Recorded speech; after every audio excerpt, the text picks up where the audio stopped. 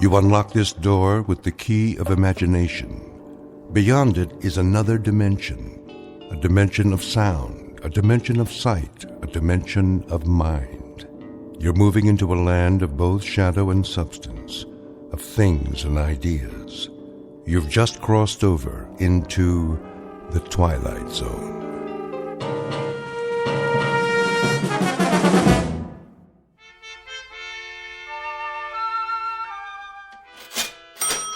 You're quite sure this is a genuine Tiffany? Quite. The provenance dates back to 1922.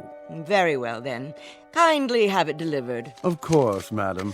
Will that be cash or charge? Put it on my account. Very good. I can deliver it to your home by, let me see, Thursday at the latest. But I simply must have it tonight. I've invited the girls over for bridge. The girls. I see. Oh, Robert. Yeah? See that Mrs. Gunt receives her lamp this afternoon. You mean today? Carried by hand to her front door. The servants' entrance, if you please. By all means. Ubermeyer's is proud to be of service. If there's anything else we can provide, don't hesitate to... That will be all. Very good, ma'am. Want me to go over there right away? Not yet, Andrew. First finish unpacking the new shipment. Quickly, before the next customer walks in. Yes, sir. Now then, what do we have? 3 perfume bottles. 3 cut glass vials to contain the otter of damask rose petals. That's more like it. Next. Pottery jugs, 2. Pottery jugs, indeed. Where's your aesthetic sense? You can't entice anyone by calling them pottery jugs. Really think people buy something because of what you call it? People don't come to buy anything in a gift emporium. They come because they don't know what they want. Then I sell them something. So what are you going to call these pottery jugs? Something exquisite. We'll display them on satin pillows with bread. A loaf of bread, a jug of wine, and thou beside me, singing in the wilderness. I'll unload them on some poor sucker before the morning's over. Okay, what about this? When we buy a shipment from Morocco, sight unseen, I suppose we take what we can get. But to sell that will require some creativity. Now, clean this up at once. May I help you? I hope so. I'm not sure. What's this? That would be an authentic voodoo mask. Oh. What about the pajamas? These are not pajamas, sir. They are a genuine imported harem girl's costume in 100% hand-sewn silk. Well, I don't know. It has to be something special. Very special. Suppose you describe the occasion and leave it to me. A personal gift? Not too personal. See, there's this girl in my office. Ah, a young lady. She's like a goddess. I wouldn't want her to think that I was implying, Of course not, sir. I understand. But for a beautiful young lady, what is her occupation, may I ask? She's a secretary. Oh. I have it. Something for her desk. She's already got a computer and a lot of pencils. Something to remind her of you throughout the day. Subliminally, shall we say. Now, as to price, would $100 be too extravagant? 100? But of course she mustn't feel bought. Romanced is more like it. Aha! Perfect. What is? It's ideal. Romantic, but subtle. Not forward. No. You mean this old? This magnificent antique.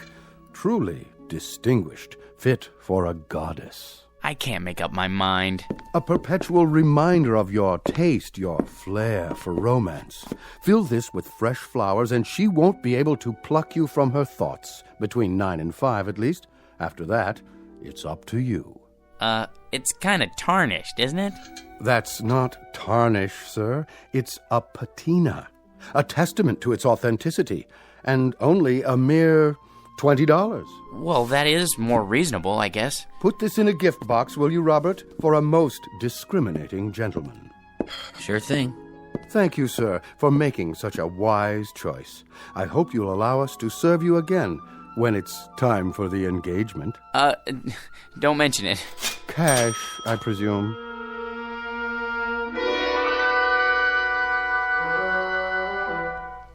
Meet Mr. George P. Hanley, a man life is always treated without deference, honor, or success.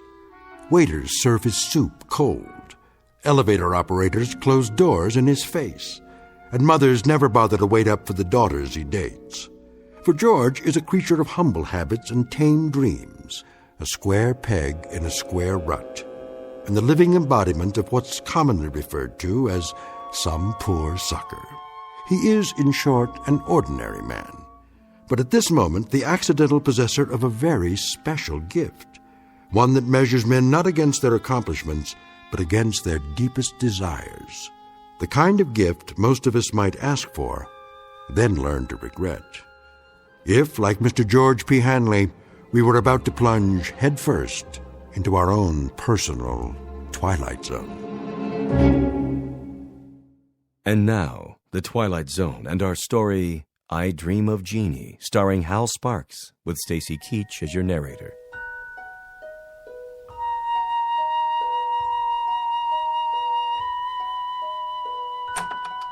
Good. Everybody's still at lunch. I'll just leave this on Anne's desk. No card. She'll just figure out who it's from, right by her keyboard. No, a little to the side. Oh, maybe on her chair. No. Oops. Better put this away for now. Where? In my drawer.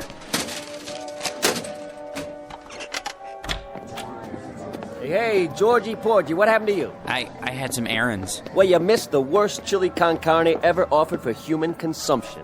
It set a new low, even for the greasy spoon Nick calls a diner. Fill my stomach, like a bag of rocks. I don't care much for chili. Georgie, witness a solemn vow for me, will you? I have to enter these municipal bonds. I, Roger Hackett, do solemnly swear never again to commit gastronomic harry-carry at Nick's, starting on the day I get my promotion at this office. Your promotion? Yep. I thought everyone with equal seniority had the same chance. Mr. Watson said That's correct, Georgie old Porgy. We're all equal, but some of us are a little bit more equal than others. Especially me. Hi, Ann. How are you? You're looking nice. Hello, boys. Don't be so sure, Roger. Mr. Watson's a fair man. I'm sure he'll compare our experience in debit financing, evaluating liabilities. And that, old Georgie, is one reason why I am more equal. All you think of is debits and liabilities, with assets like hers around. Now, where'd I put my little surprise? Here, Anne, for you. What's this? Oh, just a little something to say happy birthday to the prettiest girl in the entire office. I'm the only girl. And you'd still be the prettiest, even if this whole place was staffed with Miss Americas. Are you gonna open it? Roger, what? Go ahead. Oh, Roger, it's beautiful. Like it? Why, this is the most gorgeous peignoir I've ever seen. Huh, is that what they call it? But it is awfully revealing. Then you'll just have to be careful who you wear it for. Hey, Ann, put it on. Can you feature old man Watson's puss when he calls you in for dictation? Mr. Watson is interested in a different kind of figure, Sam. Is that what you think? You really like it? I love it, but you shouldn't have. You only have a birthday once a year, at least until you're 30. Then you have it once every 2 years. Oh, you bad boy, come here. What? That's to show my appreciation and to prove I haven't even learned to count to 30 yet. And what, may I ask, is going on here? Oh, Mr. Watson, you see it's my birthday, sir, and... Do any of you happen to be aware of the annual statement just issued by this organization? No one? Well, then it may come as a surprise for you to learn that we have just completed the best year in our history, and I believe this department had no small part in that success. So, as a token of my appreciation, I think this is an appropriate time to invite all of you to be my guests at a private party, beginning just as fast as you can get yourselves over to the Tiki Club. No kidding. And as for you, young lady, I just want to say, they aren't the only ones who appreciate you. Would you mind looking in my office? There should be a rather large crystal vase on my desk, full of long-stemmed red roses. They're for you. Oh, they're lovely, Mr. Watson. You're a doll. See you all at the Tiki Club. Let's go, kid, before he realizes he's off his nut and has himself committed. He's a sweet, dear old man. Anne, I just wanted to, Yes, George? Come on, Ann. I just wanted to say happy birthday. Why, thank you, George. Aren't you going with us? I'll be along. See you there. Come on, Roger. I guess some people are more equal. Might as well throw this in the wastebasket. Can't give it to her now. Maybe I should hold on to it until it can play with it at home.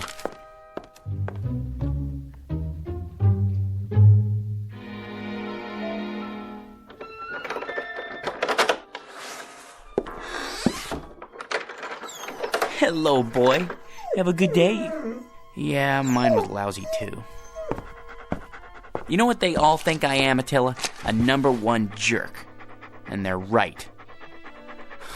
What a job title, huh? George P. Hanley. Jerk. Take it easy. There's nothing to worry about in the package. Come on, I'll show you. See? It's only a box with a beaten-up old lamp in it. A magnificent antique. Yeah, right. Probably came from a junkyard. Well, if being a jerk is my calling in life, at least I'm good at it.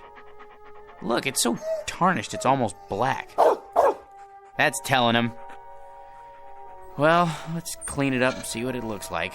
I just used my necktie. It needs to be dry cleaned anyway. What in the... Easy, Attila.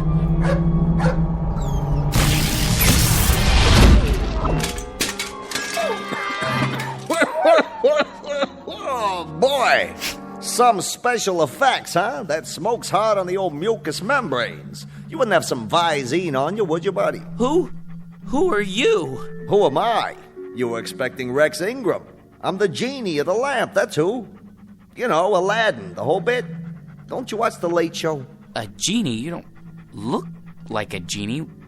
Where'd you get that plaid suit? What difference does it make? The routine's the same. A couple thousand years ago, I had to wear those crazy balloon long johns and a real wild turban. But let me tell you, that headgear ain't as light as it looks. Give you a real crook in the neck, know what I mean, Jack? George. My name's George. Jack, George, whatever. What I was gonna say is, nowadays we dress hip. Except for these velvet slippers with the curly toes, my one concession to Squaresville. Now, where was I? What do you mean? Sports coats like that went out in the 60s. They did, huh? Well, what do you expect? Know how long I've been in there waiting for somebody to call me? Better pick up some new threads. You got a Ziedler and Ziedler around here, maybe a side of or, someplace happening? But if you're the genie, that means I'm the master of the lamp. So you're the master of the lamp. Big deal. Give me a match so I can light this cigar before I give you your free wish. I thought there were 3 wishes. There's the rub. There used to be 3, but let me tell you something, Jack. George. The scene used to include 3 wishes, but people started abusing the privilege, so we had to cut back. You get enough headaches with 1 wish, let alone 3. So, think it over and give me a call. But do me a favor, sleep on it. Why? You know the routine. The wish comes true, blah, blah, blah. But once you make the wish, that's what you gotta live with. Could you make yourself available for consultation? Look, Jackson, how am I supposed to know what you want? You and me just met. Well, at least tell me, what is it that people usually wish for? Listen, Herbie, whatever your name is, it's enough to make you blush, some of the stuff they ask for. Money, precious jewels. That's not so bad. Not so bad? Think about it. So they get a lot of dough. There's the IRS, long-lost relatives beating on the door. It's enough to flip you out of your gourd. So not wealth? Forget about it. Maybe love, then? Love? You gotta be some kind of a kook. You call me after all this time and you wish for love? You don't wish for love, Chief. You make it. Then I don't know what it is I do want. If it isn't wealth or love... Like I told you, Johnson, think it over. Drop it down the well and see if it splashes. But don't go rubbing the lamp every time you get ants in your pants. That puff of smoke tears up my sinuses. And the next time I make the scene for nothing, you've had it. Now hold on to this cigar for me. It's too close to smoke in there. No cross-ventilation, know what I mean? No, but I can imagine. Till we meet again, Bubby. Like later. If it's all the same to you, make it much later. And just once, I'd like someone to amplify.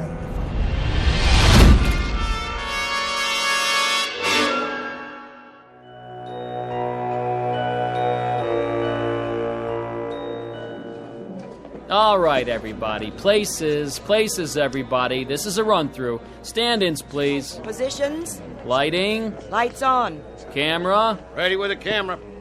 Excuse me. Hey, buddy. Don't you know this is a closed set? It is? Who let you in here? They said it would be all right. I'm George Hanley. Who? Her husband. Miss Alexander's, I mean. Oh, yeah. Haven't seen you around here in a while. It's been months, actually. Well, this is the big one, huh?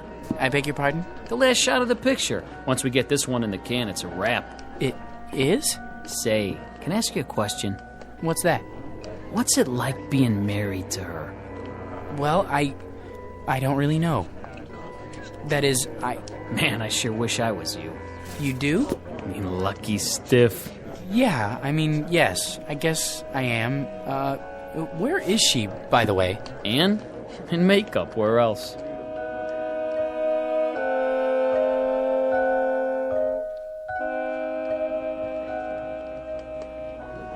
There. Here's the mirror, Miss Alexander. Well?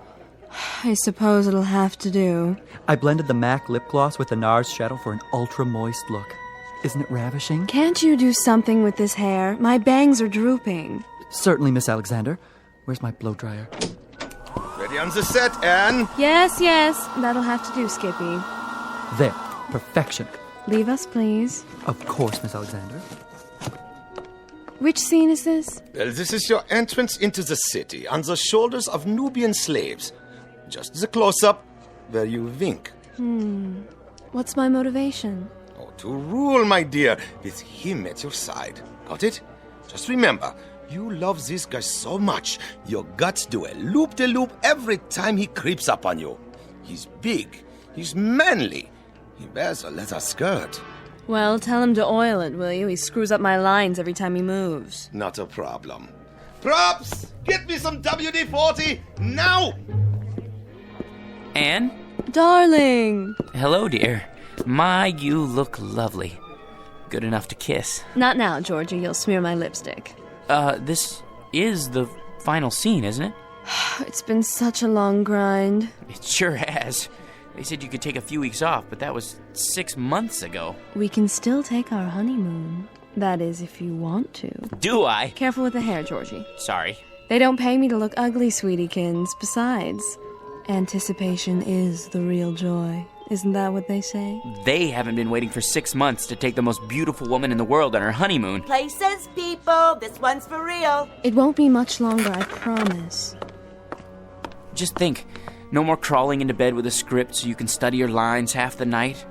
After today, no more getting up at 4:30 in the morning to go to the studio, and when we get home, you can take a nice hot bath, maybe even let me wash your back. And then first thing tomorrow, we leave on our cruise. But darling, have you forgotten? Forgotten what? The wrap party, here on the set.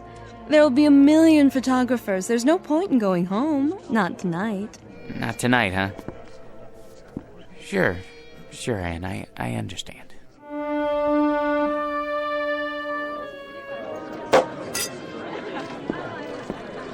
Hi, hello there.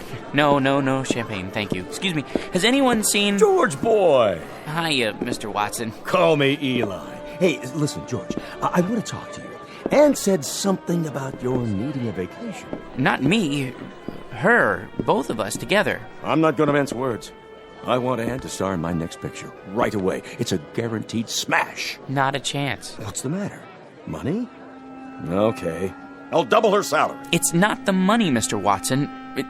Eli, you see, it's our honeymoon. Great! I'm shooting on location. Make a great honeymoon trip.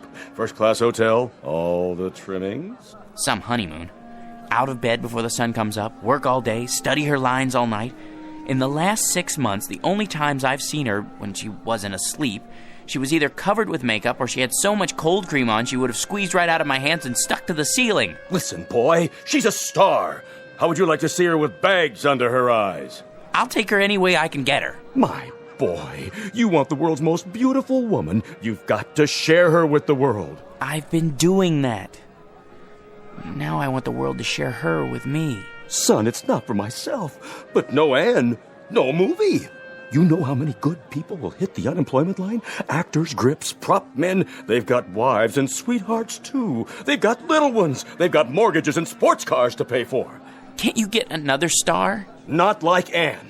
Millions of plain folks all over the world wait for her pictures. Little kids count their pennies. Mothers go without lunch. Brave men sacrifice the tiny luxury of a cigarette just so they can buy a ticket and escape the drab drudgery of an uncaring world. Just by watching Anne up there on the silver screen. Really? For them, George, the salt of the earth. Can't you find it in your heart to make this one little sacrifice? Uh-oh. Mr. Watson, if you put it that way, I'll tell her she can do the picture. It'll be tough, but we'll get through it together. Good. You tell her. She's right over there. Roger, good news. Ladies and gentlemen, I'd like to make an announcement and a toast to the brightest star, the most exciting leading lady, the loveliest woman in the world who has just agreed to star with me in Eli Watson's new film, Beowulf, the greatest epic ever made. News sure travels fast.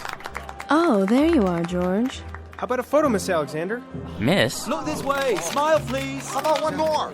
I'm her husband. Oh, the two of you this time. Put your arm around. How about a kiss? A kiss? Sure. Watch my hair, darling. Move right in, Roger. Put your arm around her.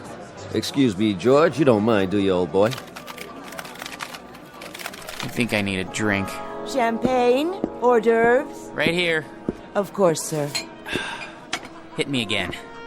Twice. 2 more champagne, sir? Yeah, this one's for my wife. I'll take them to go. Excuse me, if I could just get through here. Anne, don't you think it's time to go home? Anne, where are you? She went that way. I don't think they want to be disturbed, though. What? Anne? Aren't you glad you stayed tonight? Don't be so egotistical. I had to be here. Sometimes I don't understand you. You're not supposed to. That's a woman's prerogative. I know, but why? What's his name? George? He's the perfect husband. That absurd little mouse? Why do you keep him around? A handy excuse when I need one, and when I don't, no problem. I'll spoil your makeup. Oh, who cares? Anne, your lipstick. George? Are you still here? Sorry, old boy. Just congratulating my co-star. I think we'd better be going. You go ahead. You should be home anyway to feed Attila. Attila? Yes, George, and he needs his walkies. Do be a dear. You want me to go home because of Attila? Be a good boy and run along. Roger will drive me home later. Won't you, Roger? With pleasure. But Attila's a dog. Aren't I more important to you than Attila? I mean, Attila? Attila? What? Attila, is that you? Oh, phew. What a dream. Oh, boy. Yeah. You know something, Attila? That's the trouble with a guy like me. Having something I want that much only means that it hurt that much more when I lose it. If I had a wife like that, well, I would lose her. Might as well face it. You still love me, don't you? Thanks, boy. Well, at least this makes the choice a little easier. Now I've only got to choose between the two other things I've always wanted. Money and power.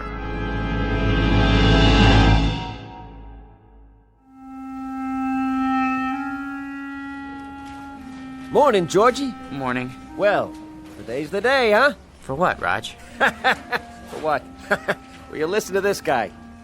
Watson. Has he said anything about the promotion yet? Oh, the promotion. Forgot. He forgot. Roger, Mr. Watson would like to see you in his office. Well, George, this could be it. You wanted to see me, sir.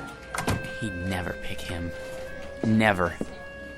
Hey, George, the old boy wants you to double-check these entries. I did that already. It's a waste of time. Look, how much do we make a week? Well, look at this account. Guy makes so much dough, he sweats more than that every time he ties his shoelaces. So waste a little time, all right?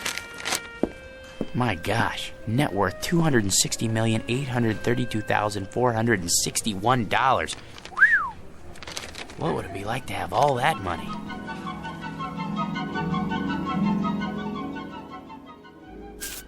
Here we are, sir. The George P. Hanley building. Thank you, Roger. Will you be wanting me for lunch, sir? I can't say. Wait just in case. Of course, sir. Not now, Attila. I've no time to play. Sorry, Mr. Hanley, I couldn't hold him. Take him over to 21. Have the chef pick him out a nice prime rib. Not too fatty. Yes, sir. Then trot him around the block a few times. Keep up the pace. Right away. Here, boy.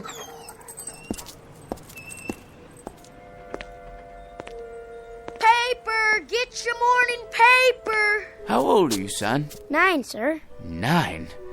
I see you every morning. Aren't you missing school? Oh, no, sir. I wouldn't miss school. I get up at 5 for my papers, and then I go over to PS 31 for the afternoon session. Incredible. What about your parents? My mom is dead. My old man had a store, but it went broke. Sorry to hear that. I'll have a paper. Golly, I can't change a $100 bill. I didn't expect you to, son. Gee, thanks.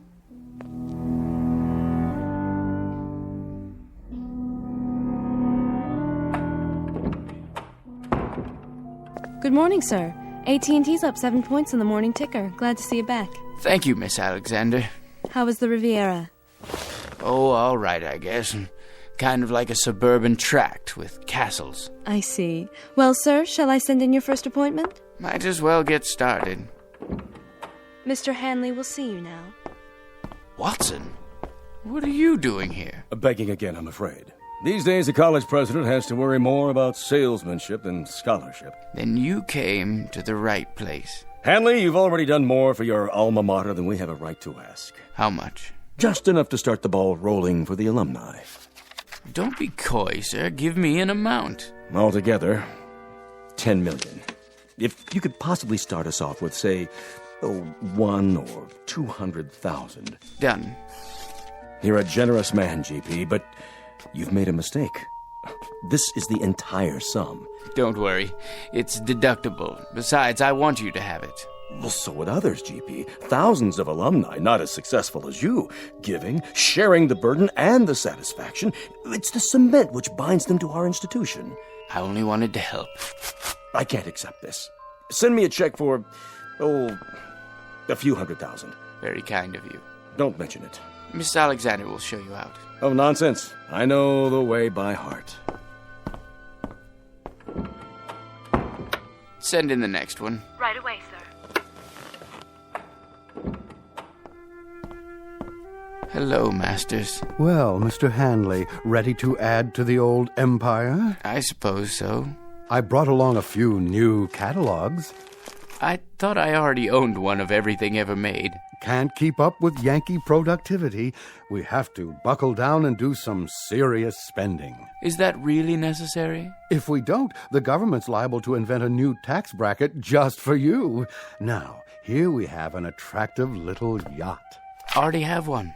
A 94-foot job up at Newport. This one makes it look like an absolute dinghy. You know, Masters, there's no fun left in buying things anymore. Once I looked forward to a second-hand car like a kid waiting for Christmas. Now there's no anticipation, no hunger. Oh, perk up. I used to enjoy the little things. An ice cream cone, a ball game, going out for a walk in the park. Now people run up and ask if I'm going to subdivide it. No, I've had it. Sir, that's un-American. Think of all the men living on blue sky and a prayer who depend on you for their daily commissions.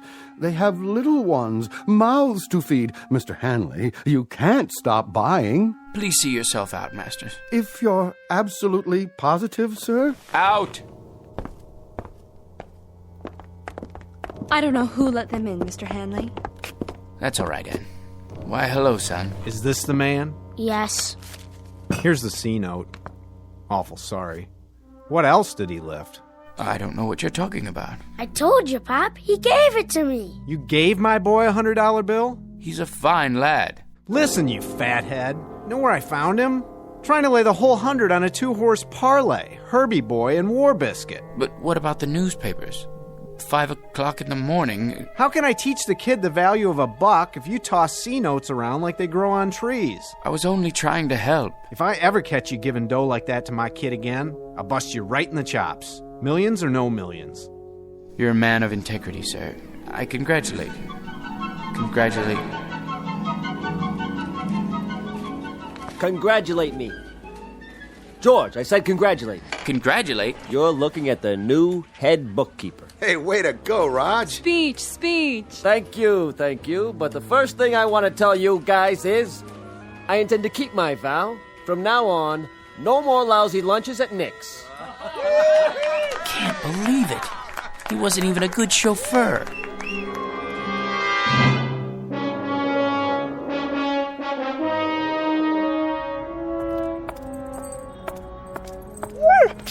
Easy, Attila. You're wearing me out. Sit here for a minute. Well, boy, we're down to the last choice. I could never hold on to a beautiful wife. And money's no fun. Maybe power. That's what makes the world go round. Look at the way Mr. Watson gave that promotion to Roger. Believe me, if I had power, I'd be fair.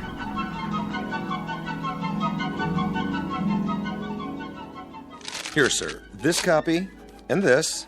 Just your initials on that page. Mr. President, you can't sign any more bills today. You're exhausted. Watson, the people elected me. They placed their individual destinies in my humble hands. I can't betray them. In that case, they're getting the best in leadership. The very best. Sir, the congressman is waiting. Send him in. Mr. President, this pension legislation will tear the party in two. If you let it come to the floor, I, for one, won't get a single vote in November from anyone over the age of 10. Check with the majority leader. See if he can kill it in committee. Yes, sir. Right away. Yes? The situation in Asia is fraught with tension, Mr. President. We're not getting enough intelligence down there. Have the CIA prepare a full study. Your appointment schedule, Mr. President. Thank you, Sam. Move the press conference to after lunch. I need a haircut. For the UN speech, have someone whip up a draft. Tell him I need jokes. Yes, sir. Who are Sonny and Mickey? Those scrub scouts who wrote the letter about citizenship. You asked to be reminded when they arrived in the capital. I know there's no time. Make time. The boys and I can get haircuts together. Pass this on to the Secretary of Defense and mark it expedite. Save this for the Economics Advisory Council. Top priority. On the double, sir. Decisions, eh, Attila? Mr. President, I had to see you. Who let you in here, woman? I hid in the building all night. Don't send me away. I'm down on my knees. Kindly get up. How can I help you? It's my grandson. He's just a boy of 18. He fell asleep on guard duty, and they said it was treason. They're going to hang him. Easy, ma'am. He's in the service? Special duty at a missile base. Serious offense. Only a presidential pardon can save him. Please, sir, he's a good boy. Just a little tired. It could happen to anyone. Indeed, it could. Then you'll do it? You'll pardon him? Ma'am, the world will little note nor long remember what I say here. But this nation, this government, and its president are no more and no less than people. Of, by, and for them. Freedom is our battle cry. Justice and mercy our glory. Tell your son when you see him tomorrow that I'll have the Attorney General prepare an order for executive clemency. Bless you, Mr. President. You're a great man. Here, Attila. Up on my lap. You know, I think we found our niche. Who said power was hard to handle? All you have to know is how to use it, right, boy? It couldn't wait, Mr. President. What couldn't wait, General Hackett? It's the hotline. Red alert. Red? You mean the missiles? Yes, sir. They're on their way. What do we do? The decision is up to you, sir. The world's about to go up in one big poof. What do you say? Counterattack? How about a staff study? It's too late. Call in the Secretary of Defense. No time. You have 10 seconds, sir. It's up to you. I can't. Let someone else decide. I don't want to decide. Not me. Not me. Not me. Not me. No, not me. Not. Yeah, you, Mac. You and your mutt, get off my stoop. Oh. I must have dozed off. Come on, dog. Let's go home. Well, Attila, we've got a magic lamp waiting for us back at the apartment. Anything I want, just for the asking, and I can't even figure out what to wish for. I never even thought it through until now. You know something? No matter what I wish for, it won't change a thing. I'll still be me, George P. Hanley. Vocation, jerk. What's that quote? The fault, dear Attila, is not in our stars, but in ourselves. Ourselves, huh? That's it. Come on, Attila. We're gonna show that bored old genie a thing or two. We're gonna wish for something original.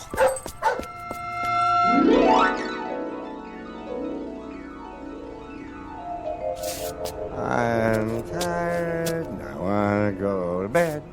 I had a little drink about an hour ago. Hold on, let's see. What's in the dumpster? Let's see. Except for this. It's a kind of round metal thing. It looks like a spittoon. Gold? Ah, brass, probably. Let me shine it up. Hey, it's glowing. What the...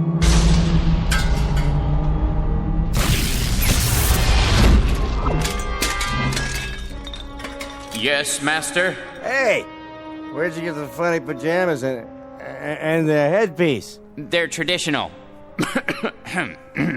I am the genie of the lamp. Your wish is my command. When you have made your wish, you must return the lamp to this alley so that others may find it. Keep your turban on straight, Attila. Now then, as I was saying, I am at your service, sir.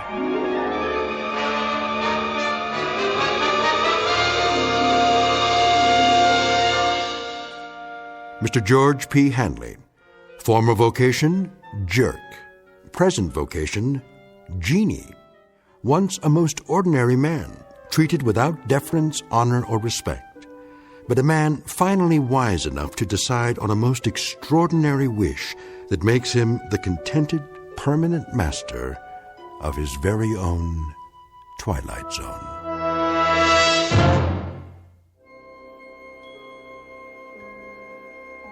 Hi, this is Carl Amari, producer of the Twilight Zone Radio Dramas. I'd like to take a moment to tell you about our official website at twilightzoneradio.com, where you'll get the latest news and information on these Twilight Zone Radio dramas. Plus, at twilightzoneradio.com, you can digitally download 3 free episodes or any of our episodes for only $1.95 each. In this age of ever-changing technology, we've decided to make these episodes instantly available to you by making the Twilight Zone Radio Dramas a digital download-only series. This means that this series will no longer be offered on CD. The CD collections at our website are now being offered while supplies last at buy one, get one free. So be sure to get your favorites before they're sold out. Be sure to visit us often, and I'll see you in the zone.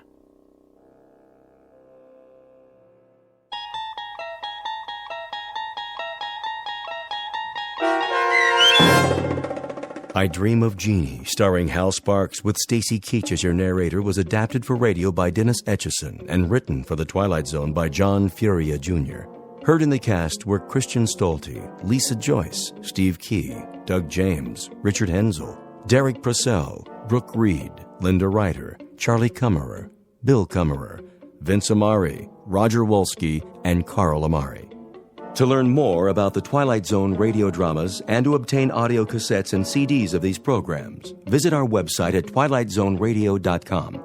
The producers of The Twilight Zone wish to thank CBS Enterprises, Carol Serling, Dennis Etchison, Dick Brescia Associates, Claire Simon Casting, Terry Jennings, XM Satellite Radio, Sirius Satellite Radio, our sponsors and our radio affiliates for helping make this series possible. This copyrighted radio series is produced and directed by Carl Amari and Jason Mallow for Falcon Picture Group. Doug James speaking.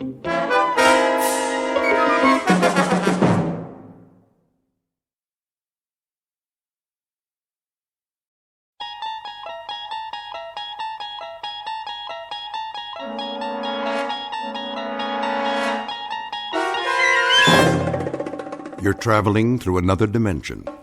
A dimension not only of sight and sound, but of mind. A journey into a wondrous land whose boundaries are those of imagination. Your next stop, the Twilight Zone.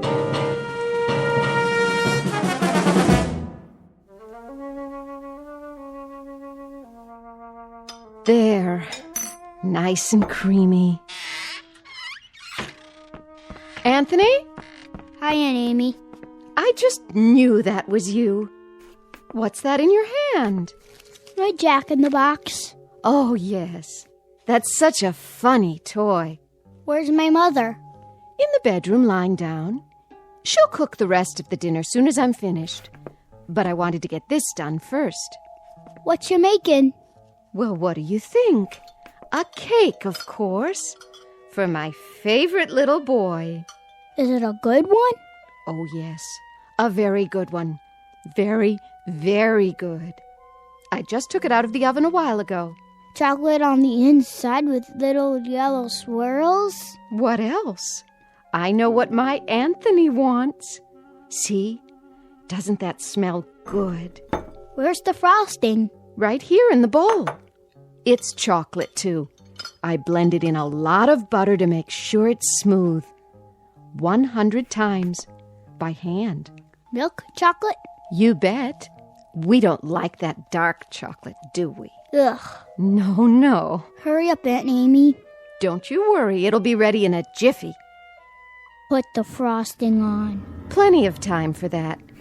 Besides, we have to let the cake cool first. Put it on. Now. Oh, I know what you want.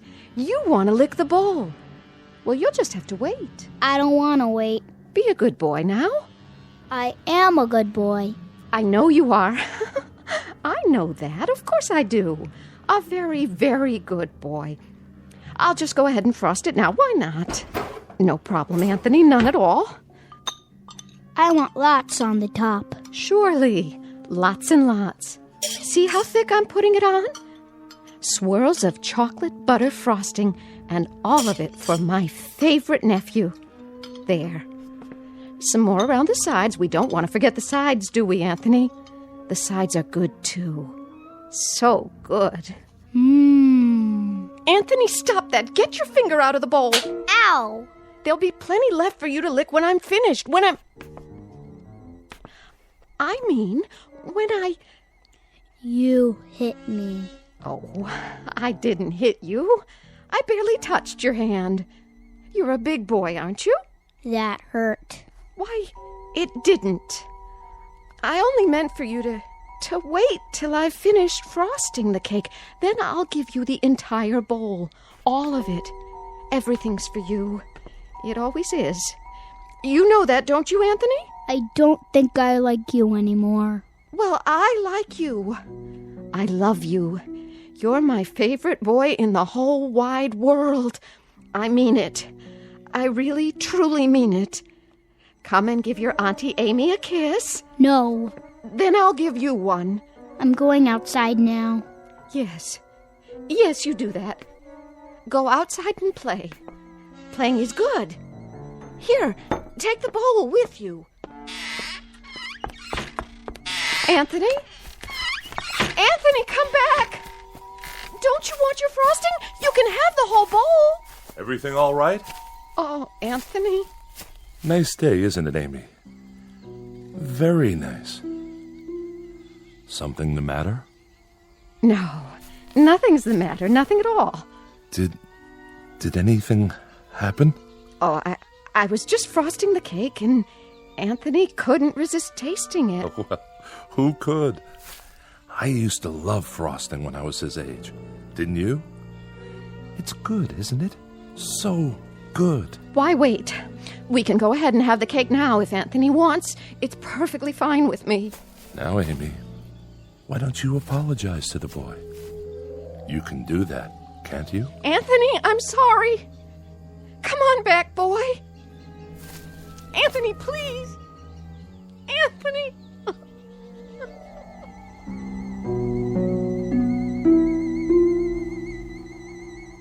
Welcome to Peaksville, Ohio on a hot July afternoon. At first glance, you'd think this is a farm like any other. And the little boy, Anthony by name, is like any other little boy. But Peaksville is a place not found on any map. And those fields of wheat and barley, they're not the only crop. Something else grows in Peaksville, and for want of a better term, we'd call it horror. One day, exactly 6 years ago, a boy was born. And as far as the people are concerned, that's all that matters. There isn't anything else. Because Anthony controls it all. In just a moment, we'll take a closer look at Anthony Fremont and the people in the village and the village itself. A world in which nothing exists except Peaksville. A world Anthony manufactured and which he now rules with absolute power. A nightmare of rare design, located dead center in the Twilight Zone. And now, The Twilight Zone and our story, It's a Good Life, starring Mike Starr, with Stacy Keach as your narrator.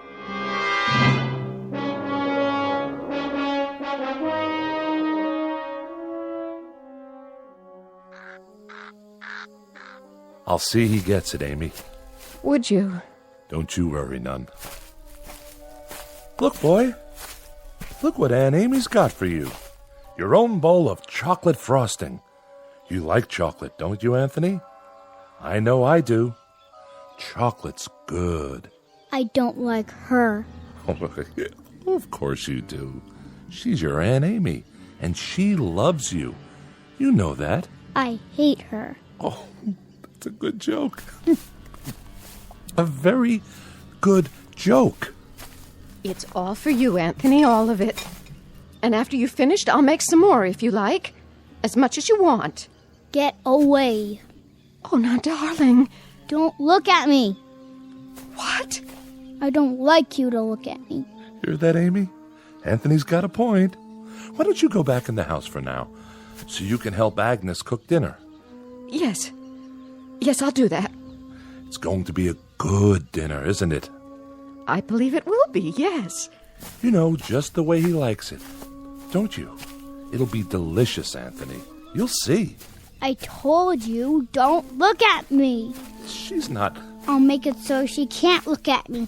So she can't look at anything ever again. Watch your step there, Amy. I can't see.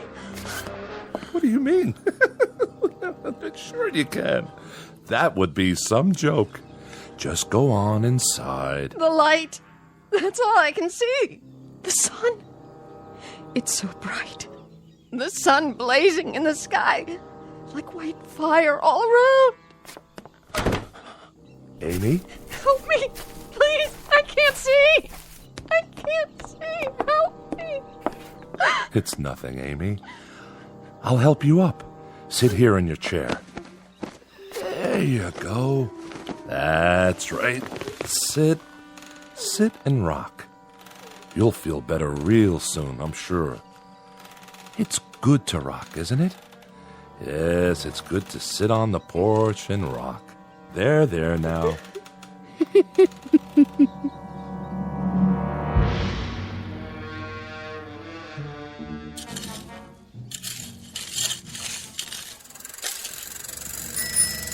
Hi there, Bill. Afternoon, Mr. Fremont. I brought the groceries from town. Gee, that was fast. Thank you, Bill. Very thoughtful of you. My pleasure. Howdy, Anthony.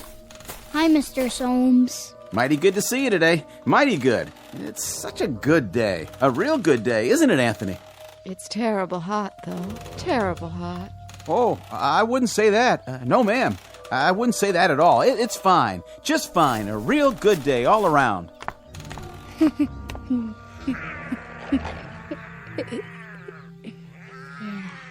What are you doing, Anthony? Playing. My, that's real good. Whatever it is. You like it? Sure do. I was just wondering, what you were doing. I made something. By golly, you did. Know what it is? Can't rightly say that I do. Take a guess. Oh, I'm not very good at guessing. Guess. Go on, Bill. You can do that, can't you? Well, now, some kind of animal, is it? It's a gopher with 3 heads. See? Oh, yeah. He's a real fine one. I ain't ever seen a gopher with 3 heads before. He's alive, huh? Must be, the way he's moving around. He was. I'll make him dead now. I'm tired of playing with him. Be dead, gopher. You be dead. Now, that's real fine, Anthony. That's real fine, what you done. Sure is. Yeah. You made him dead, all right. Look at him laying there. It's good that you done that. Real good. Tell me what it looked like. Well, it was like a regular gopher, only more interesting. Was it ugly, though? Oh, I wouldn't say that. I wouldn't either. I'll bet it was ugly. Grotesque looking. That's the way Anthony likes things. What a good joke. You'd better bury him now. Okay. Want some help? No, I'll wish him into the cornfield. You do that. Gopher, go into the cornfield. Go be in the cornfield. Well, what do you know? Ain't that something? What are you doing here anyway? Me? What do you mean, Anthony? I'm delivering the groceries. What do you think? Go ahead and do it then. Why, sure. I'm the delivery man. That's me. You better. You don't want me to wish you did, do you? Why, no, Anthony. No, I don't. But what? But I just wanted to say, you do some real fine things. Real fine. You're a good boy. We all love you. Don't we, Miss Amy? Don't we just love Anthony? Oh, yes. We love him. Everybody loves Anthony. Yes, sir. We sure do love him. We love that boy. Well, hi, Bill. Mrs. Fremont, how are you? I was just checking the roast in the oven. Got everything we asked for? Pretty much. I have your list here. Let me see. Didn't have any laundry soap. General store's all out of the laundry soap. Well, that's to be expected. Not even bar soap, though, huh? All out of that, too? Oh, we've been out for a year. You know that, Mrs. Fremont. We ain't had no bar soap for over a year, so I guess nobody has to wash their hands or behind their ears anymore. That's right, Bill. That's exactly right. I got a couple of cans of soup in there. That's nice, huh? Didn't even know we had them on the shelf. And I remembered Anthony loves tomato soup, doesn't he? So I brought that. How thoughtful. You'll tell him, won't you, Mrs. Fremont? Tell him I brought the tomato soup because I heard he liked it. Tell him I brought it, won't you? Why, of course I will, Bill. I'll tell him. Matter of fact, I'll tell him right now. Oh, no, Mrs. Fremont. You don't have to go to the trouble. I gotta get going anyway. I gotta get back to the store. You don't have to be frightened of him, Bill. He likes you. He told me that several times, how much he liked you. Oh, that's real nice to hear. He's a clever boy, Mrs. Fremont. That he is. About the cleverest boy I've ever seen. Know what he was doing out there? Making something, I imagine. You got it.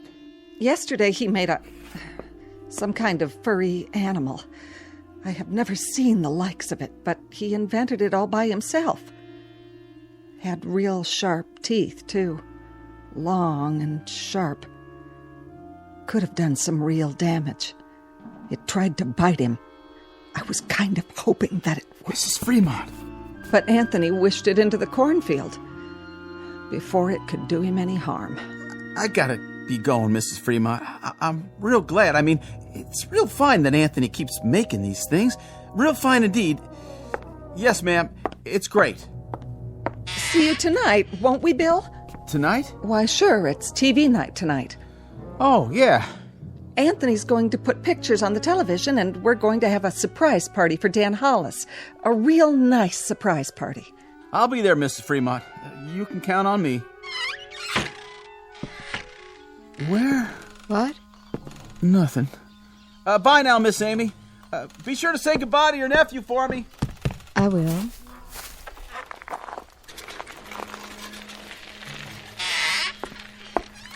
Where's Anthony? I think he went into the barn. Oh. Leastways, I heard the door open. I keep telling him he shouldn't go in there, but... Amy, why, it's real nice that Anthony goes into the barn. A real good thing. But Agnes, he isn't even around now. You don't have to say that. But even so, Amy, even so, it's nice that he goes into the barn when he wants to. It's real nice. We mustn't even think anything bad about him, Amy. Do you understand? But he isn't around. Amy, dear, you know as well as I do, sometimes he can hear what we're thinking, no matter where he is. He doesn't even have to hear it with his ears. It's like when you lost your temper. That was only for a second. 1 second. I know, but look what he did to your eyes. Now you can't even see. So you just think nice things, Amy. Real nice things about how good it is that Anthony's going into the barn to do whatever he does in there. And tonight we'll have Dan Hollis's birthday party, and we'll have a nice time. A very nice time. But it's such a hot day. I hope it cools off tonight. Oh, I wouldn't say it was hot, Amy. It's just right. It's a good day. Don't you think so, too? A real good day.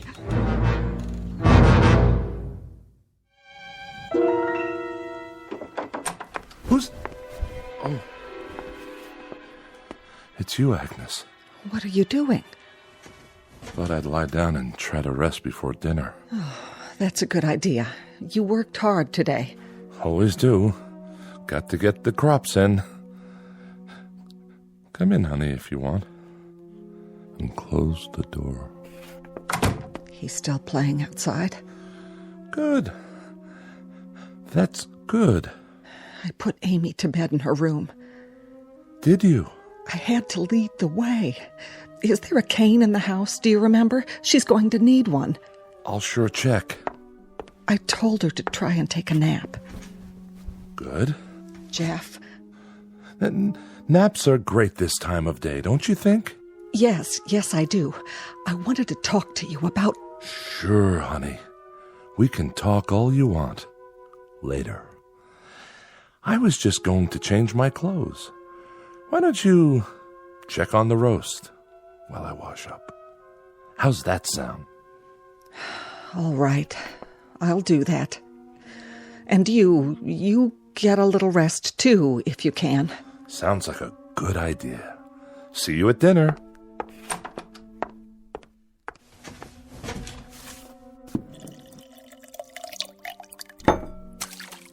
Oh.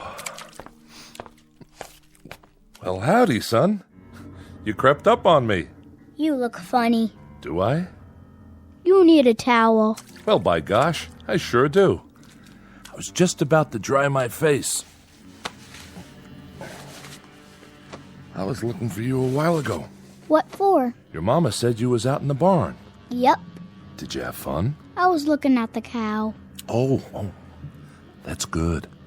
That's real good, Anthony, that you were looking at the cow. Now, you wouldn't be playing any tricks on your dad, would you? Tricks? I mean, well, you remember a year ago when we had the pigs? Oh, yeah. And what happened to the pigs? You remember that, too? I turned them into monsters. Oh, doggone if you didn't. Real odd-looking things. They were funny. That's it. Real funny-looking. But good things, Anthony. Real good things.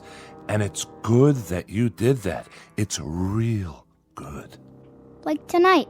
Yeah? It's television night. I'm gonna make television for everybody. It'll be real funny. It sure will be. Everybody's looking forward to it, too, just like they do every week. And then we're going to have the surprise party for Dan Hollis. It'll be so much fun. Yeah. I can hardly wait. So, are you looking for something? Can I get anything for you now, son? No. Don't you want to play some more? I don't like playing alone all the time. Well, I can understand that. No kids came over to play with me today. Is that right? Not a single one. I wanted someone to play with. Well now, Anthony, you remember the last time some children came over? Mm-hmm. The little Fredericks boy and his sister? I had a real good time. Oh, sure you did.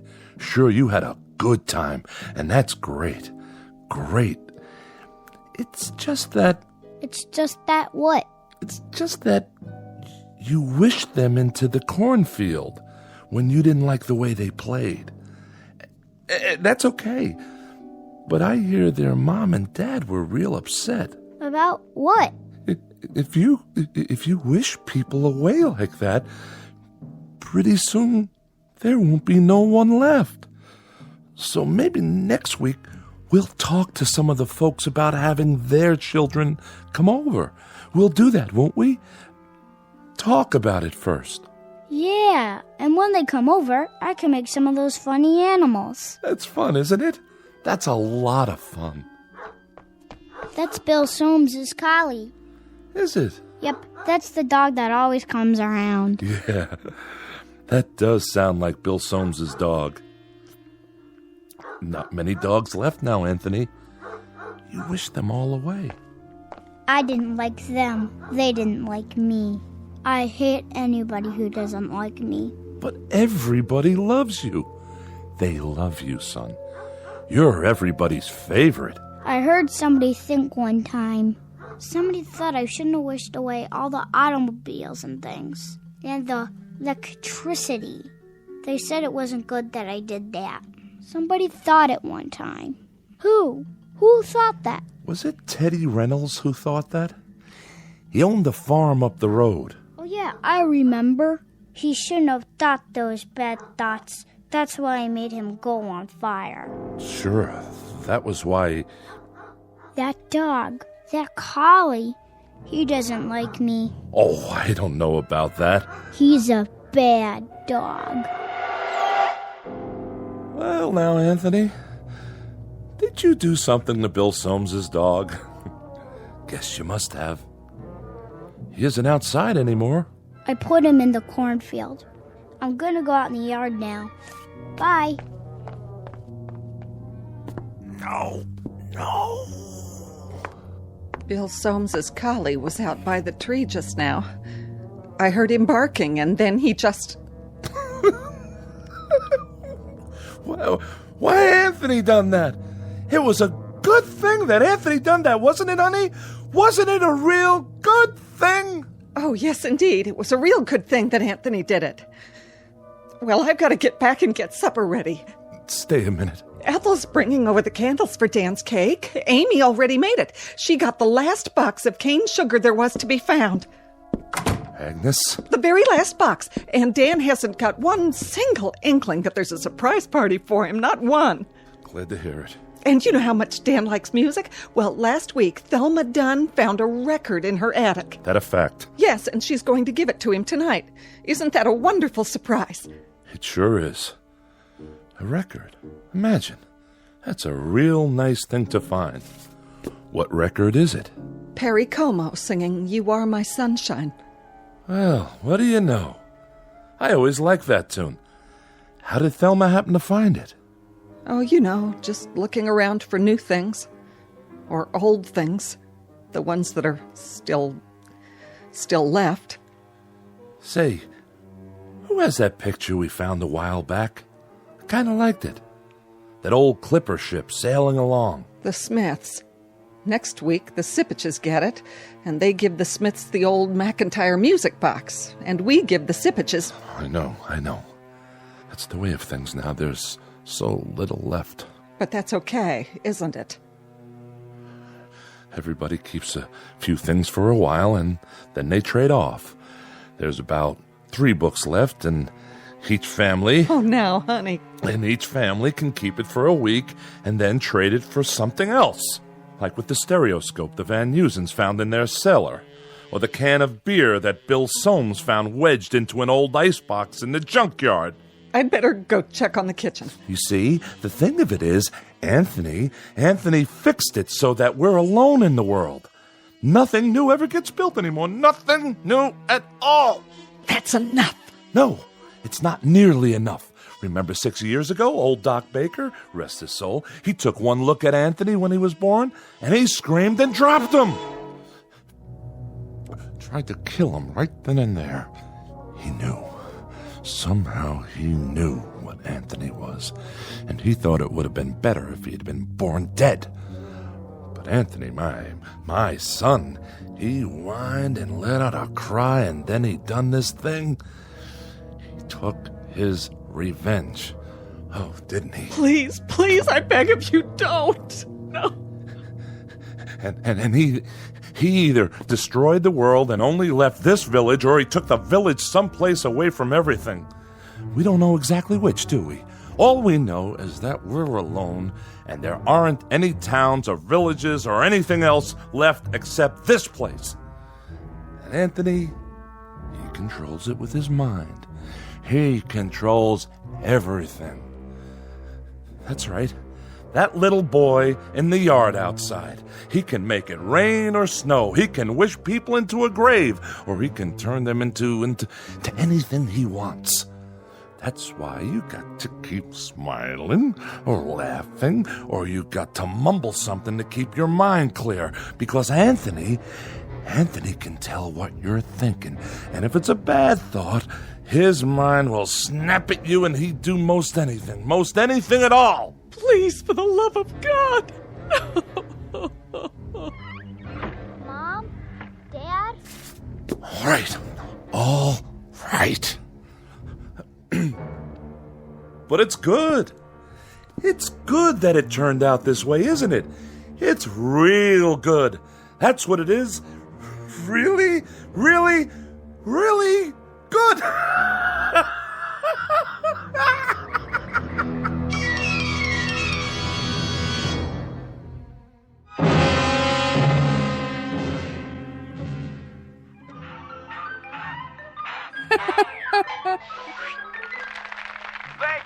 Thank you, ladies and gentlemen, and especially you kids.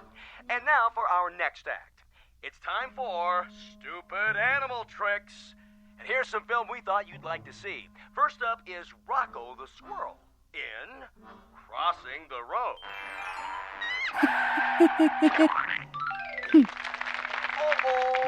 Oh, poor Rocco. And now, the bird and the BB gun. Oh, my. Will you look at that? What, Ethel? It's just like cartoons, only better. And last but not least, the turtle crossing the street. Well, that's all, folks. And now, time for our next program. Welcome, horror fans, to tonight's episode of Scary Nightmares. This one's a real killer of a story. It's called Pleasant Dreams. Let's watch, shall we? Think I'll go get some fresh air. Shh. Not now, Dan.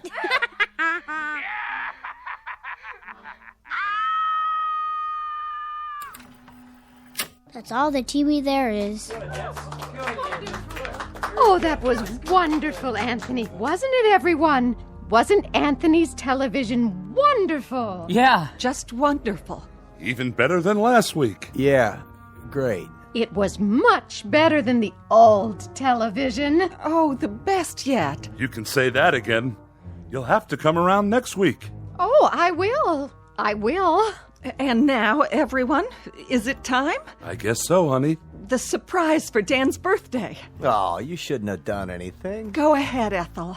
Give your hubby the big surprise. All right. Here you go, Dan. I wrapped it for you special. What's this? Open it. Yeah, go ahead. Well, if you say so. I hope you like it. What's this, a record? It's Perry Como. A real collector's item, you might say. No kidding. I haven't heard Perry Como in years and years. Such a great crooner. You know what a crooner is, don't you, son? No. It's a singer. Someone who sings the old songs. What a great voice he had. Oh, didn't he? Happy birthday, darling.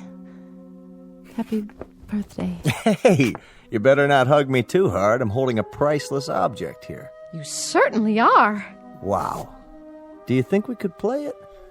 You mean right now? I'd love to hear some new music. Well, what I'd like to hear is the first part, just the orchestra part, before Como sings. Would that be all right? I don't like singing. I don't think we'd better, Dan. After all, we don't know where the singing comes in. It would be taking too much of a chance. Better wait till you get home. Put it on the table for now. But we don't have a Victrola at home. That's all right. Better to keep it safe. These old records break so easily. I guess you're right. Of course I am. There. It's good that I can't play it here. And now, I think it's time for Pat Riley to play some piano for us. How about it, Pat? Would you? That's a great idea. Well, then, it'd be my pleasure. Move right in, Anthony, so you can watch him. It's great what he can do with those fingers of his. I'm a little nervous. Oh, don't be. You play beautifully. Okay, then. Here goes. Guess I'm out of practice. It'd be good if you told me what to play, Anthony. It'd be real good if you tell me what music you like. Just play. Play anything. All right. I'll play Night and Day. That's a nice old tune. It sure is. That's always lovely. Yeah, go ahead.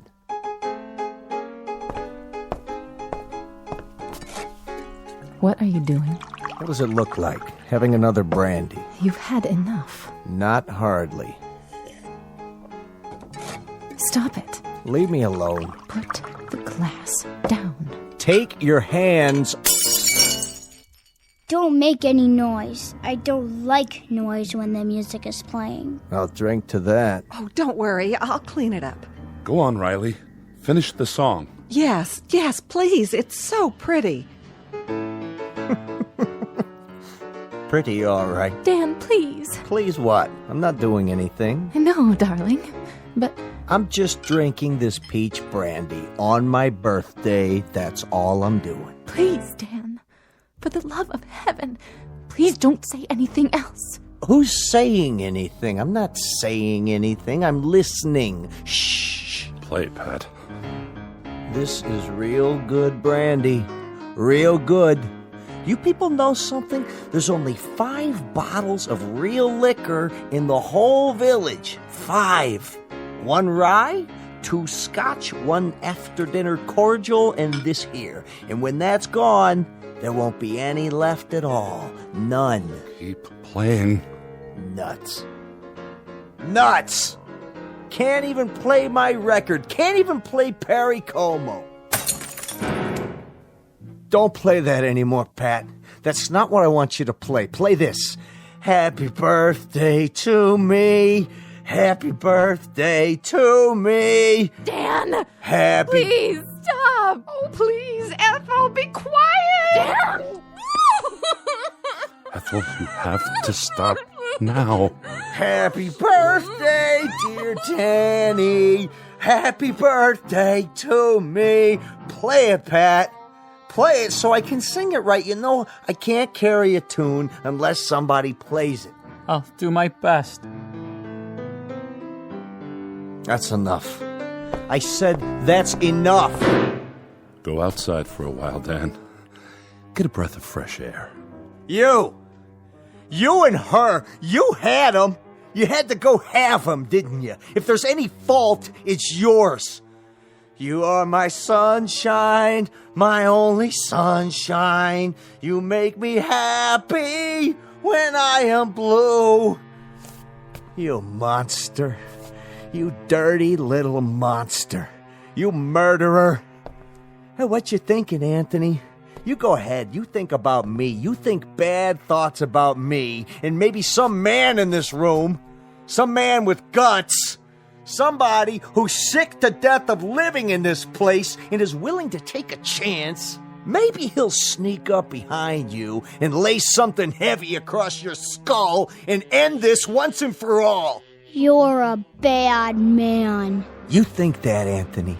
You go ahead. I'm a bad man. Keep thinking that. Somebody get behind him. That's all it takes. Somebody end this now. Pick up a bottle or a stick or something, anything, and... You're a very bad man, and you keep thinking bad thoughts about me. But now you can't anymore. You can't even see me. My eyes? Your eyes aren't real. They're like a toy. That's all you are now. A toy Jack-in-the-Box.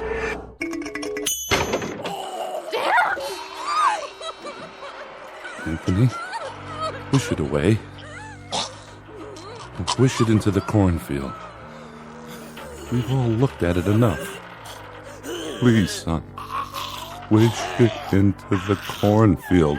All right. That's better. He was a bad man, so I turned him into a clown Jack-in-the-Box. A clown that still had his face. You shouldn't think bad thoughts either, lady, or I'll do the same thing to you. It's a good thing you did that to Dan. It's a very good thing. Play some more music, Mr. Riley. Oh, yeah, it was swell. Just swell. A real good thing. I like that song. Come on, Anthony, I'll lift you up so you can sit on the piano. Would you like that? You know something? What's that, Amy? Careful, watch your step. Why don't you sit down again? I kind of liked it a little bit better when there were cities outside. And we could get real television and radio and things like that. Didn't you? Why, Amy, it's good for you to say such a thing. Very good, but you must be making a joke. Anthony's television is much better than anything we ever used to get. Oh, yes. It's fine. It's fine. Anthony's are the best shows we've ever had. Yeah. Very Look at that, will you? It's snowing outside. Anthony, are you making it snow? Yeah, I'm making it snow. I like snow. So do I. We all do. But that'll kill off half the crops. That's what it'll do, Anthony. And then we won't have anything to harvest or eat. Did you know that? Mm-hmm. But I guess it's good that you're making it snow. It's real good. And tomorrow will be a good day. No matter what. A very, very good day. No profound comment here. No clever words about the human mind and the power of thought or the need to survive. We only wanted to introduce you to one of our favorite citizens, and we do mean favorite, little Anthony Fremont, age 6, who lives in a village called Peaksville, in a place that used to be Ohio. And if by some strange chance you should ever run across him, you'd best think only good thoughts, because anything less than that is attempted at your own risk. In the Twilight Zone.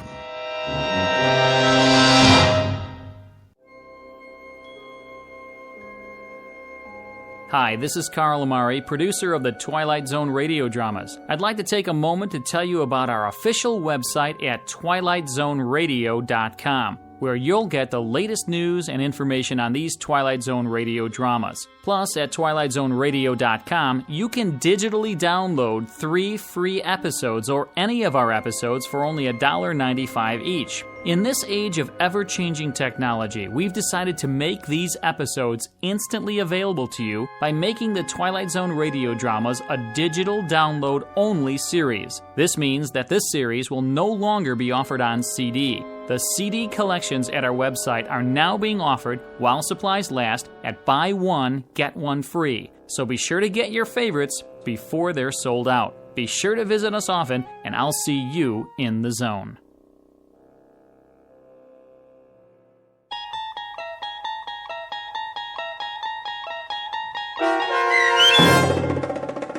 It's a Good Life, starring Mike Starr with Stacy Keach as your narrator, was adapted for radio by Dennis Etchison and written for The Twilight Zone by Rod Serling from a story by Jerome Bixby. Heard in the cast were Meg Thalken, Fernette Lebo, Christian Stolte, Jeff Lupetin, Doug James, Brooke Sanford, Carl Amari, piano stylings by Daniel Choka, and introducing Zachary Leipzig as Anthony.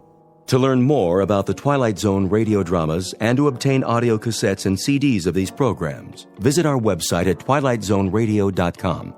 The producers of The Twilight Zone wish to thank CBS Enterprises, Carol Serling, Dennis Etchison, Dick Brescia Associates, Claire Simon Casting, Terry Jennings, XM Satellite Radio, Sirius Satellite Radio, our sponsors, and our radio affiliates for helping make this series possible. This copyrighted radio series is produced and directed by Carl Amari and Roger Wolski for Falcon Picture Group. Doug James speaking.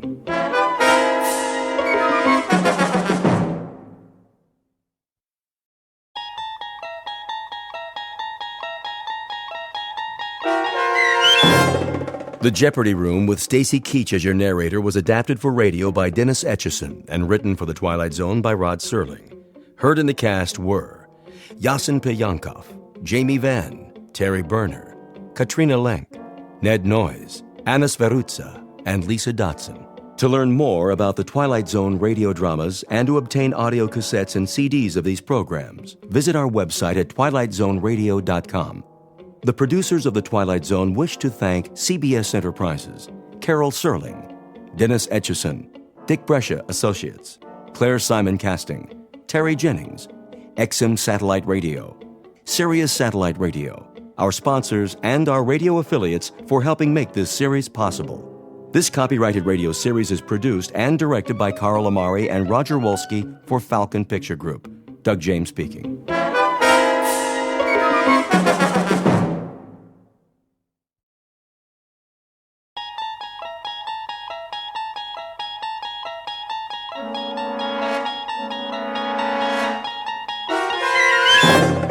You unlock this door with the key of imagination.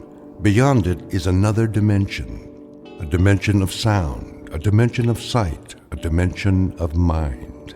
You're moving into a land of both shadow and substance, of things and ideas.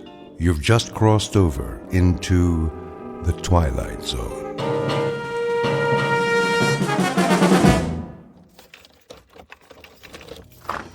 Here is your room, gentlemen. Thank you. I'll turn on the lamp. Leave it off for now. As you wish.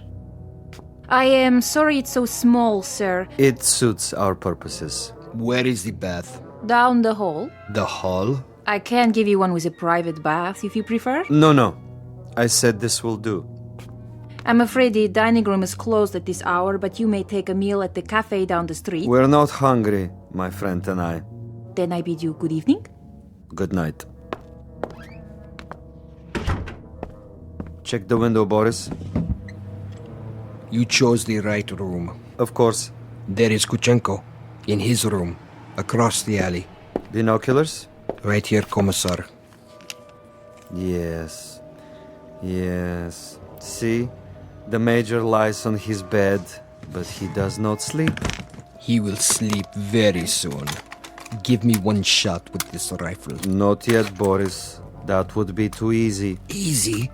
A clean kill. I have something more challenging in mind. Something along the lines of a game, perhaps. I don't like games. Not even a game of cat and mouse? What for? To make him squirm a bit before the hammer falls? We waste time, Commissar. Patience, my friend. Hand me the phone. Who are you calling? Hickory Dickory Dock. Front desk. Yes. Excuse me, but do you have a Mr. Kuchenko in your hotel? One moment. Sorry, no one by that name. Ah, but I happen to know that my friend is staying there. Perhaps he's registered under another name? Andreev? I'll check. Yes, Mr. Andreev, room 963. Very good. Will you connect me, please? Yes, sir. Look, he hears it. Of course he does. He rises from the bed to answer.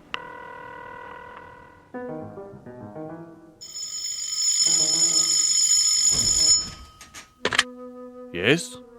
This is Major Kuchenko? Hello? Major? Are you there? Major?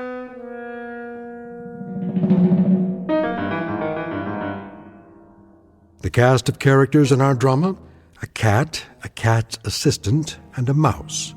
This is the latter, the intended victim, who does not know but may have already guessed that he is to die. His name is Major Ivan Kuchenko, and he was lately an officer in the former Soviet Union.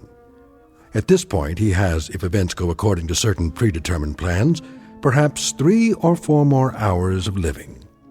But an ignorance shared by both Major Kuchenko and his executioner is the fact that both have taken rooms at adjacent hotels in a section of the city located beyond the checkpoints of the Twilight Zone.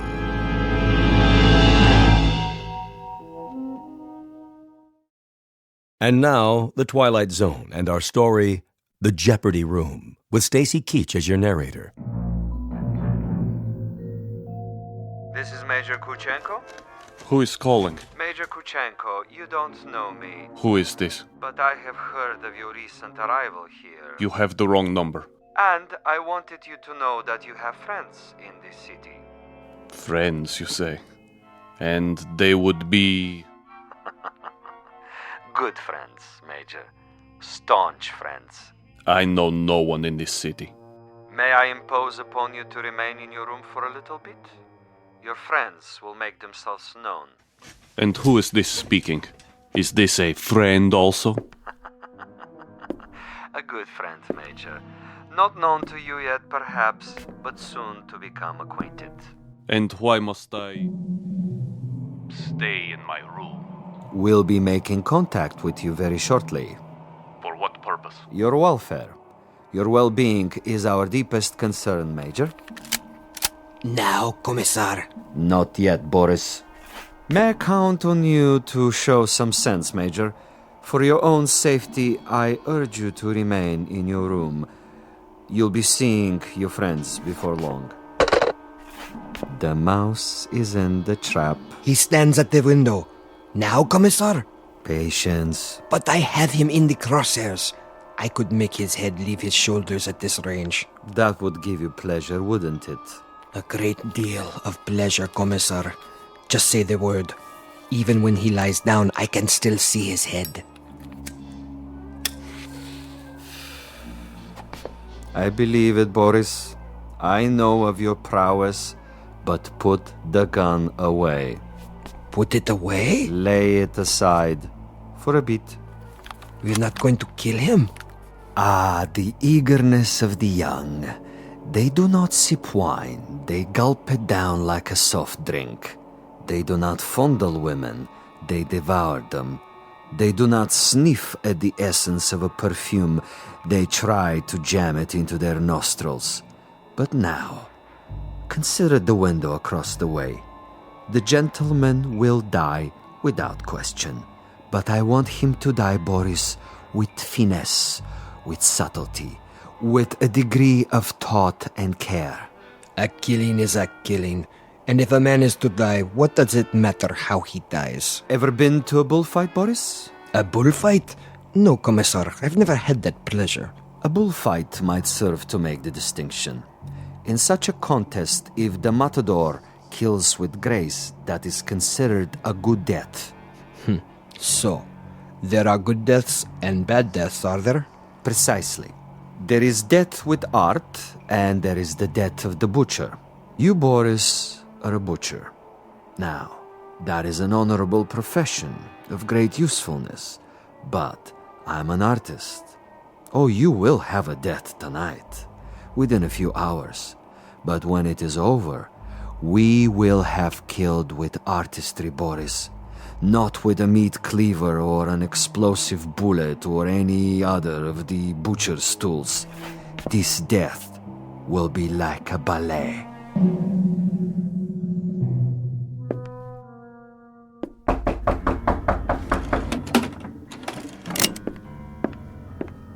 Yes? Major Kuchenko? Who is it? A friend, Major. If you prefer, you can turn off the lights and find a hiding place. I'll come in with my hands up, palms open. Major Kuchenko? And you are? I am a friend. May I? For a moment. I would prefer that you put the gun away. Not a chance. Were you the one on the telephone? We had a brief chat earlier. Quite a place you have here. Who occupied it before you? A rat? I have no luxury of choices. Indeed not. In this respect, you are a very poor man of late. However, you have a bed, you have some pictures on the wall, and the floor without so much as a throw rug. An adequate accommodation, and a view of a brick building alongside. I suppose there are worse places to spend an evening, Major? I know. I've been to many of them. Indeed. Indeed you have. Siberia is cold this time of year, is it not, Major? I'm told it's a most uncomfortable climate. You've been told quite correctly. It's a freezing jungle. A freezing jungle. Marvelous. Lovely imagery. Siberia is a freezing jungle. It was. When it was part of the Union. You make reference, of course, to the people who inhabited it. I make reference to some people. Those who were in charge of that private resort. It must have been unpleasant for you? At least sufficiently unpleasant to motivate you to renounce your native land and try to seek asylum elsewhere? For a time. Asylum is no longer necessary under the new regime. Ah, but of course the old ways die hard. Some of the same people remain in charge, and they might be concerned about their public perception in this new world. To the victors go the spoils, and that includes access to certain, let us say, sensitive information? I don't know what you're talking about. Really? But I think you do. You were a political prisoner.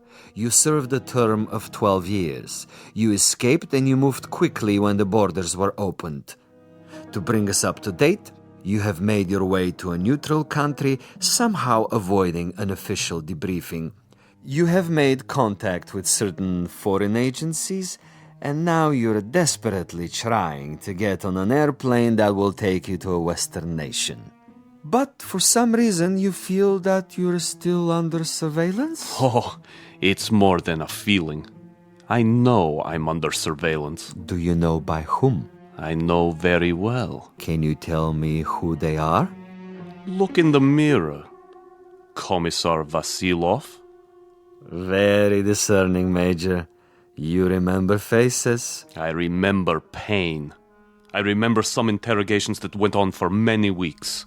I had no calendar, but I made marks on the wall of my cell. How resourceful.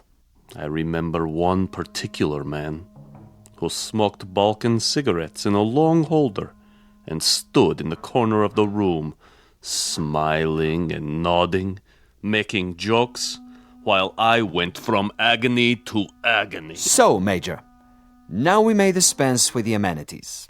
The masquerade, the little give and take of two strangers feeling each other out.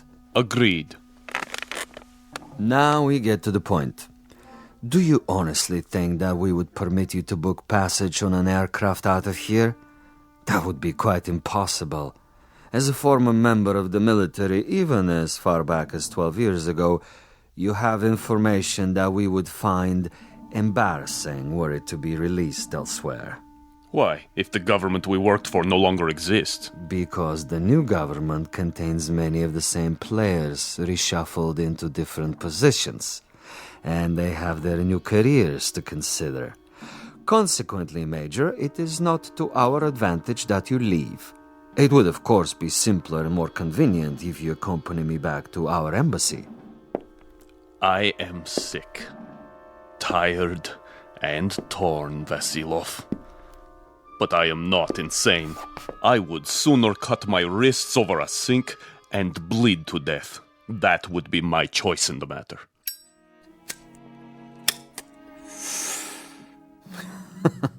You surely can't be serious, Major. I'm rather a connoisseur of the several hundred ways for a man to depart the earth. And you can believe me when I tell you the cutting of the wrist is not a particularly felicitous modus operandi. Quite apart from the pain, which of course must be attendant, is the fact that one dies slowly, and because of this, he has to be an eyewitness to his own demise. No, my dear friend, I'm afraid we are of two minds about that kind of death. But enough. I have brought you a small gift. Consider it a peace offering. Careful. Gently, Major. Gently. This happens to be a bottle of Amontillado. Quite rare and most pleasing to the palate. I have to repeat what I told you before, Commissar. I'm not insane. I'm quite aware of what would happen to me if I drank any of that. Why, Major, I'm disappointed in you. With your kind indulgence, allow me to use your own water glasses. If you assume this is to be cyanide or some other poison, you're quite wrong. Am I? Undoubtedly. You see, I don't share your death wish. I'm a healthy man with excellent expectations as to my longevity. No, indeed, Major. I was about to propose a social drink. The two of us. I'll drink first, and then you. Satisfactory? Such ritual, Commissar. Such tribal rites. Yet you have only one purpose with me. Why don't you get it over with? If you're trying to disarm me and make me get rid of this pistol, it'll take more than a social wine. Indeed, Major. Now, as to my business with you, we both know what that is. Go ahead and say it. Very well. I'm to see that you're dead by tomorrow morning. Is that plain enough? Quite plain. And you shall be, Major. With a degree of immodesty, I can say that I've killed 800 times you. But I've done it, Major, with subtlety, with originality, with ingenuity. I'm the last of the imaginative assassins, an artist of the profession, as it were. Excellent. Flavor. Bouquet, just the proper dryness. Really quite an exceptional wine. Join me, Major? And now? And now I will tell you something else.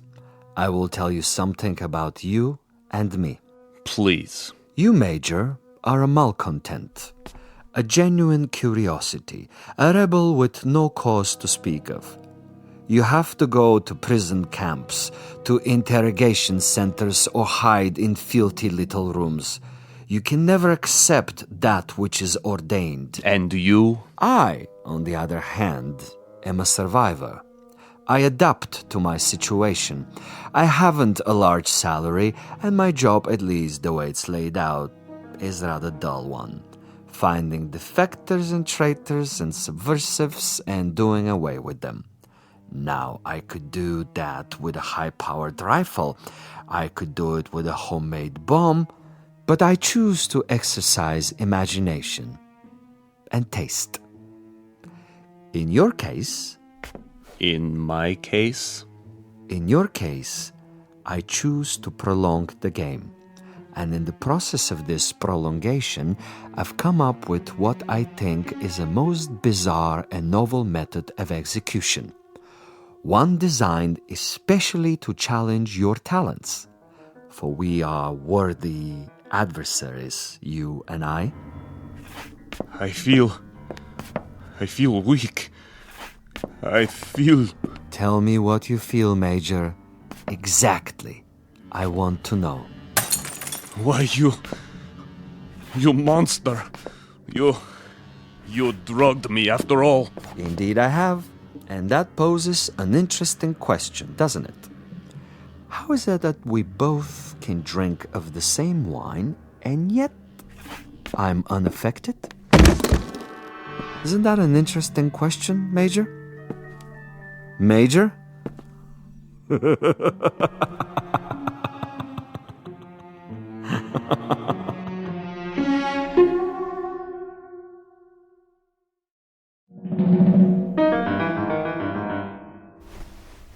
My head. He's gone. But I'm still alive. So he wants to play a game. And he has left something behind. What is this? Greetings, Major Kuchenko. I'm an exceptionally good judge of men. Are you? And in my judgment of you, I made an assumption that you are sufficiently observant to see this tape recorder on top of your dresser and curious enough to play it. How could you resist? This will also suggest to what complicated ends I'm willing to go to make a simple execution different and imaginative. First of all, to clear up one point. You may remember our discussion. Before I left you, I proposed a question. Isn't it odd that we both drank of the same wine, and how different the effect? Isn't it odd? Really quite incredible and bizarre. How can it be? In all honesty, Major, how do you explain it? Go ahead. I'm listening. You... Perhaps you have figured it out already. The truth is, I have been imbibing this particular drug for many years, a sort of experiment with myself as the subject. I have now reached a point where my physical tolerance has risen so that I can drink it by the gallon and remain quite unaffected. This in itself is a rather common and uninspired trick, a phenomenon well known to the scientific community. But you will also note, and I hope with a degree of pleasure, that you have not been poisoned. You're very much alive. Where are you? As you've probably perceived, I'm rather a gamesman when it comes to killing. I adhere to my own rules and ethics. Hence, Major Kuchenko, I have taken the liberty of removing your pistol so that you won't hurt yourself. Now listen to the following quite carefully. This is the game, and these are the rules. You have been asleep for roughly 3 hours. During that time, in addition to dictating this on the recorder, I have done the following. I have placed a booby trap in your room. It is not visible, but it is attached to a very common object that is in the room.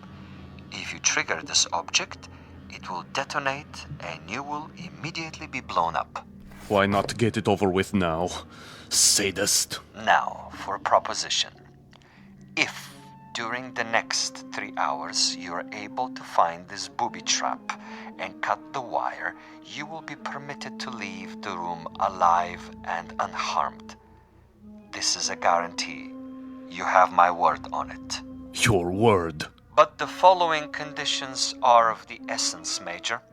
You must actively search for this booby trap and you must find it and render it inactive.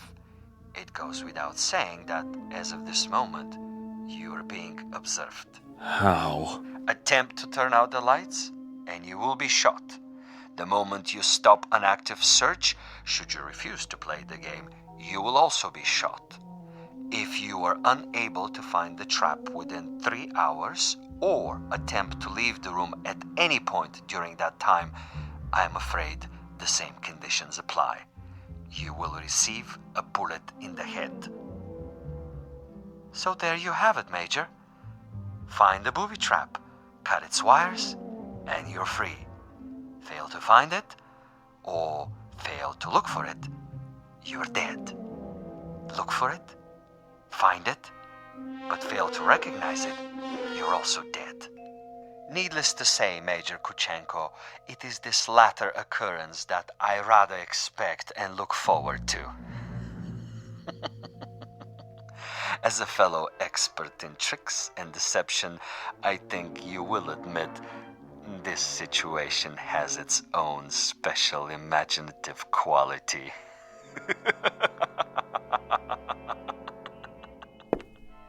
Where are you? Where are you?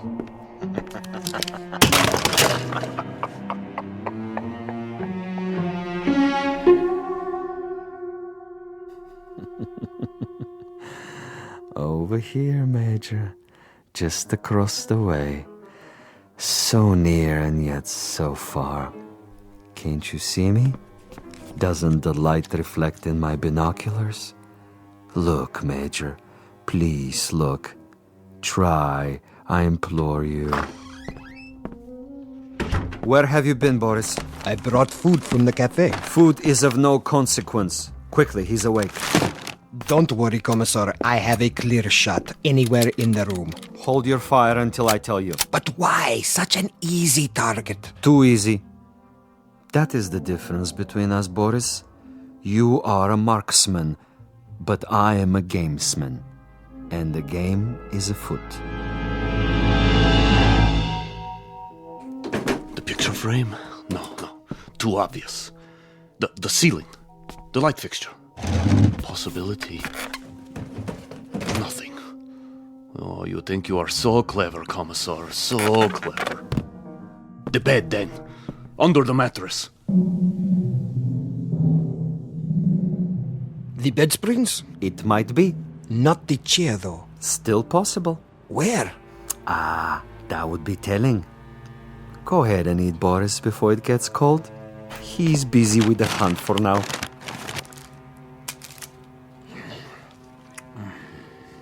What did you bring? Sandwiches. Have one, Commissar. I never eat while I'm working. I'm like an athlete, Boris. Food is a distraction. Food is good. It makes one sluggish, affects the concentration. The morning will come soon enough. Over here, Kuchenko, just across the alley. Don't you see? He sees nothing. But surely a fragment of light, a stray reflection. Perhaps he has seen us. Yes, he must know, but he refuses to acknowledge. He is too proud. He knows he must do this on his own and will not give me the satisfaction. The bookshelf. Or the books themselves. Which one? An atlas? A novel? The Bible, of course. It's already been moved an inch, 2 inches. But the wire? Where? One way to find out. The bookcase itself, then. Behind the books. In the wood, the nails. Or under the floorboards. Wait, think. Where would I put it? You want a real battle of wits, Vasilov? You've got it. Think. 4 walls. Ceiling.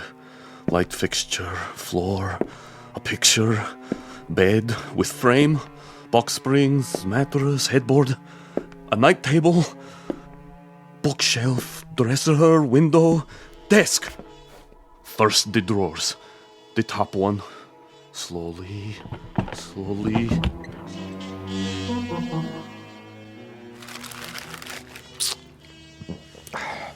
What is he doing now? The desk. He's down on his hands and knees removing the 2 bottom drawers so he can see what's under the top one. Bravo, Major. Good thinking. Is that where you put it? The possibility exists. Look at him, glistening like a mackerel.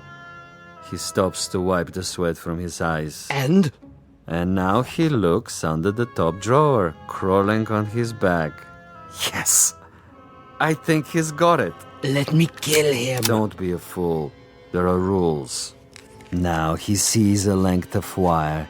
He grasps it between his fingertips very, very carefully, and He has removed it. Something is wrong with the bomb? I doubt it. Then it was not in the drawer? Oh, there is a piece of coat hanger I placed there. A decoy. A drawer would be common, uninspired. And I'm not, you'll forgive the modesty, a common executioner. Where is it, Commissar? In a most ingenious place. Really, quite an ingenious place. Not in the books, the desk, the mattress. Think of another common object in that room, Boris. I have it. Yes? The doorknob. Interesting idea. Then where? I'd rather not tell you at the moment, Boris. I think you'll enjoy the next few minutes more if you share the Major's ignorance. You seem very sure. Sure? That he'll find the trap. You take a risk. Not at all. That's not what I'm sure of. That is to say, I'm reasonably sure he'll find it, given his mental capacity, but he'll find it too late. He's looking toward us. But he can't see us. It's quite dark in here. And it wouldn't matter if he did see us. Now he's returning to the table. You're getting warm, my young friend. The ashtray. Extremely warm, but not hot. Where then? Please, Commissar, please tell me. Take the glasses.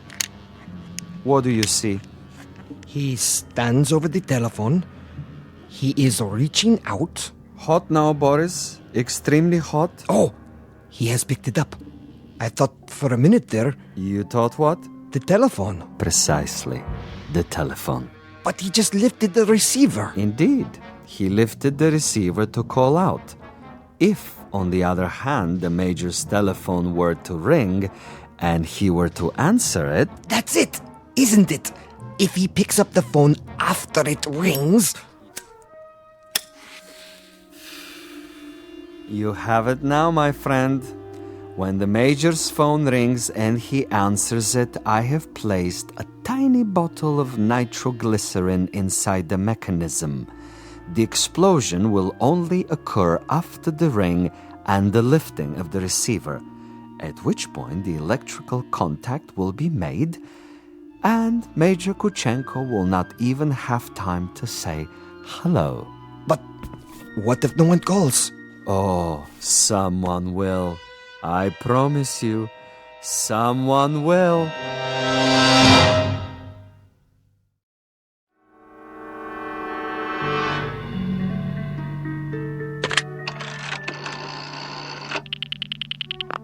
Front desk. This is the party in 963. I was wondering... Yes, sir? I was wondering if you might have the number of another hotel. Another hotel? The one next door, across the alley. That would be the Grand. You can find it in the directory, in the table by your bed. Dial 9 first, then the number. I see. Thank you.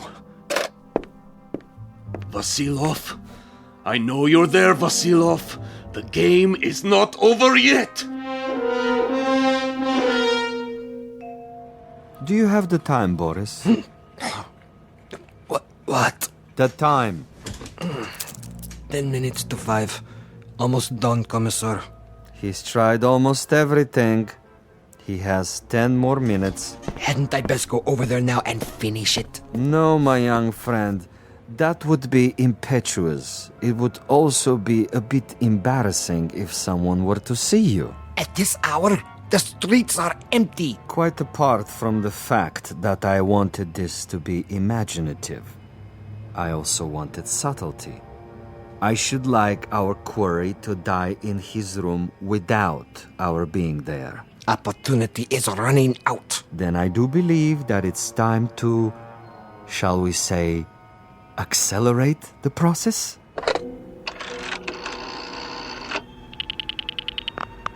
Hotel Mont Blanc? Would you dial room 963, please? Thank you. I'll wait. There it goes. He's walking toward it. What's the fool doing? Why doesn't he answer it? I can't tell. He has his back to the window. Turn around so I can see. Now, Commissar? No. Would you dial 963 one more time, please? Yes, I know it didn't answer. Ring it again. What's he doing, Boris? His back is still to me. It can't be busy. I don't know. What's he doing? Use the glasses.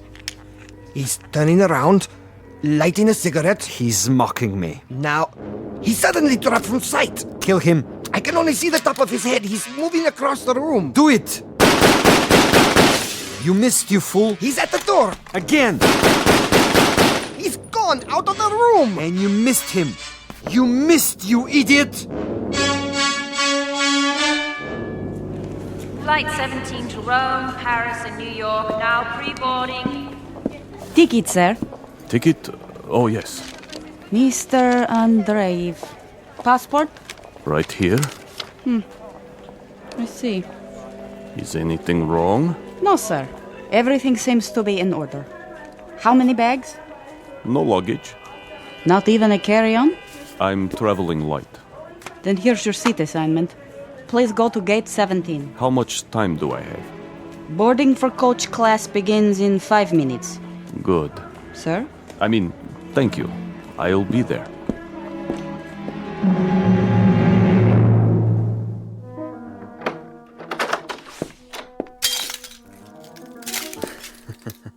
What a mess he left behind. Like a pigsty. He tore the bed apart and the furniture.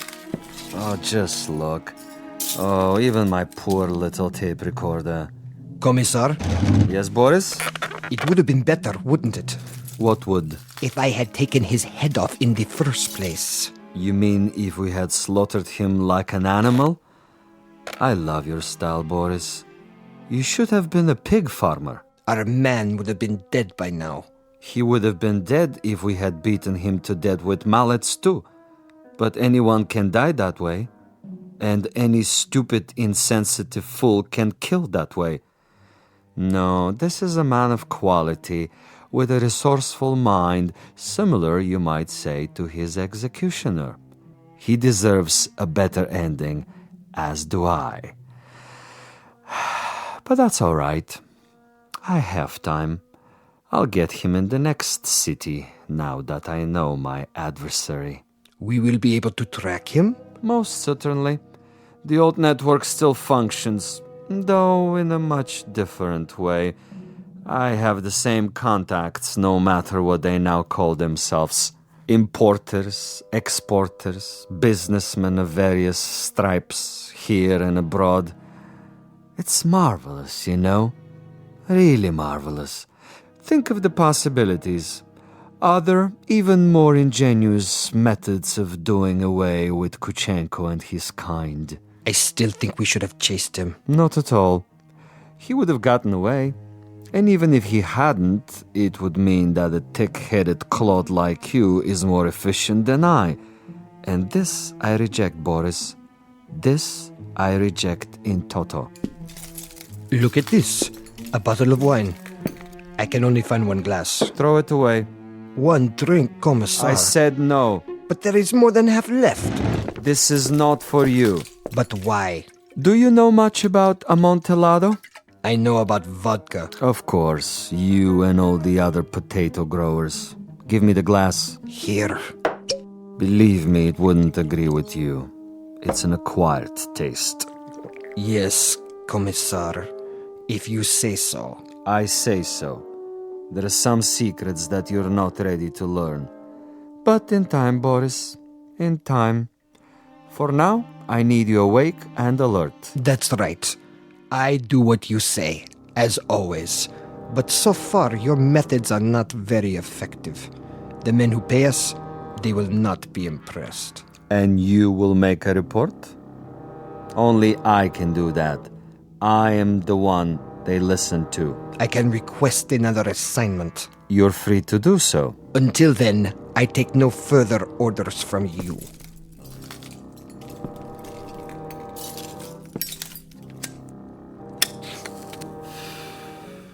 As you wish. You might want to reconsider, though. The resort in Siberia may be closed, but there are others. We have allies. All it would take is a single phone call. Comrade Boris, uncooperative, recalcitrant, unwilling to follow instructions. In this new order, there are not many positions for the uneducated, the blockheads with families. Yes? Well, You want to say something? I withdraw my complaint. What's that? I didn't hear you. I am tired, Commissar. I say many things when I am tired. You wish to apologize? Yes. Very well. I will take it under advisement. In the meanwhile, see if Major Kuchenko left anything behind. Check the closet, the drawers. Yes, Commissar. And life goes on. The sun comes up and we arise to meet another day, to prevail by our wits and our wits alone. I'll get it, Commissar. No, Boris! I don't want... You fool, no! I'm sorry, sir. Your party doesn't answer. No? It doesn't ring at all now. You're sure? Mont Blanc Hotel, room 963. Strange. The line is suddenly dead. Thank you, operator. That means my message got through. Flight 17 Transocean Airways now departing for New York City via Belgrade, Paris, Rome, London, final call.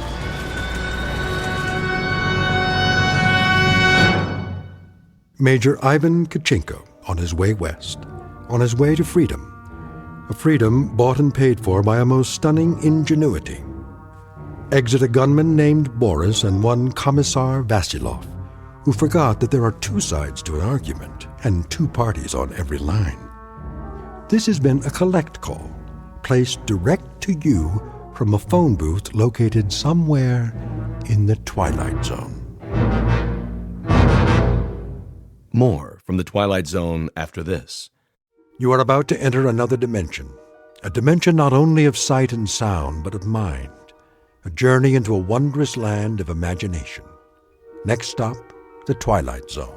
Hi, this is Stacy Keach. I'd like to take a moment to tell you about our Twilight Zone website at twilightzoneradio.com. At twilightzoneradio.com, you'll find the latest information on these Twilight Zone radio dramas, including behind-the-scenes photographs, plus the newest product releases, trivia contests, ways to contact us, other Twilight Zone-related info and merchandise, plus links to other fascinating websites. So make your next stop twilightzoneradio.com. Visit twilightzoneradio.com to purchase these Twilight Zone radio dramas on cassette and CD, or call toll-free 1-866-989-ZONE. That's 1-866-989-9663.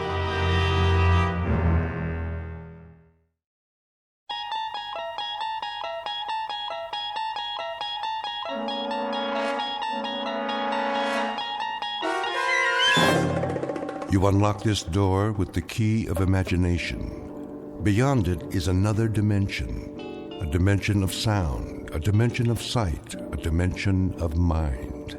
You're moving into a land of both shadow and substance, of things and ideas. You've just crossed over into the Twilight Zone.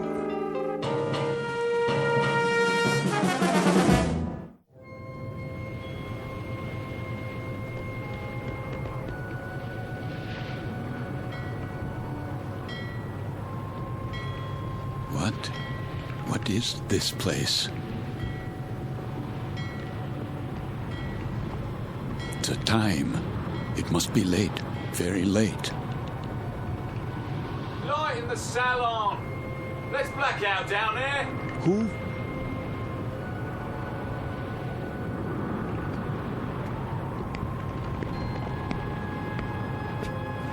Forgive me, sir. Yes? Are you addressing me? Begging your pardon, but they'll be finished serving dinner soon. They? The galley crew, sir. Why do you tell me this? Well, I only meant... What? What did you mean? Well, all I mean to say is, you'd best go in now, sir, if you want your evening meal.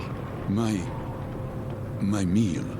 The salon will be closing in a few more minutes. Oh, yes, of course. In the salon. Is that what you call it? Yes, sir. It's very dark out here. Would you like to follow me? Follow? The lights, you see. From now on, I'll have to switch them off when we open the door to the deck, and then on again. You understand, sir? Because of the blackout. The blackout? Yes. This way, sir.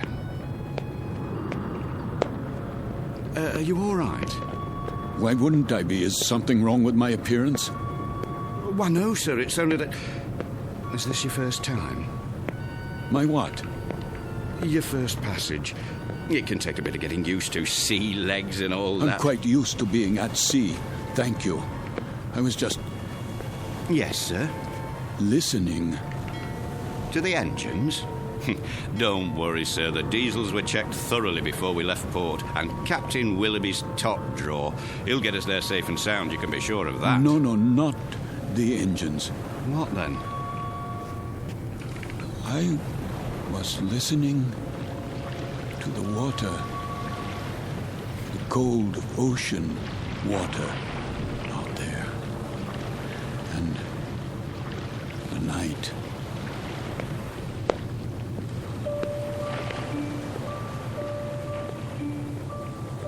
This is the deck of a small freighter, the SS Queen of Glasgow, located somewhere in the North Atlantic. Her registry, British. Gross tonnage, 5,000. Age, indeterminate. At this moment, she is one day out of Liverpool. Her destination, New York. Duly recorded in this ship's log is the sailing time, course to destination, weather conditions, temperature, longitude, and latitude. But what is never recorded in such a log is the fear that washes over a deck like fog and ocean spray. Fear like the throbbing strokes of pistons from the engine's diesels, each one a heartbeat, parceling out every hour into breathless minutes of watching, waiting, and dreading. For the year is 1942, and this particular ship has lost her convoy. Now she must travel alone like an aged, blind thing groping through the unfriendly dark, stalked by the unseen periscopes of steel killers, enemy U-boats that also watch and wait. The Queen of Glasgow is therefore a frightened ship, and she carries with her a premonition of death. In a moment, her crew and passengers will find out just how real that premonition may be, when a course is set that leads them all into an area known as the Twilight Zone.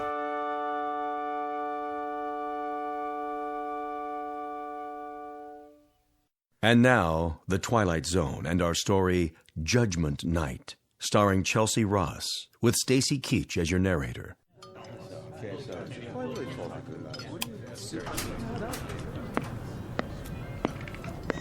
Why does he keep playing with the lights?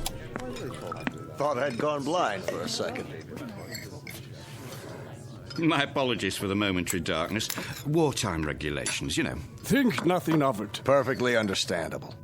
Wasn't it a lovely meal? Yes, indeed. Glad you enjoyed it, ladies and gentlemen. Something more, perhaps? Not for us, thank you, steward. We were just leaving. Come along, dear. Wait, Mommy, where's my doll? Why, here you are, little girl. You dropped it by your chair. Can you thank the nice man? Thank you. You wouldn't want to leave your dolly behind now, would you? Come along, Joanna. It's well past your bedtime. Yes, Daddy.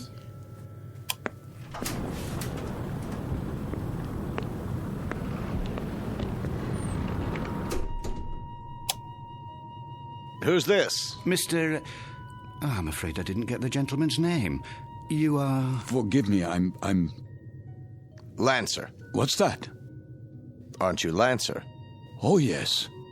I'm Jerry Potter. We looked for you at dinner. I was detained. I saw your name on the purser's list. We were wondering where you were. You were. Will you join us? Oh, no, that's not necessary. There are 3 other tables. 3 empty tables? I'm really not very hungry. Well, the captain wasn't able to join us tonight, so there's plenty of room. Come on over, I insist. Very well. Coffee, sir? Ah, yes. Thank you. I believe I would like some coffee. Here's your seat, Mr. Lancer. The more the merrier, I always say. The coiner of phrases. We could do with a bit of merriment. Let me help you, sir. I'll get the coffee. Wait, do I know you from somewhere? I don't think so, sir. But your face, I'm sure. It might well be. I've travelled this line for a number of years. Perhaps it was on another ship before the war. Before the war? Seems like a long time ago, doesn't it, sir? Are you quite certain about the food? What? The cook can still prepare something. No, I don't have much of an appetite. Not even with all this salt air? Makes me hungry enough to eat a horse. Jerry. Would that be a seahorse, Mr. Potter? How about it, Lancer? Have some chow. Not tonight. Something happened tonight? Nothing unpleasant, I trust? Why, I don't know. I honestly don't know. Mr. Lancer, are you ill? As a matter of fact... You do look pale. A bit of the old mal de mer, perhaps. You might do well to take the meal in your cabin. My cabin? Your quarters, Mr. Lancer. This is all rather disorienting, isn't it? But a good night's sleep can do wonders. I could prepare a tray, sir. No. I'd recommend a cup of hot broth at the very least. I'm fine, I tell you. It was just a temporary dizziness. You're all very kind. I shouldn't intrude. Nonsense. Then let me do the honors. This is my wife. Madame. Hello. And across the table are our dinner companions, Major Devereaux. How do you do? And his secretary, Miss Stanley. Are you going home, Mr. Lancer? Home? Or away from home? Why, I'm heading away from home. We are as well, I'm afraid. The Major is heading up a military mission in Washington. No, Barbara, loose lips. Oh, sorry. I was just telling them that I took this trip once before, when my wife was alive. Spring of 38. How different it was. The Queen Mary, most elegant. Where do you suppose they dredged up this one? She looks to be 300 years old. The Queen of Glasgow. Long live the Queen. Oh, hear. What do you do, Lancer? Me? When I saw your name on the list, I tried to figure out what you'd look like. It's a game I play. Try to connect a face with a name. I thought you were probably an old language professor from Oxford or something. A regular barrel of laughs. Well, I'm... There goes the light again.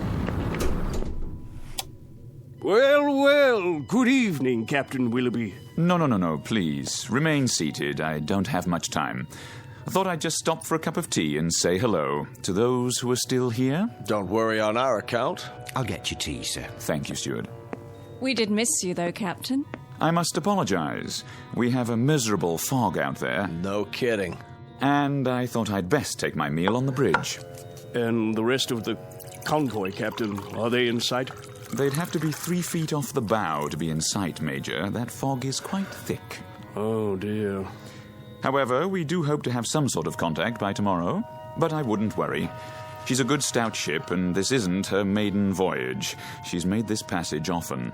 I suppose misery loves company, though, doesn't it? I'd feel a lot safer if we were in a convoy. I can almost see those wolf packs converging on us. There would be no wolf pack converging on a single ship, Major Devereaux. Sorry? The principle of the submarine pack is based on the convoy attack. The gentleman is quite correct. Our primary danger would lie in a single submarine. Well, that's reassuring. I guess we stand a better chance against one than against 20, don't we? Just ask Admiral Potter here. He fought with Dewey at Manila. He knows everything. Still, it only takes one torpedo. They can do such dreadful damage. And I must tell you, I've had a miserably uncomfortable feeling ever since we've left. What kind of feeling? Of being followed. Isn't that something? I've had the same feeling. I'll tell you. I'd rather they go after us with a pocket battleship. That you can see, not a skulking, crummy tin fish a couple of miles underwater. If we're being followed, you will see the sub, Mr. Potter. It will surface. They won't waste all their torpedoes on us. Not when they can sit back 1,000 yards and shell us with impunity and sink us at will. You forgive me. This is Mr. Lancer, Captain. Mr. Lancer? But you sound like a U-boat commander. My apologies. That was clumsy of me. Oh, please, sit down. Let me clean it up, sir. I hope I didn't spill any coffee on you, Miss Stanley. No, but you did quite a job on yourself. That's quite all right. I'll get you a towel. I said it was all right. Yes, of course. Sit down, Mr. Lancer, please. Another cup of coffee, sir? No. Thank you. That won't be necessary. I think we might start by getting better acquainted. First of all, I trust everyone's comfortable. Yes, quite. This ship, you know, wasn't designed to carry passengers. I hope you'll bear with some of the inconveniences. I suppose they're worth living with to get to the States, aren't they? You can say that again. Mr. Potter, I understand you're with the American government. War Production Board. And where is your home, Mrs. Potter? Good old Chicago. Windy City. Oh, how interesting. I do hope to travel farther west one day. I tell you, I'll be mighty glad to see it again, wind or no wind. And you, Mr. Lancer? Yes? Where's home for you? Home? I was born in Frankfurt. Frankfurt? Like in Germany? Yes, Germany. Well, how long had you been in England, Mr. Lancer? How long? Not very long, not long at all. Please accept my apologies. I think I'll go to my quarters now. Too bad. I was hoping we'd get a poker game going. Whoop-de-doo. Perhaps another time. Good night. Now, there goes an odd one, huh? I had him pegged as a German the minute he came in. And what do you suppose he's traveling on this ship for? You don't think he's a spy, do you? I rather doubt it, Mr. Potter. All the passengers are well screened. I am a bit concerned about him, however. He doesn't look at all well. Actually, I'm feeling a bit tired myself. I think I'll be off to bed. Good night, everyone. Sleep well. Watch your step, Barbara. I will. It's very dark out there. Would you like a torch? Oh, don't worry about me. I can have the steward escort you. I wouldn't think of it. See you all at breakfast. I'll get the light switch. Thank you, Captain. Good night.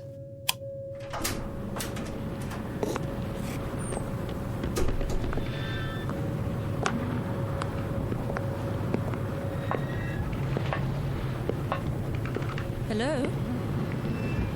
Is someone there?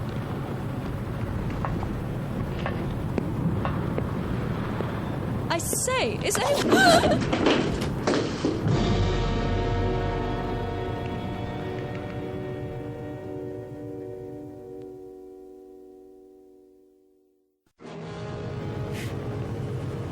Who's there? Watch your step, Miss Stanley. Oh, Mr. Lancer. The stairs are quite slippery from the fog. So I see. I was afraid you'd lose your footing. Thank you for your help. The fog can be treacherous at sea. And it carries quite a chill, doesn't it? Yes. Yes, it does. It's best to stay off the deck at night. Why are you here, Mr. Lancer? What? I thought you'd be in your cabin. I'm still a bit unsettled. Not quite ready to sleep yet. Miss Stanley. Yes. May I ask a question? Please. Have we met before? I don't think so. Why? You'll forgive me, but you looked so familiar. They all did, for that matter. Are you sure you're well, Mr. Lancer? Yes, I seem to be. It's just this feeling. What sort of feeling?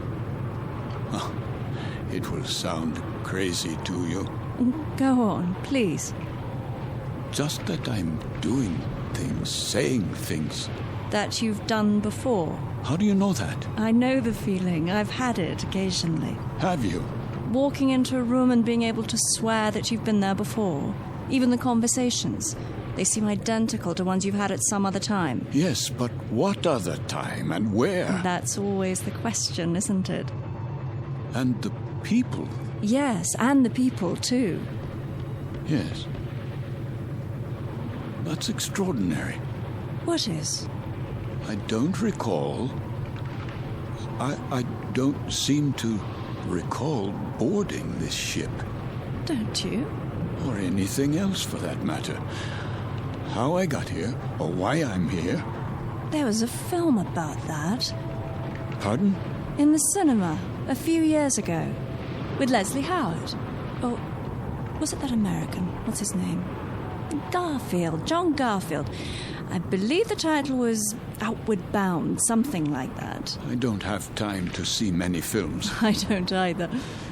But in this one, the people all found themselves on an ocean liner. Of course, it was a cruise ship, not a freighter. But none of them could remember anything.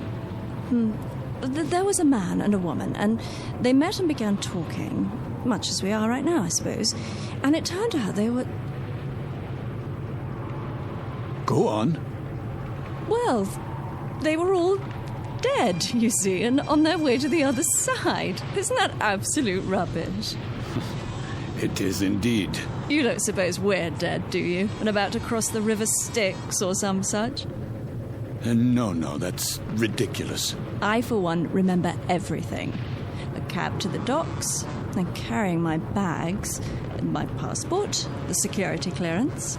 My passport? Of course. It must be in my cabin. If we were dead, I'm sure the meal would have been followed by a lovely dessert. Mr. Lancer, may I make a suggestion? Why don't you see the ship's doctor? I'm sure they must have one, even on a freighter. For what purpose? It has to be some form of temporary disorientation. I was standing on deck, and it was as if I suddenly woke from a deep sleep. I heard your voices from the salon. Amnesia? Not really. I know who I am. I'm Karl Lancer. I was born in Frankfurt, Germany. I'm in the... In the what? In the... You were going to tell me. You were in the something or other. Was I? I don't remember now. Mr. Lancer, perhaps if you got some sleep, that might be all it takes. It wouldn't help. I don't think I could get to sleep. I feel as if this were a nightmare. I feel strange. I feel as if there were a disaster waiting out there, some doom that's about to happen. As if we were being stalked. I know we are. It's stalking us. Yes, there's a sub out there, a U-boat. I know it. I know it's out there. I know. Who's there? Mr. Lancer? Yes, I'm Lancer. Would you come with me, please? Where?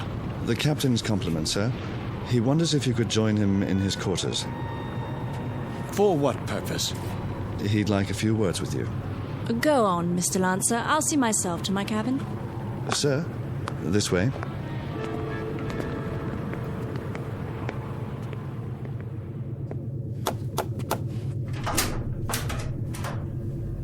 Mr. Lancer, sir. You wish to see me, Captain? Thank you for coming, Mr. Lancer. You've met my first officer, Mr. Danbury. Yes. What is this about? I wonder if you'd mind answering a few questions. No, not at all. First, would you mind showing us your passport? My passport? If you don't mind. Just routine, Mr. Lancer. On our passenger manifest, it seems that your passport number was somehow not included. Yes, of course. Oh, I'm afraid I don't have my wallet in my pocket. It must be down in my cabin. That's perfectly all right. Sometime during the next few days, if you think of it. Say tomorrow. You can show it to me whenever it's convenient. Are you feeling better, Mr. Lancer? Yes, much better. Is there anything I can get you? No. Then, is there anything you'd care to talk about? How do you mean? Anything on your mind? Something you'd care to tell us, perhaps? There's very little I can tell you. And why is that? Because I don't remember very much. No? Actually, to tell the truth, I don't know how I got here. I don't recall anything about it. Is that right? I seem to remember only a few odd, disjointed things. I know, for example, that my name is Karl Lancer. I know I was born in Frankfurt. So you said. Please continue. Continue where? That's it. At this moment, that's all I know. Mr. Lancer. Yes? At the table, you exhibited a rather unusual working knowledge of German submarines. Could that, perhaps, stir your memory? I wish it could, but it doesn't. I see. In that case, why don't you go on to bed for now? Have a good night's rest. We'll talk tomorrow, you and I. Very well. That will be all for now, Mr. Lancer. Good night. Good night.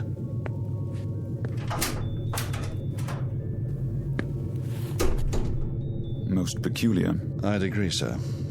I'd say he bears watching. Then watching is what he'll get. I told you what he said at the table. What do you make of it? That's hard to say. But as I was going to get him on deck, he was talking to one of the passengers, Miss Stanley. And? He was speaking quite excitedly, in a very loud voice. I couldn't help but overhear. He was saying something about how he knew there was a U-boat out there. It's stalking us. That's what he said. You heard him say that? Those were his exact words. Thank you, Danbury. I thought you'd want to know, sir. Danbury. Sir? Let's keep this between ourselves for the time being, shall we? Yes, sir. And see that a steward is sent down to his room. I want to have a look at that passport as soon as possible. Right away, sir.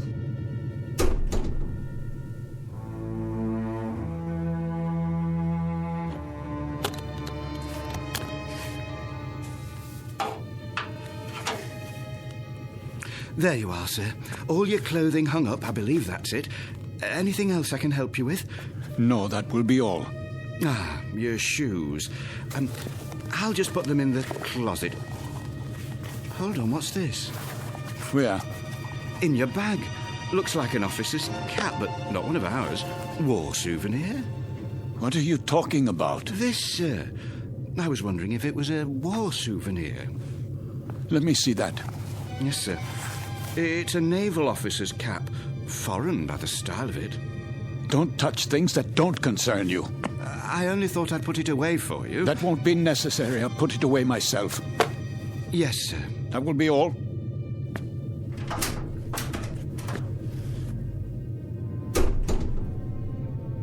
It is a German officer's hat. A submarine commander's. What does it say inside? It must have an identifying label. Yes, here. But this can't be. It says, Karl Lancer, Kapitan, Kriegsmarine.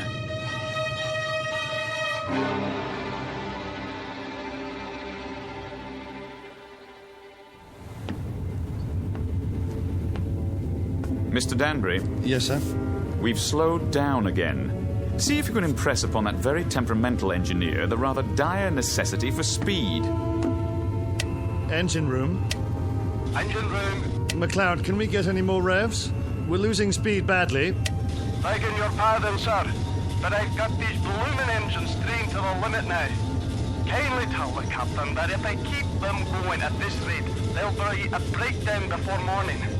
In that case, we'll be going a precious lot slower in a drift than under power. McLeod, we simply have no more revs. If you can give me maximum speed for another 12 hours... Captain! These engines needed to be overhauled a month ago, and instead of an overhaul, they're getting worked to death. Well, Do what you can, man. Aye, aye, sir.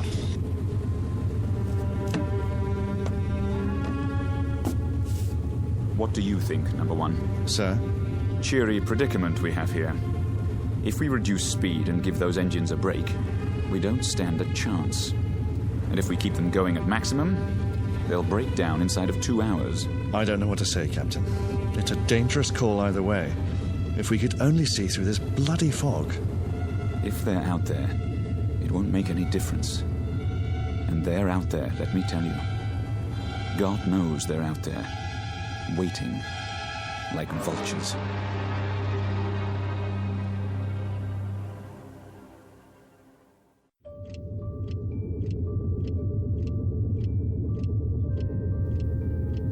Another drink, please.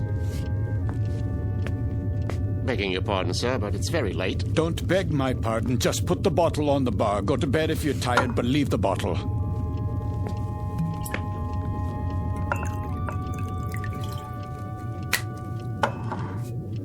That doesn't sound right. Sir? The bearings. Bearings, sir? Yes, on the engines. They always sound like that, sir. You get used to it. You should hear McLeod on the subject. He's the engineer.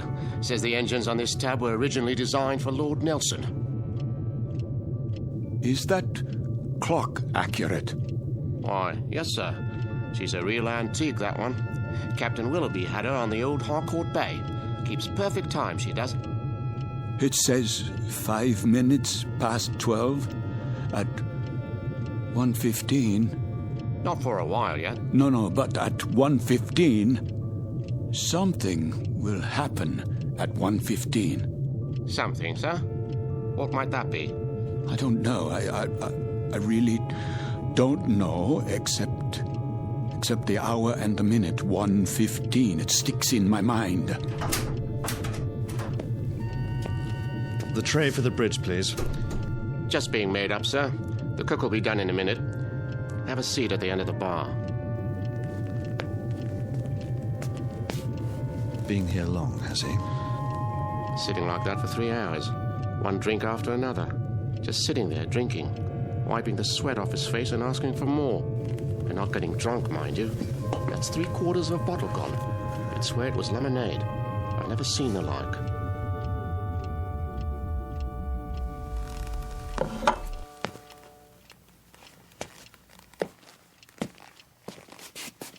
Why have the engines stopped? Probably just routine maintenance, sir. Don't give me that. They've broken down. I don't think it's serious, sir. You don't think it's serious? Adrift in waters like these without any power, you don't think that's serious? We're defenseless here. Now we are absolutely defenseless. They'll be repaired, Mr. Lancer. We'll be underway again soon. No, we won't be underway soon. We'll drift until 1:15. That's what he's been saying all night long. You know, of course, how easy it would be for a submarine to... You're a nervous man, Mr. Lancer. I'd suggest you call it a night. Oh, I'm a nervous man. I can assure you that I am suffering from something a little more serious than nerves. I'm suffering from knowledge. I'm suffering from knowing what's going to happen. Really? Now? My affliction comes from waiting and knowing that inside of an hour, a U-boat will surface off our bow with searchlights and a deck gun.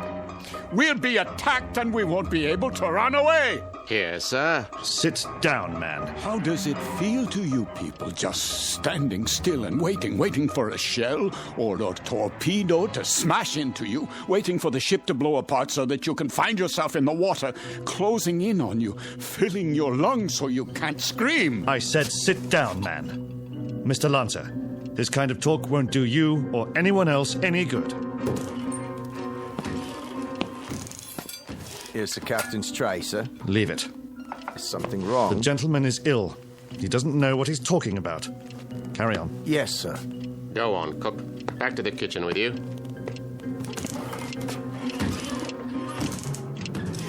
The U-boat's coming.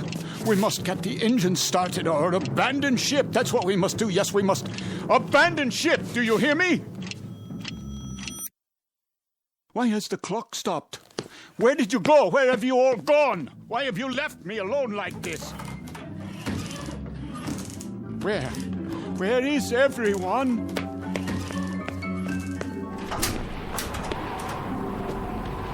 What is that? The searchlight. It's here. That's the U-boat. The U-boat is here.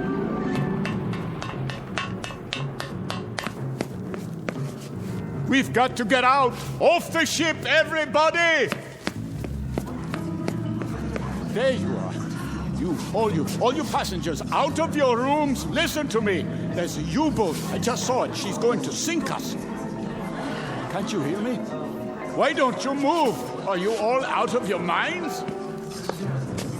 What do I have to do? Do I have to grab you and carry you up on deck? Do I have to throw you bodily into the lifeboats? Do I have to knock you unconscious?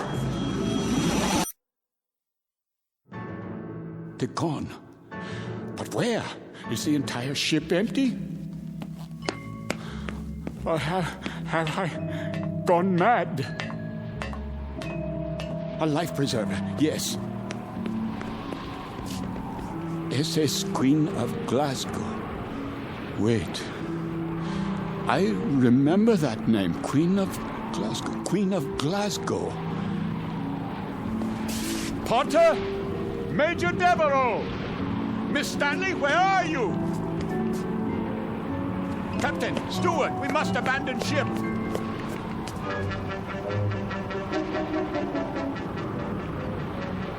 Feuer frei! Ja, Kapitän. Feuer!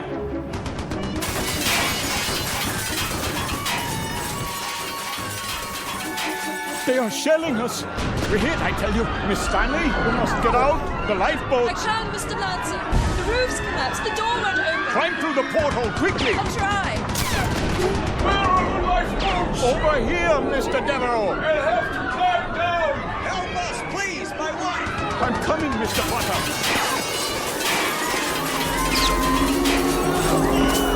Watch out! The rail is collapsing!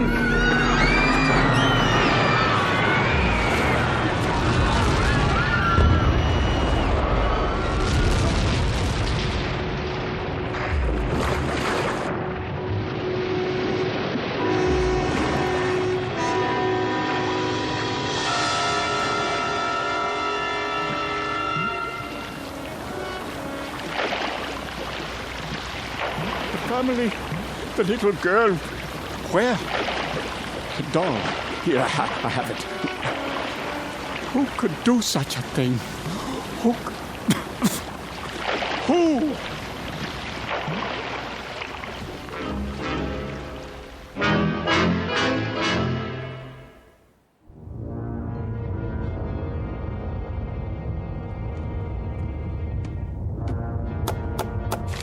Ja? Not much to show, Captain Lancer. That's all. Very little wreckage floated to the surface. Only this life preserver. There were no survivors. Then I'd say that's a good catch tonight, wouldn't you? Very good catch. It says SS Queen of Glasgow. Ah, a 5,000-tonner. Isn't that what the registry reads?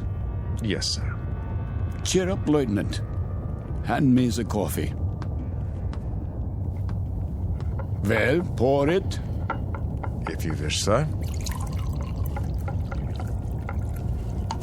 You have nerves, Mueller. Not really, sir. A little shaky, perhaps. Oh, why? Nothing, sir. I asked you a question. Why? There were women and children on that ship. So? We gave them no warning. You'd have us give them warning, eh? So their radio man can send out their position, which quite incidentally is our position. You have sentiment, but no brains.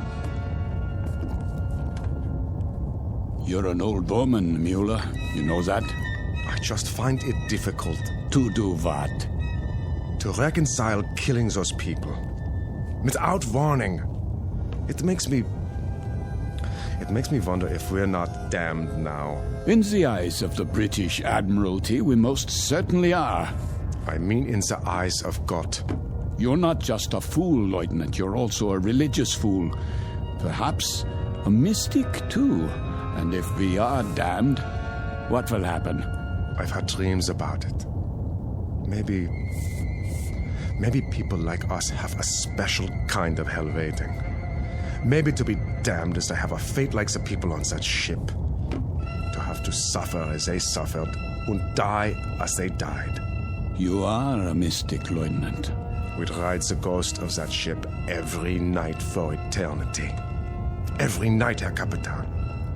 For eternity. What are you talking about? They could die only once. Just once. But we can die 100 million times. Every night. Ride the ghost of that ship. Every night. Every night.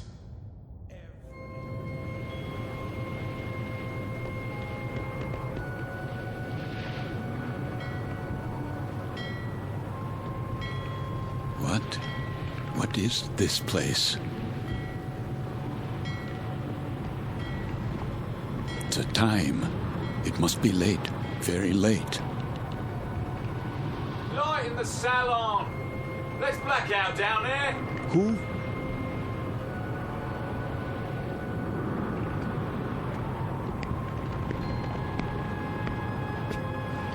Forgive me, sir.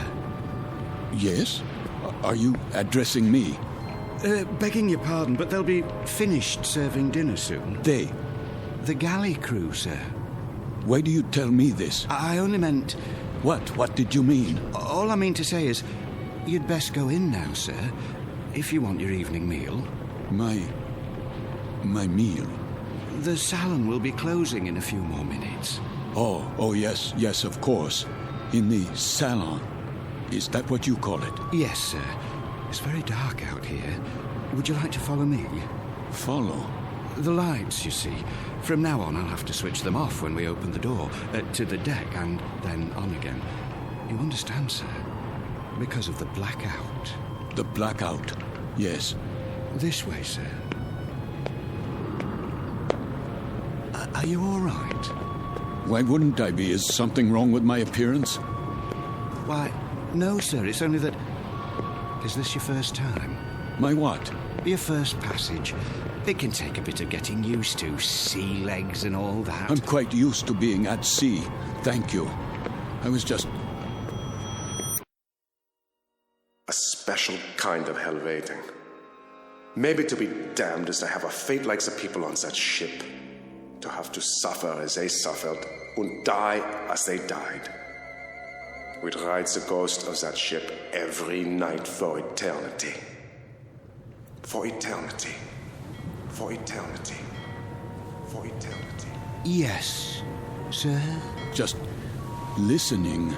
To the engines? No, not the engines. I was listening to the water. The cold ocean water out there.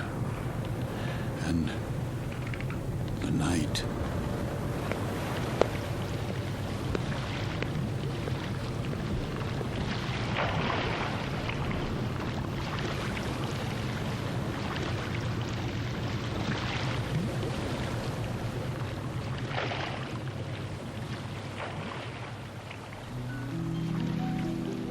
You've heard talk about paying the fiddler, the comeuppance awaiting every man when the ledger of his life is opened and examined. The credits and debits added up, a tally made, and then the reward or the penalty paid. In the case of Karl Lancer, former Capitan and U-boat commander, Navy of the Third Reich, this is the penalty. This is the justice meted out. This is Judgement Night in the Twilight Zone. More from the Twilight Zone after this. You are about to enter another dimension. A dimension not only of sight and sound, but of mind. A journey into a wondrous land of imagination. Next stop, the Twilight Zone. Hi, this is Stacy Keach. I'd like to take a moment to tell you about our Twilight Zone website at twilightzoneradio.com. At twilightzoneradio.com, You'll find the latest information on these Twilight Zone radio dramas, including behind-the-scenes photographs, plus the newest product releases, trivia contests, ways to contact us, other Twilight Zone-related info and merchandise, plus links to other fascinating websites. So make your next stop twilightzoneradio.com. Visit twilightzoneradio.com to purchase these Twilight Zone radio dramas on cassette and CD, or call toll-free 1-866-989-ZONE. That's 1-866-989-9663.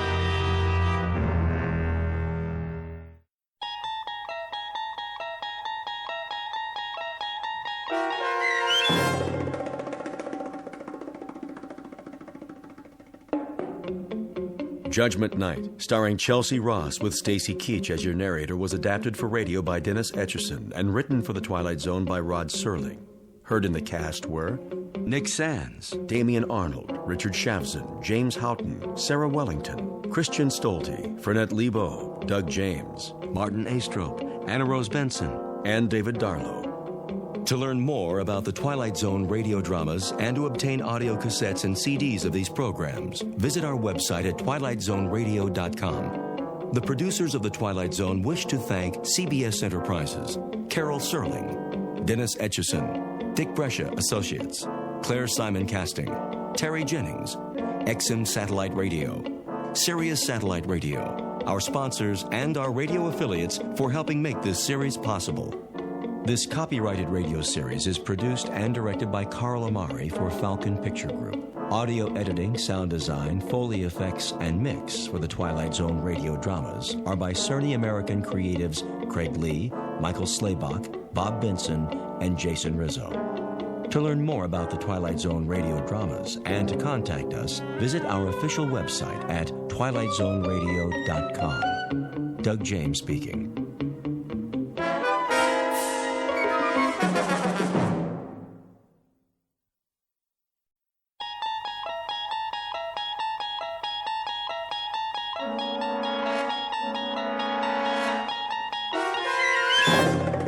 You unlock this door with the key of imagination. Beyond it is another dimension, a dimension of sound, a dimension of sight, a dimension of mind. You're moving into a land of both shadow and substance, of things and ideas. You've just crossed over into the Twilight Zone.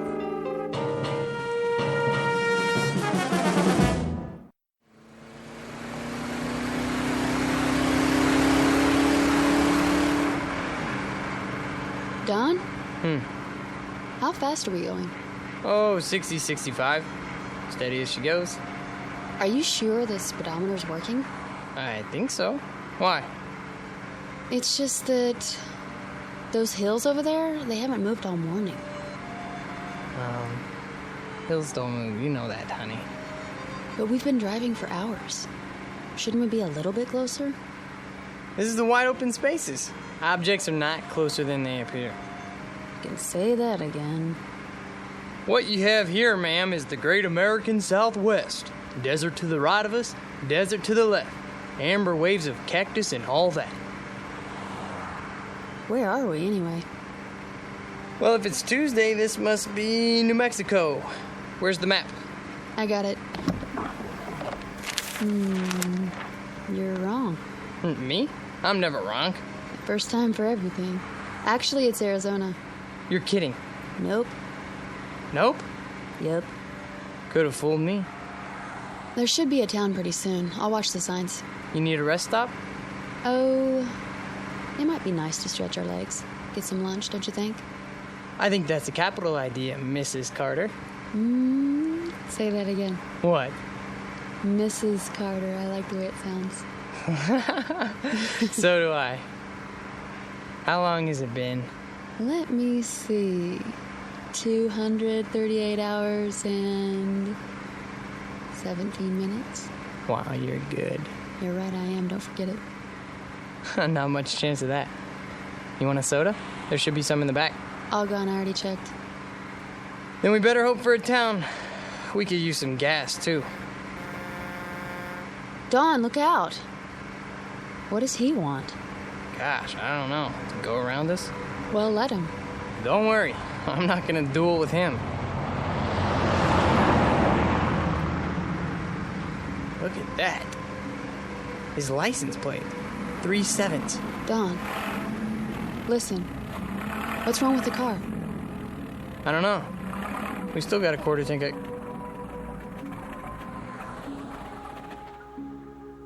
Oh, great. There'll be a tow truck anytime now. You'll see. How do you know? 3/7. You don't really believe that. Watch.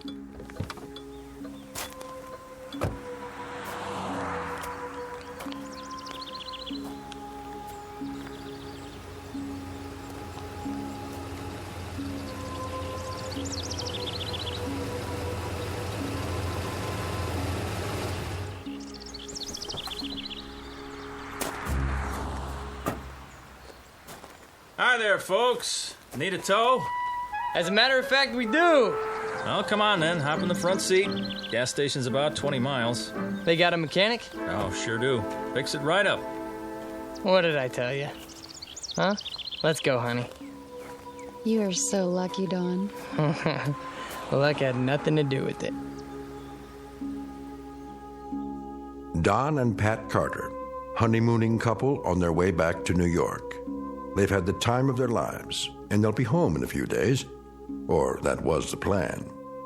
But their new life together is full of surprises. Very shortly, Mr. and Mrs. Carter will be subjected to a gift of sorts, one that most humans never receive in a lifetime. They will be given a glimpse into the future. The price of that glimpse? A mere penny, 1/100th of a dollar. The time is now. The place of their revelation is a little diner in Ridgeville, Arizona. But what our honeymooners don't realize yet is that this unassuming town just happens to lie on the outskirts of the Twilight Zone. And now, The Twilight Zone and our story Nick of Time, starring Marshall Allman and Jamie Brown, with Stacy Keach as your narrator.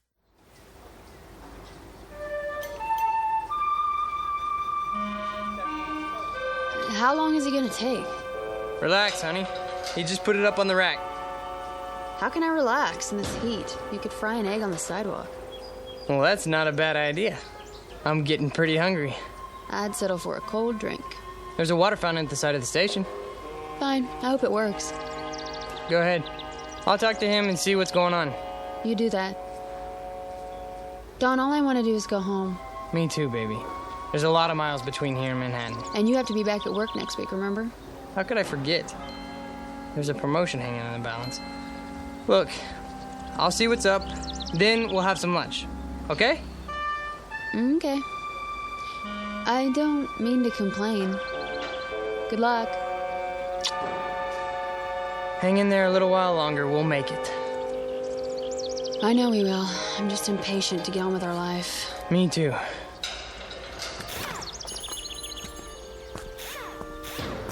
Oh, hi, Mr. Carter. Hi there. How's it coming? Oh, she's coming. You got yourself a bad fuel pump is all. That right.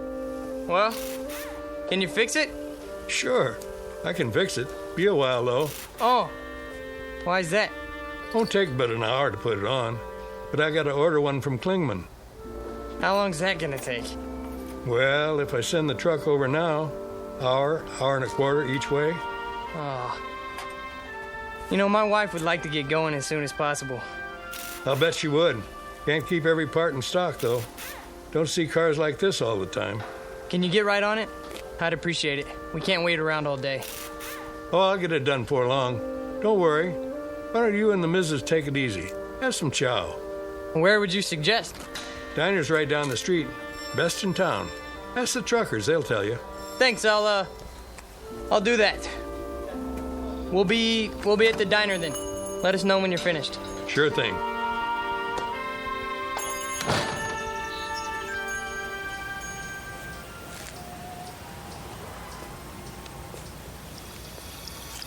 There you are. How you holding up? The drinking water isn't cold. I'm sorry, baby. Well?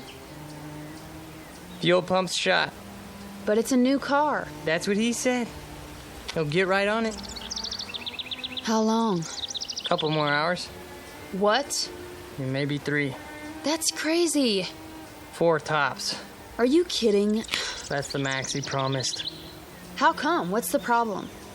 He has to send the truck to the next town for a part? And where is that? I don't know. New Mexico? Colorado? Someplace like that. Oh boy, oh boy, oh boy. Let's take a walk. Ready for some lunch? Lunch? We might as well just move here, put down some roots. Sure. We'll rent a room at a motel. Get the weekly rate. Yeah, well, is it air conditioned? I was thinking an electric fan. Yeah, I'm gonna look for a job tomorrow. Where? I don't know, but I'm holding out for an executive position. Well, maybe there's an Indian reservation. We can move into a teepee. Quiet, you. Yes, sir. Where's Restaurant Row?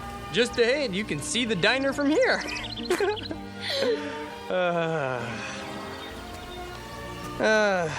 Speaking of jobs, you think I should phone the office again?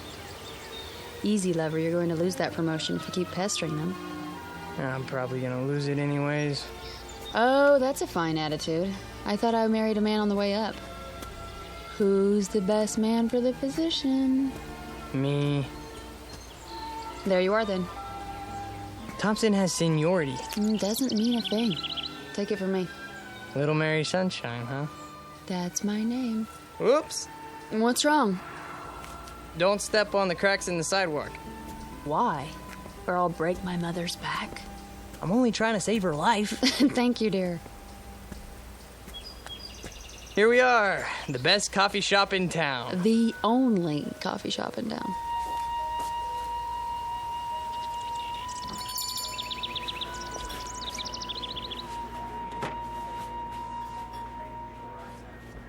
Well, looks like we got the place to ourselves.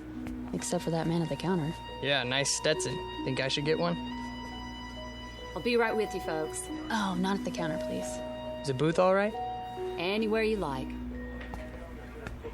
I wonder what specials they got. I just want something cold to drink. Well, they have ice, don't they? Knock wood. Well, look at that. Huh. Well, wonders never cease. Look at what? The napkin holder. What about it? It's got one of those little built-in vending machines. The Mystic Seer. Answers. Read what it says. Insert 1 cent. Ask me a yes or no question. You put a penny in and push the lever down. Lovely. The plastic devil's head's a nice touch. I'll bet it even wobbles when the coin goes in. I'll bet it does. May I see a menu, please? The Mystic Seer knows all. Does he, she love me? Will I become rich? Is my future bright? I can answer those questions for free. Well, let's find out what the Mystic Seer says. You're like a little boy. Come on. It'll be fun. I got a penny somewhere. Here's a question. Anything exciting ever happen around here?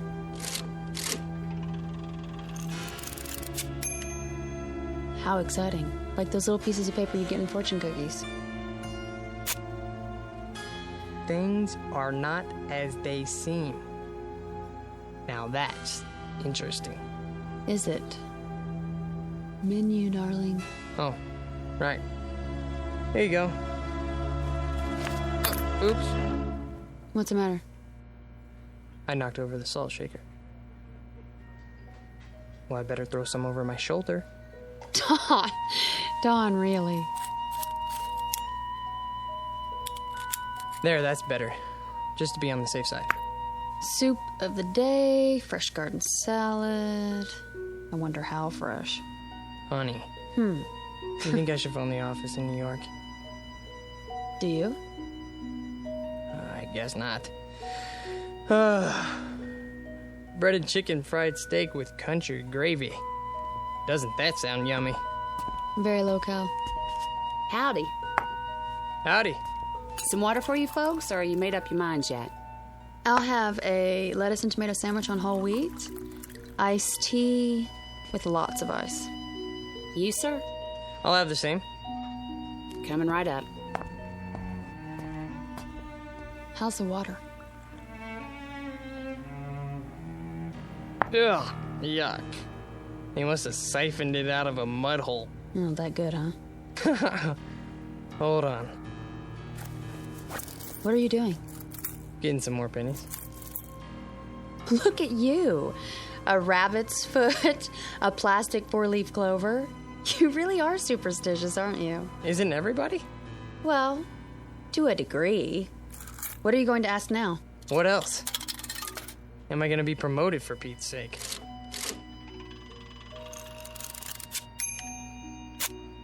Ha! What does it say? It has been decided in your favor. See? Your worries are over.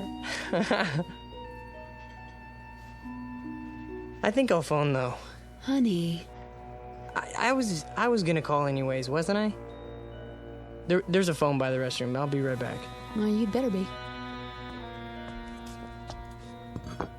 Here you go. Thanks. You need any ketchup? This'll be fine. Well, if you want anything, you just let me know. Thank you.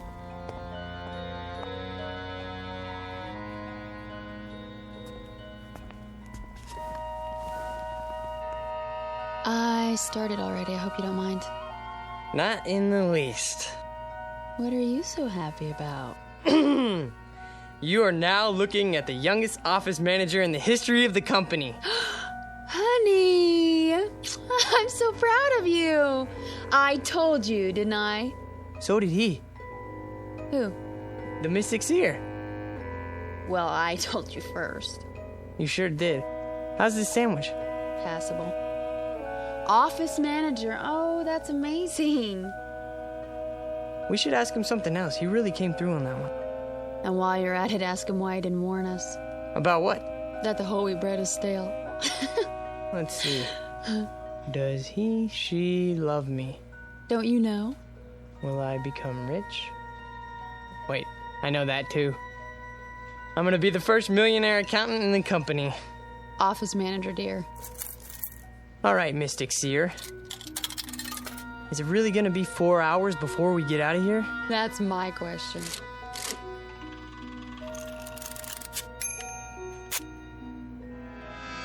You may never know. What does that mean? Who knows? He does. Look at that winking eye. Devilish creature. I gotta know more. Well, it'll cost you another penny. So, I'm an office manager now. What do you mean we may never know? Wait. It's not a yes or no question. You mean something could keep us from knowing? Something could happen to us?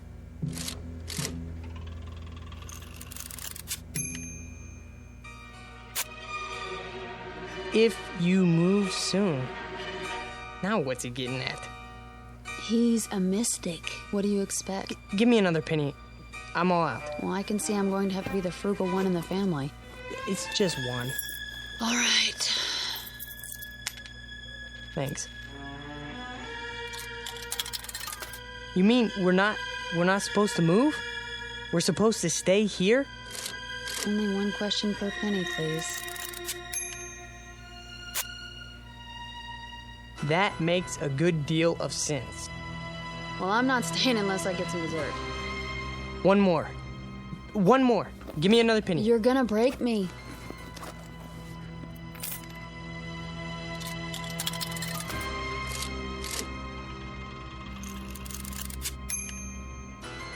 Try again? Here. That's all I have. Okay, machine. Should we stay here till 3 o'clock then?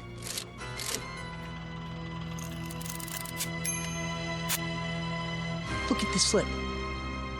There is no question about it. Let's go for a walk. Funny. Every answer seems to fit. You're joking, aren't you? I mean, Dawn, no more. Okay, if we don't stay here until 3 o'clock, will something bad happen to us? Honey, for heaven's sake. Read it. All right, let me see that. Go ahead. This is silly. What does it say? Do you dare risk finding out?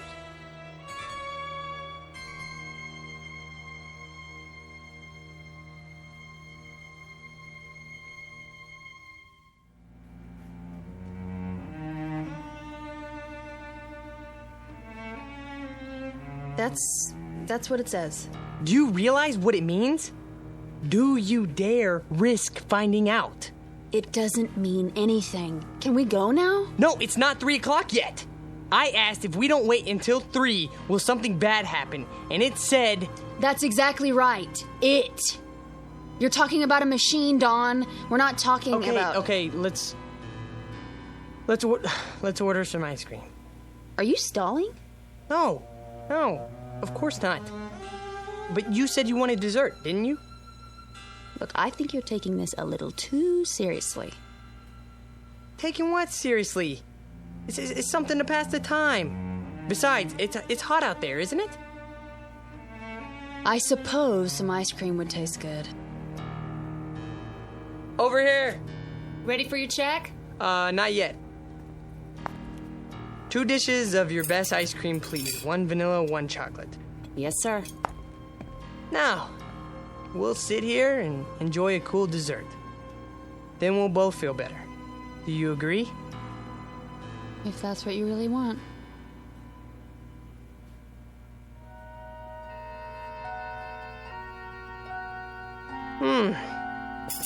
That was good.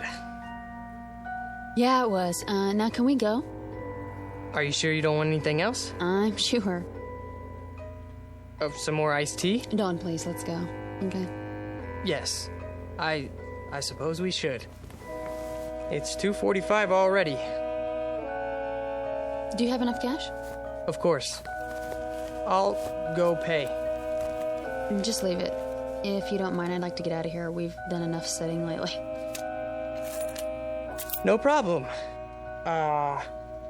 Well, I guess that's it then. That's it.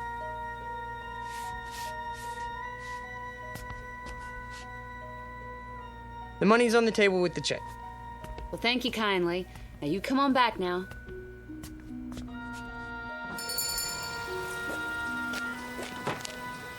Whew, still hot. Yeah. Hotter than ever. Maybe it won't take them 4 hours to fix the car, you think? Maybe. Dawn. What? Tell me one thing. Yeah? You didn't really want to stay in there till 3 o'clock, did you? No. Honey? No. But what? Why was it so specific? Specific? You saw the answers.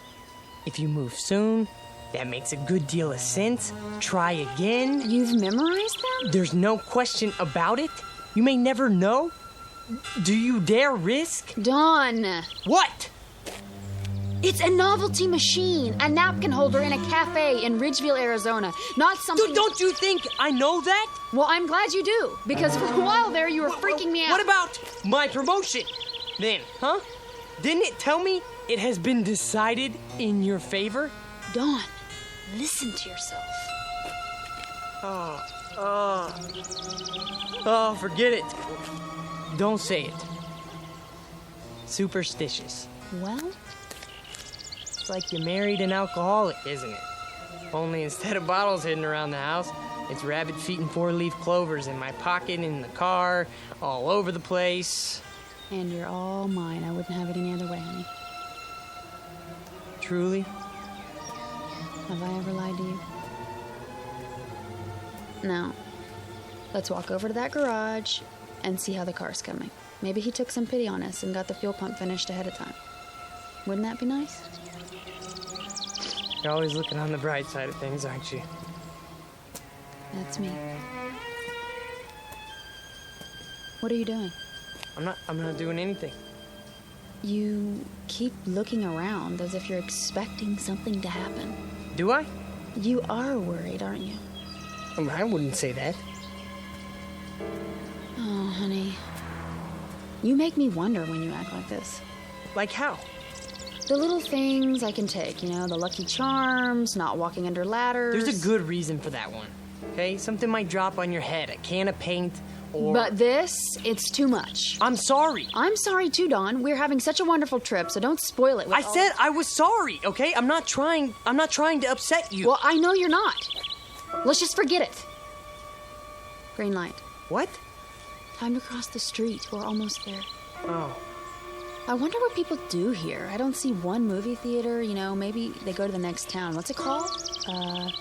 Williman or, Klingman or... Dawn? Are you listening to me? What? Yeah, I heard what you said. That doesn't change the facts, though. What facts? 6 straight answers telling us to not leave. Hey, don't. Please, let it go, okay? Will you stop treating me like a child? I didn't make those answers. Dawn! That car! Get out of the way! Dawn, look out! Oh my God, he didn't even pay any attention to the light. Just kept coming like we weren't even there. I don't even know. You're all right now. It's over. It's over. Oh, Dawn, hold me. What time is it? What? The time. Look at the time. It's exactly 3 o'clock. Really, Dawn, I'm all right. No, you're not. That was quite a moment. Amen. If you hadn't pulled me out of the way, you'd have one squashed honeymooner on your hands. You should sit down. Honestly, I'm fine. We both should. Where are we going? In here. The diner. Just for a moment. Dawn. Well, why not? Well, there must be someplace else to sit down. Well, I don't see one. Do you? I know what you're thinking. All right? I admit it was a strange coincidence, but... So? If it was a coincidence, then why are you worried about going back inside? I'm not. I just want to... You have to admit, it was a pretty far-fetched coincidence. Maybe. Then we'll sit for a minute. Have some more iced tea.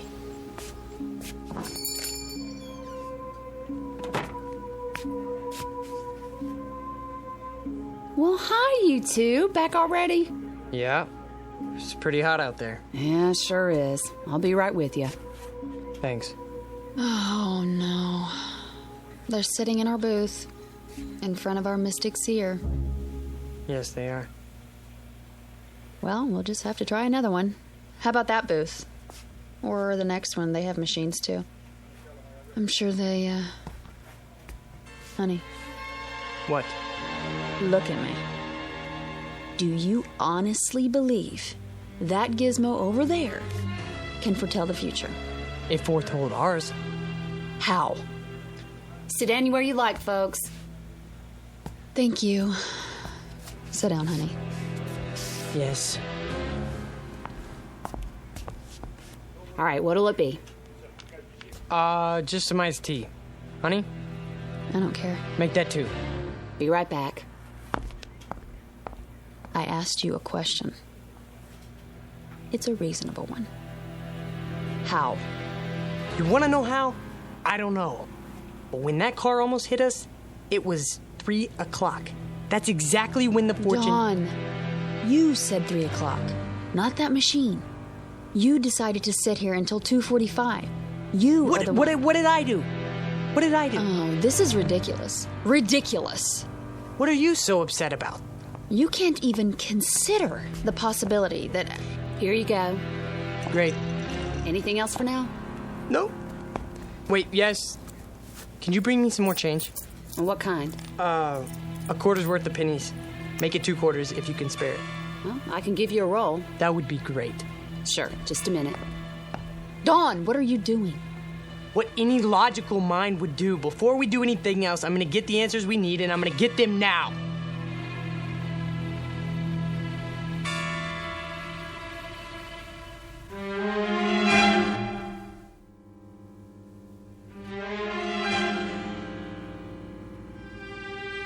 Logical. How can you call this logical? Could you keep your voice down? If you can't see that you made up all the details yourself, and all that thing gave you back was generalities, then I don't know what to do. Honey, would you listen to me? will you listen? Go ahead. I have nothing more to say. I'm not going to argue with you. Sure, I filled in the details. What does that prove? Could the machine make them up? All it has inside are answer slips that are already printed. Then we agree. What are you... Let me finish. You heard me talk 100 times about mathematical probability, right? It's my job. It's what I work with. I know that. There are probably thousands of these machines in diners all over the country. There are at least 10 of them in here alone. And every one of these thousands of machines are hundreds of little answer slips arranged in some kind of order. Probably a different order for every machine, right? So, it's mathematically possible that the way the slips are arranged in just that one machine at this particular time might apply to our future. How can you say that? Iced tea for 2. Right. And your pennies. You know, too bad that thing's not a slot machine. Isn't it, though? All right, you need anything else, just wave. I'm here all day. Got it. I'd appreciate it, honey, if you wouldn't act as if I were losing my mind. Well, aren't you? Is that what you think? Let me try to explain. You don't have to explain anything. But I do.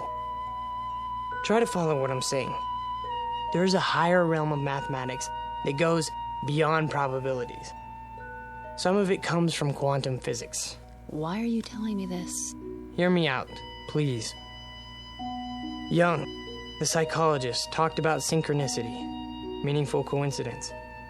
The point being that there are no pure coincidences. Everything is interconnected. If we can just spot the connections, it's what the Chinese I Ching is based on. The one where you throw 3 coins and look up your fortune in a book. Dawn, please. It's not fortune-telling. It only seems to be. The idea is there are 64 hexagrams.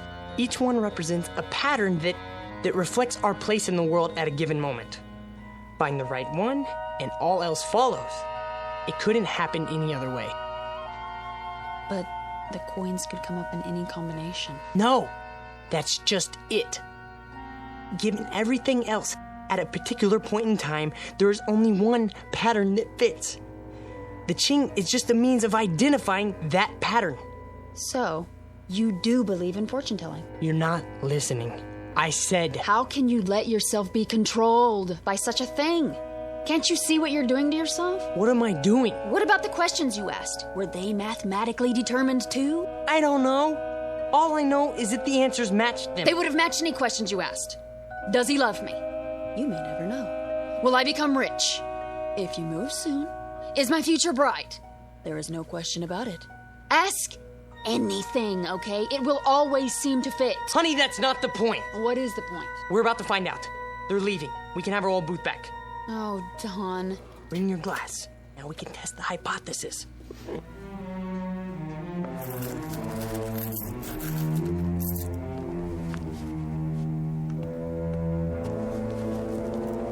Here we go. First question.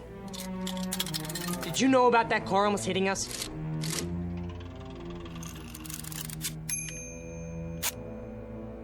What do you think? Oh, that's conclusive. Will we reach New York City all right now?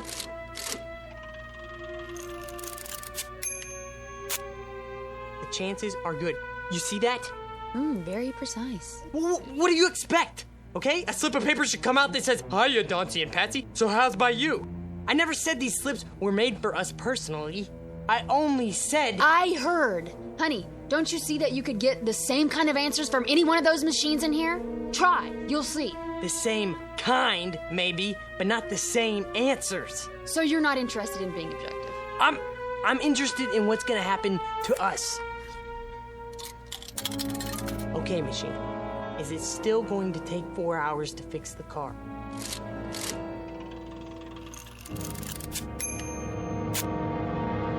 It has already been taken care of. Swell, that's it then, let's go. Wait! Maybe Maybe it doesn't mean... Mean what? Mr. Carter? Yes. Oh, hi. From the garage. I thought you'd like to know your car's ready. Is it? Had a lucky break. Found a fuel pump right here in town. Last one they had, too. That's good news. We'll be right over. Okie dokie. Shall we? You think that was a coincidence? Yes.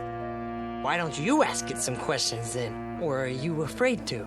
All right, if that's what it takes. Okay, go ahead. Here's a penny. Will we reach El Paso by tomorrow? We're not going through. Quiet. You're trying to trick it. If that's what you really want. See? It can't be tricked. Will I ever get married? Read it. The answer to that is obvious. Mystic Seer.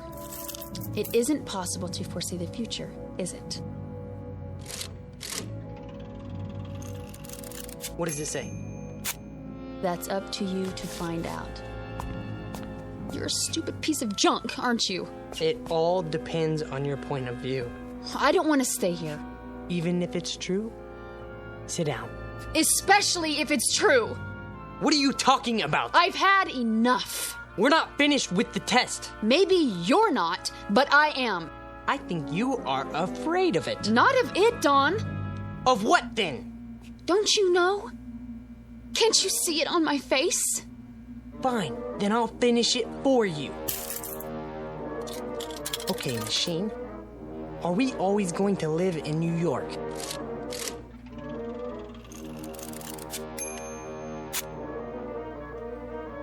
Are we always going to live in Los Angeles then?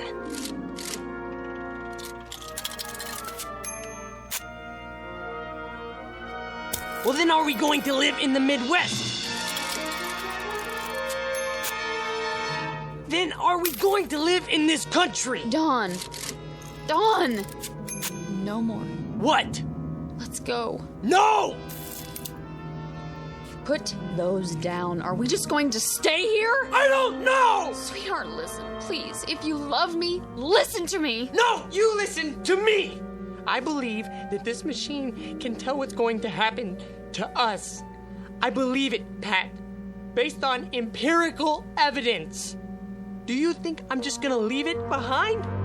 We can't afford to do that. There's too much at stake, but you won't even admit it's possible. All right, it's possible. Is that what you want to hear? I'm not talking about that anymore. I'm talking about you. Us, Pat! Us! I know, but are you just gonna sit here and let this machine run your life? Run my life? Well, isn't that what you're letting it do? Dawn, it made you phone the office before. It made you stay here instead of leave. It made you afraid to walk down the street. Now it's telling you where you're going to live. That's not true. Honey! It's as if every superstitious feeling that you've ever had is all wrapped up in this one machine. It isn't just a matter of whether it can foretell the future. It's a matter of whether you believe more in these predictions than you do in yourself. Honey, you can decide your own life. You have a good mind, a fine mind. Don't waste it trying to justify a penny fortune machine to yourself, okay? We have such a wonderful life ahead of us, but only if we depend on ourselves to make it wonderful. Not if we, you know? Oh, Pat.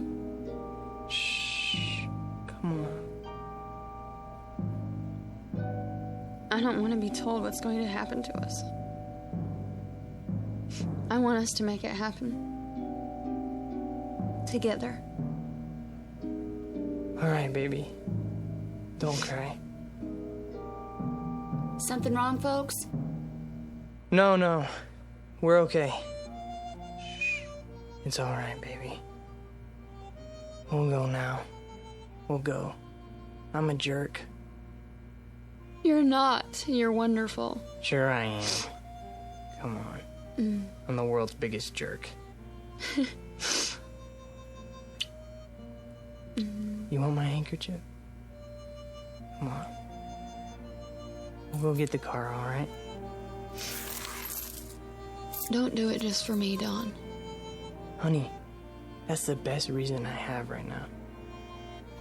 Just give me time, huh? I'll shape up. I love you so much. I love you too.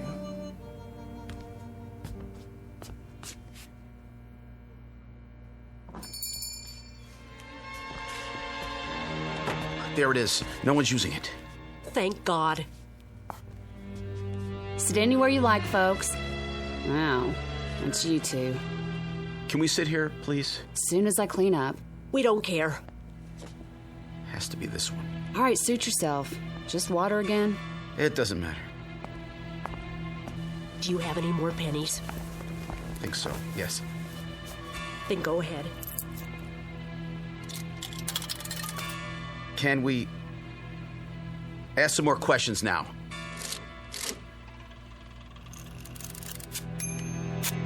What does it say? Choice is yours. Do you think we might leave Ridgeville today?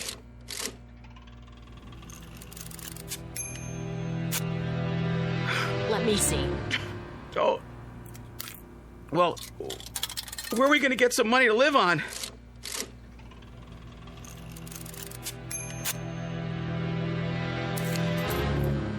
Should I sell our car?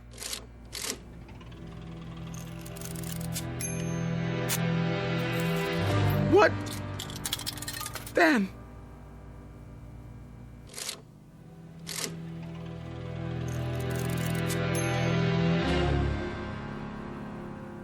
A delicate balance in the little town of Ridgeville, Arizona. Two people who have escaped from the tyranny of fear and superstition. Two others permanently enslaved by it. One couple able to face the future with confidence. Another couple facing it with hopeless dread. Victims of life imprisonment in the darker regions of the Twilight Zone.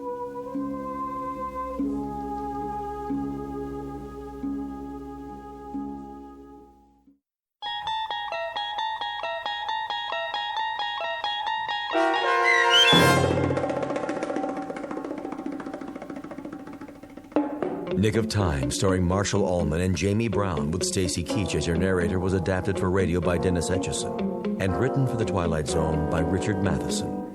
Heard in the cast were Paul Cook, Craig Brawley, Amber Lake, Jeff Lupetin, Kate Johnson, Doug James, and Elizabeth Lido. To learn more about the Twilight Zone radio dramas and to obtain audio cassettes and CDs of these programs, visit our website at twilightzoneradio.com. The producers of The Twilight Zone wish to thank CBS Enterprises, Carol Serling, Dennis Etchison, Dick Brescia Associates, Claire Simon Casting, Terry Jennings, XM Satellite Radio, Sirius Satellite Radio, our sponsors, and our radio affiliates for helping make this series possible. This copyrighted radio series is produced and directed by Carl Amari for Falcon Picture Group.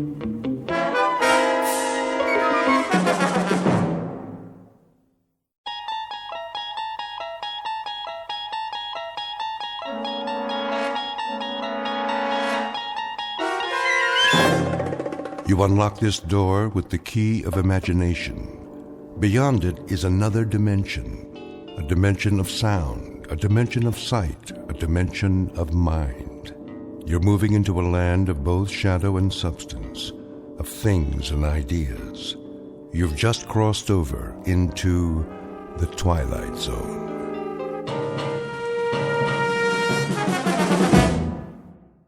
Like another wet one, folks. Get your umbrellas and your booties if you're going out. Possible thunderstorms over Margaret? 2 hours. Cloudy tomorrow with a 50% chance. Margaret? Yes, Miss Alva? Come here, please. I'll be right there. Now, it's important.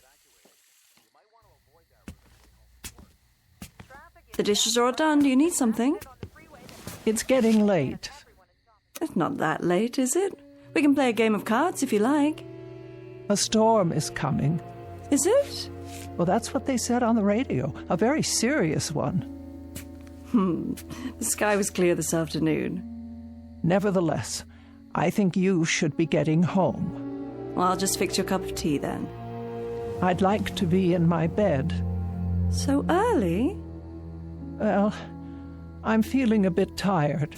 Well, as you wish. Do you have your shawl? It doesn't do much good. Oh, awfully chilly this evening. I'll raise the thermostat. Ah, there's the rain. Oh, I hope the roof holds. Why wouldn't it? You had it reshingled last year. Here we go.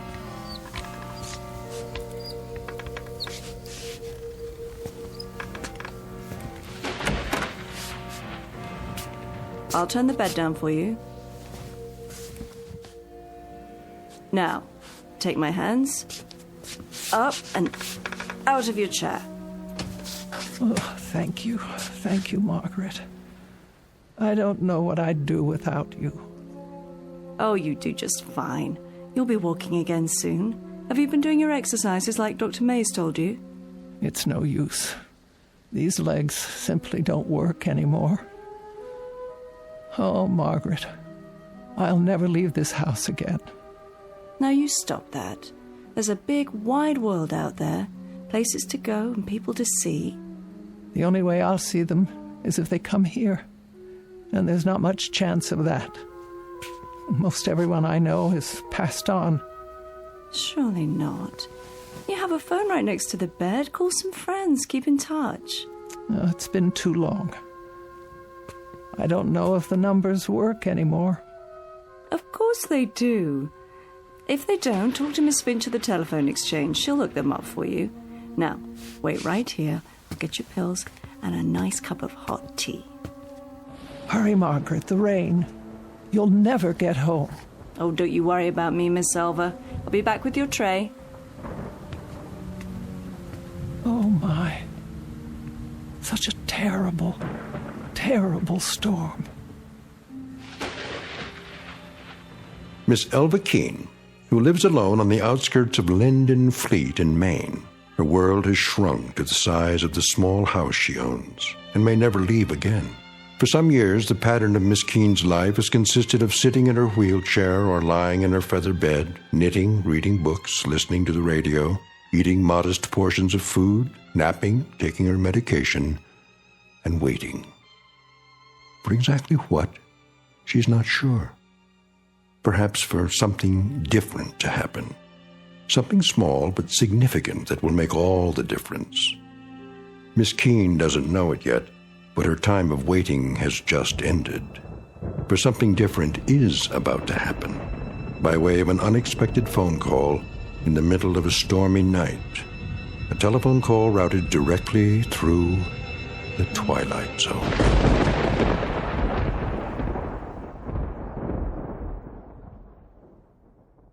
And now, The Twilight Zone and our story, Night Call, starring Marriott Hartley, with Stacy Keach as your narrator.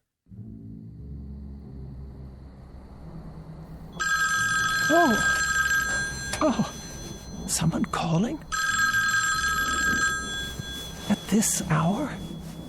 Oh. Hello? I'm sorry, I didn't hear. The thunder. Hello? Hello? Who is on the line, please? Oh, no one, apparently. How odd. Perhaps I was dreaming.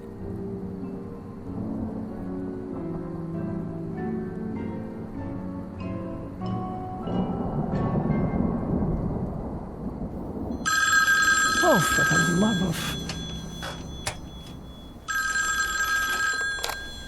Hello? Hello? I can't hear you. If you wish to speak to me, please say something, or I'll hang up. Hello? Hello?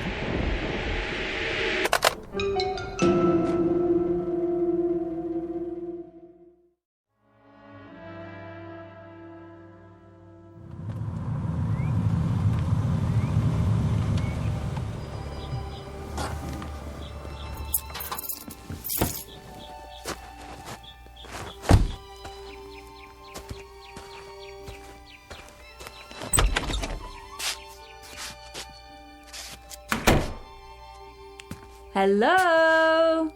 Just a moment, Margaret. You're up early this morning.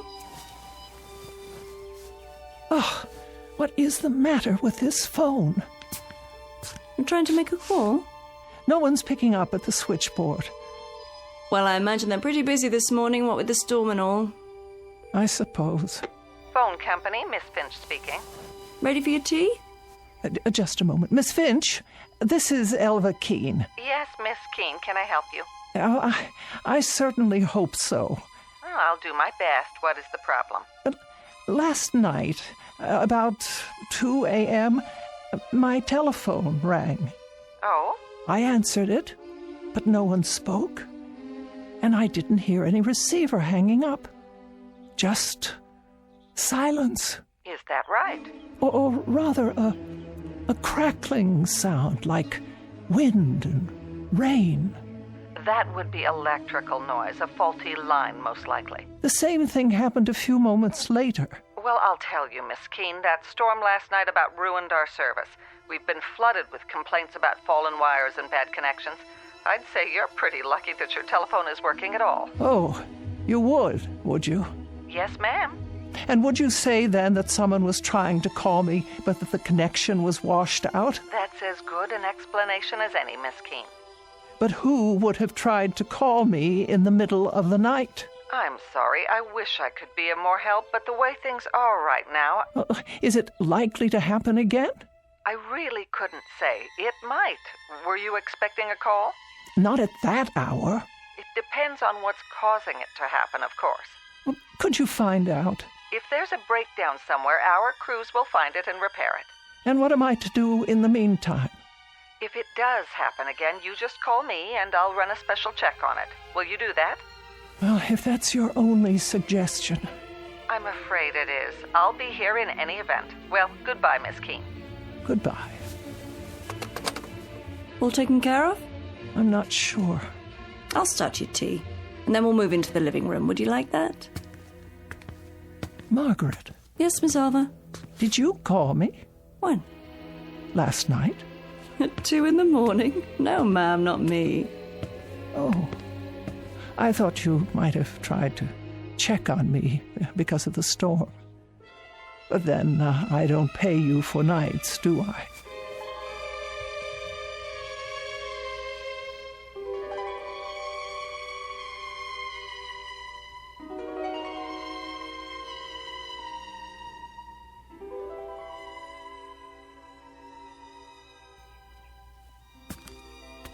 More tea? No, thank you. Have you taken your pill? Yes. Don't I always? Never missed one yet. The highlight of my morning. The mail should be here by now. Shall I check the box? Why don't you do that? With multiple injuries in the 5-car pileup, so take caution while driving in these slick conditions. The storms are still very strong in the north and northeast, while the rest of the city, the severe storms seem to have passed over. Several areas were still without power last night due to fallen wires. Workmen restored electrical service shortly before dawn.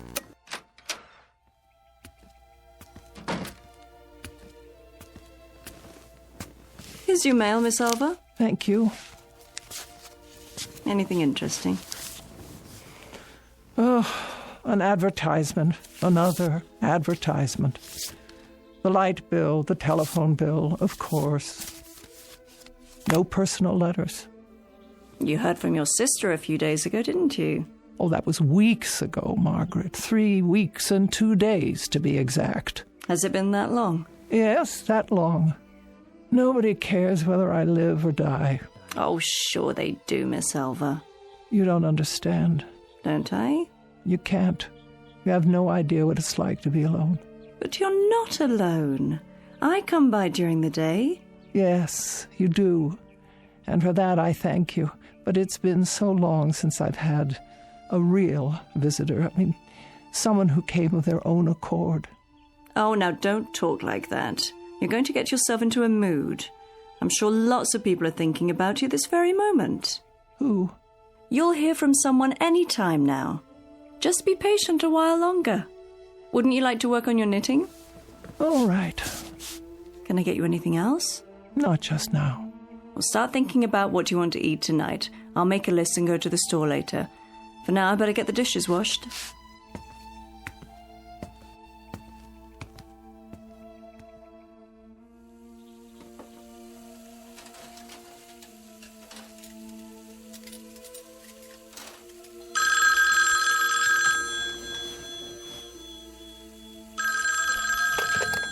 Hello?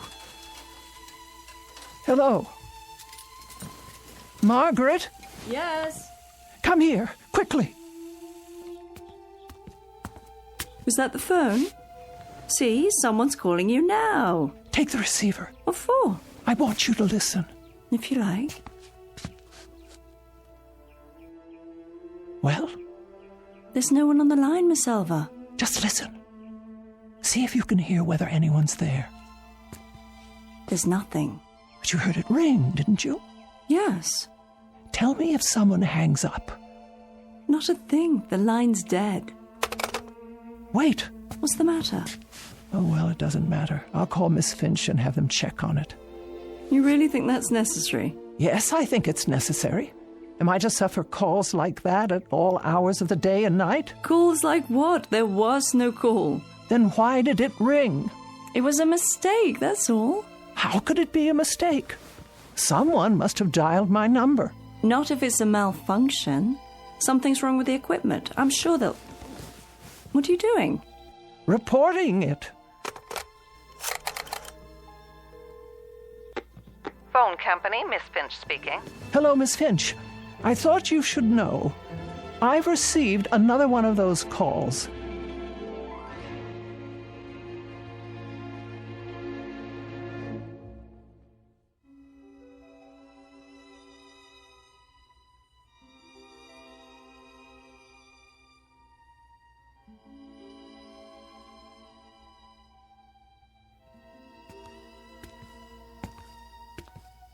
There we go. I peeled you an apple. And here are 2 of your favourite cookies to go with your tea. Can you think of anything else? No, I'm sure that will do. All comfy?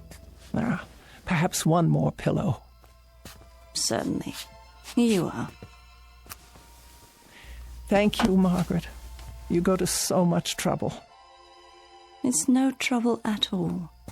I wish you could understand how degrading it is for me to ask for help. I've always been able to take care of myself. Oh, now. We get along just fine, you and me. We're friends. I don't have friends anymore. Don't be silly. You have more friends out there than you realize. Oh, I wish that were true. You'll see. You'll hear from them. Meanwhile, don't fret about those phone calls. Don't give them another thought. I'll try not to. It was the storm, I'm sure of it. Perhaps you're right. Whatever the trouble was, the repairman have fixed it by now. But just to be sure, why don't you keep the receiver off the hook and then you won't be bothered? Oh, that's a good suggestion. You know, I have an extra television set, a portable. I could bring it over if you like. No need. There's hardly any reception out here. There is if you put up an antenna or connect with the cable system. That costs money. Besides, there's nothing I care to see. Suit yourself. But if you change your mind, let me know. You should be getting home. It is getting late. Let's see. You have your pills, your knitting. Would you like a book? I'll be going right to sleep. Good night then, Miss Keene. See you in the morning. Yes, in the morning.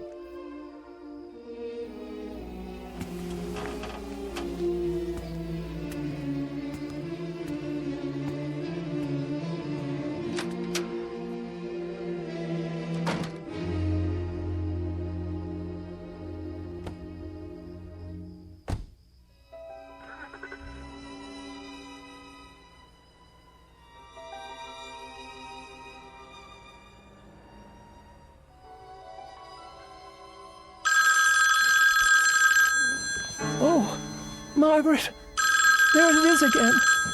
What should I do?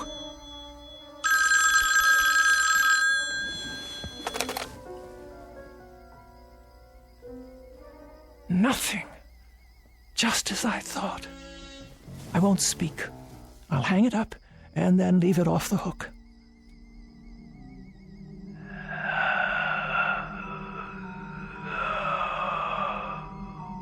Yes.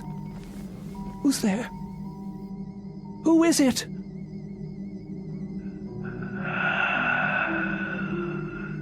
Hello? What is making this sound? Is anybody there? Anybody at all? Who is on the line? Who is it? Who? Hello?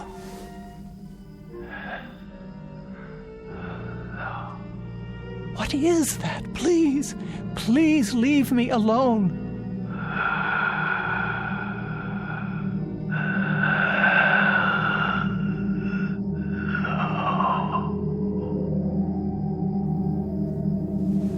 No.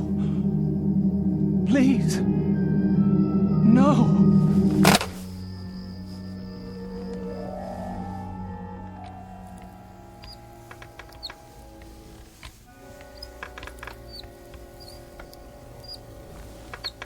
Here we are, your favourite spot in the living room. Not today, please. Well, where then, Miss Elva? Away from the window. If you're going to knit, you'll need the light. I don't care to knit just now. Very well. And close the curtains. Close them? I just opened them. That's the way I want it. But look what a lovely day it is. With the curtains drawn, there'll be hardly enough light for anything. Please do as I say, Margaret. I'm not feeling well. Why? What's wrong? My nerves. I hardly slept last night. You didn't? Not a wink. Why on earth? What happened? Do I have to tell you? No, not the telephone. Yes, at all hours, over and over again. You're sure? Indeed, I am. The sound is so loud in this house, it hurts my ears. Well, we can't have that. And this time, he spoke to me. He didn't. Margaret, I simply can't bear it. Shush, dear, don't you worry. We'll do something about that right now. Call Miss Finch and clear it up. She won't listen. Of course she will. She doesn't take me at all seriously. Well then, I'll have a word with her. We can't have you going without your sleep.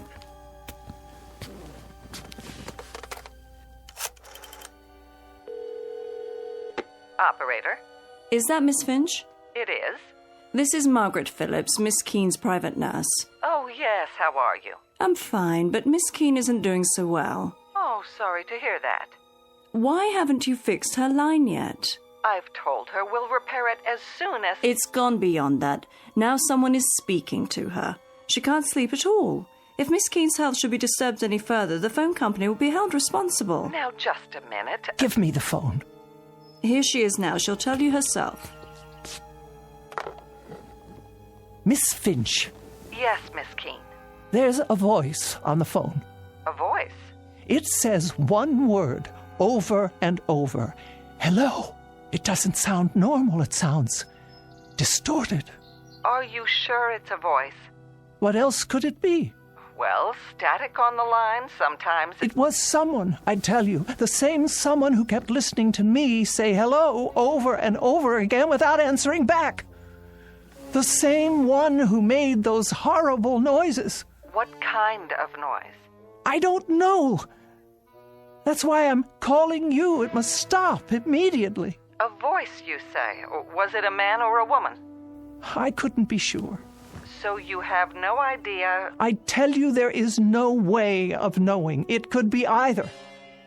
And you're positive it wasn't someone on your party line? Oh, don't you think I know the people on my party line? Of course, Miss Keene, of course. Well, I'll have a man come out as soon as possible. The crews are still pretty busy, what with the damaged lines and all from the storm, but I'll tell them to put a rush on it. And what am I to do if this person calls again? Hang up, Miss Keene.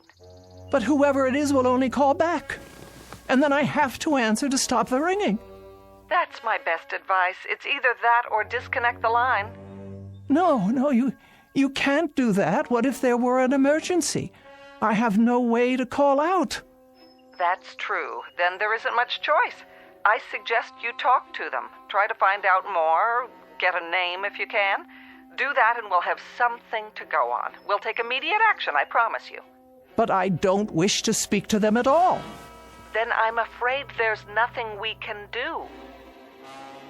So you won't help me? We can't. It could be absolutely anyone. There's no way to know. I see. Then, good day to you. What did she say? Not a word of help. It's obvious she doesn't believe me. Oh, I'm sure that's not true. As far as she's concerned, I'm just a nervous old biddy falling prey to my imagination. But she didn't actually say... Well, she'll find out differently. You all will, if it's not too late by then. Such talk. You're letting yourself get way too upset. Why don't we have some breakfast? Would you like that? No, I'm not hungry.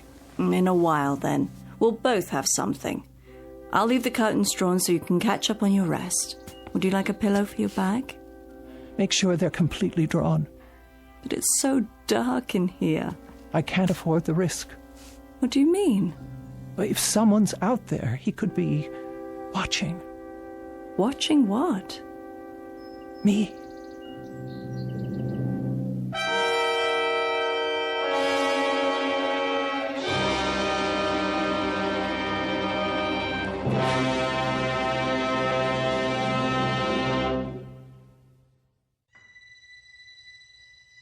Oh, nothing tastes right today, not even tea. It's not your fault. I'm feeling so out of sorts. Margaret? Margaret? That's all right. Stay where you are. You're entitled to a nap, too.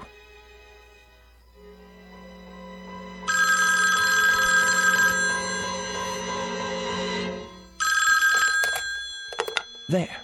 That will stop it. I won't put it to my ear. I won't. But if I don't take the call, I'll never know who it is. Oh. All right, I'll leave it on the hook. And the next time it rings, I'll force myself to speak to them and find out what they're up to.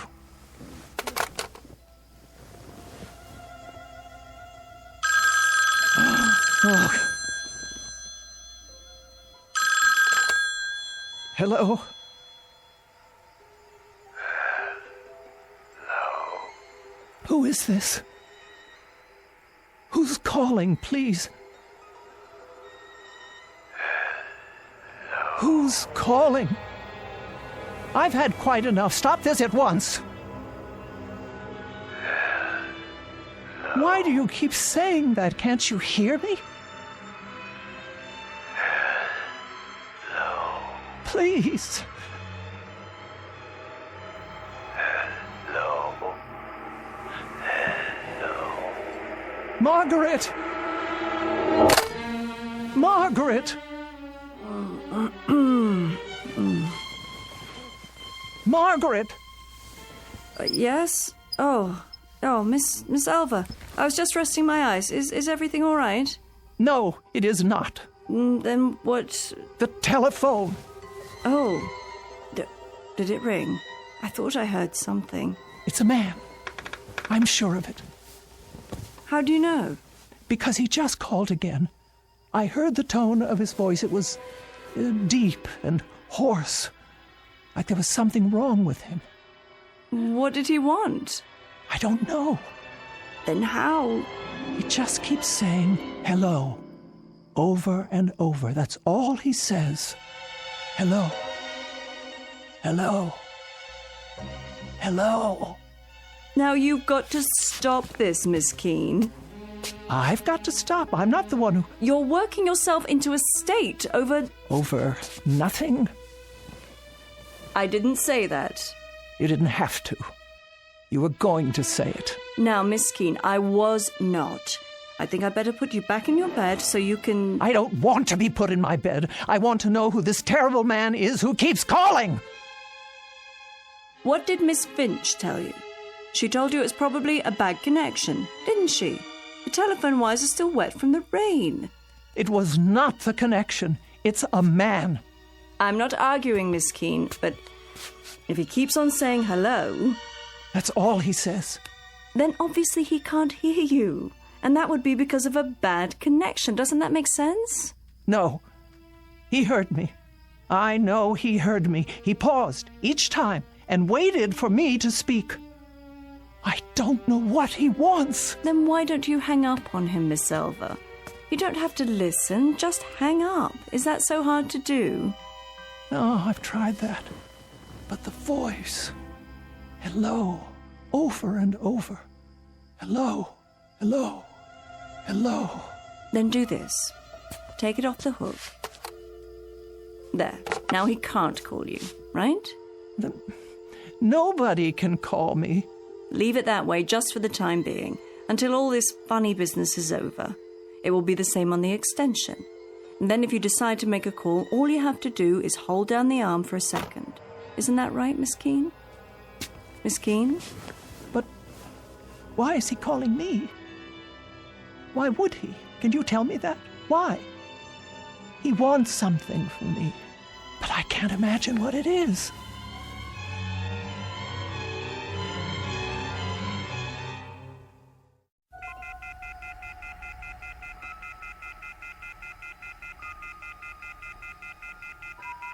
Oh, I can't bear that sound. Try putting a pillow over it. There. No. Hello. Hello? Where are you? What? I want to talk to you. No. Where are you? I want to talk to you. Please. Where are you? I want to talk to you. No, I beg of you. Where are you? I want to talk to you. Leave me alone. Leave me alone.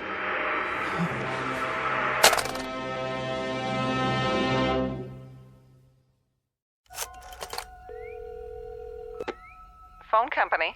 Miss Finch, the problem is getting worse. Oh, hello, Miss Keene. I tell you I won't have it. Have you tried leaving it off the hook? No, it doesn't do any good. He just waits for me to hang up so he can call back. I left the receiver off last night, but I can't do it anymore. Even when I bury it under a pillow, the noise keeps me awake. I haven't had any sleep in 24 hours. Then perhaps, Miss Keene, we should disconnect it after all.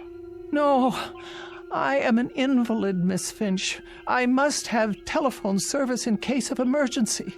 I'm sure you must. Now, I want the line checked. Do you hear? This terrible thing must stop right away.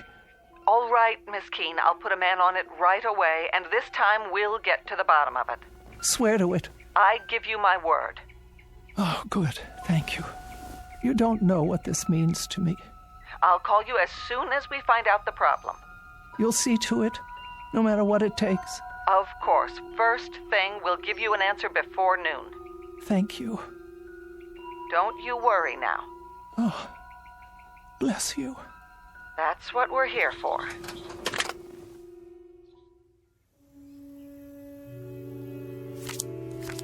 Your play? What? Pick up your cards, Miss Elva. This is what we need, you'll see. A nice game of canasta. Oh. Yes. Now, it's your play. What is the matter with that girl? Hmm? She promised faithfully that a man would check on it today. The afternoon is almost over and no one's been by. Maybe he doesn't have to come by, Miss Elva. Why wouldn't he? If the problem is somewhere else, with one of the telephone poles, for example. Well, I suppose that could be true, but if she promised she'd let me know. Look at your cards. Did you get a good hand this time? Oh. That'll be her, don't you think? Want me to answer it? Yes, if you would. Hello? No, this is Margaret Phillips. Would you like to speak with her? Who is it? Just a moment. You see, it's Miss Finch. Now everything will be fine. Oh, yes? About those calls you say you've been receiving, Miss Keene. Say I've been receiving? Why don't you believe... We sent a man out to trace them. I have his report here. And? He says he followed your line through all its connections. He found the problem. Well, what is it? A fallen wire on the edge of town. Fallen wire? Yes, Miss Keene. The weather blew it free of the pole. I don't understand. One end was on the ground, so no signal at all was getting through.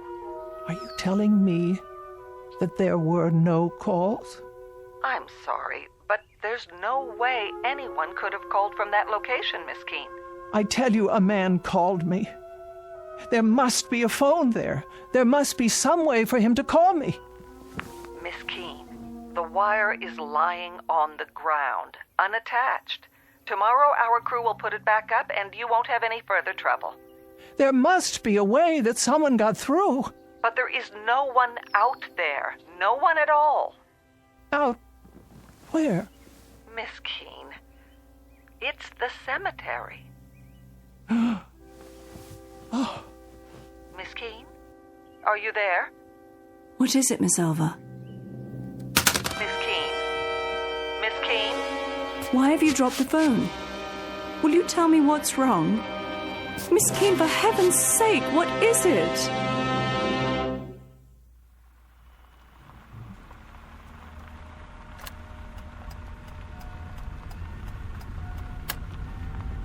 Here we are. Valley View Cemetery. Are you sure you want to get out of the car? Yes. I wish you'd tell me why you decided to come all this way. Miss Keene, this isn't good for you. If you hadn't made such a to-do about it, I'd never have taken you in the first place. Why won't you answer? What can there possibly be out here for you to see? Get my chair from the back seat, please. Very well. Have it your way.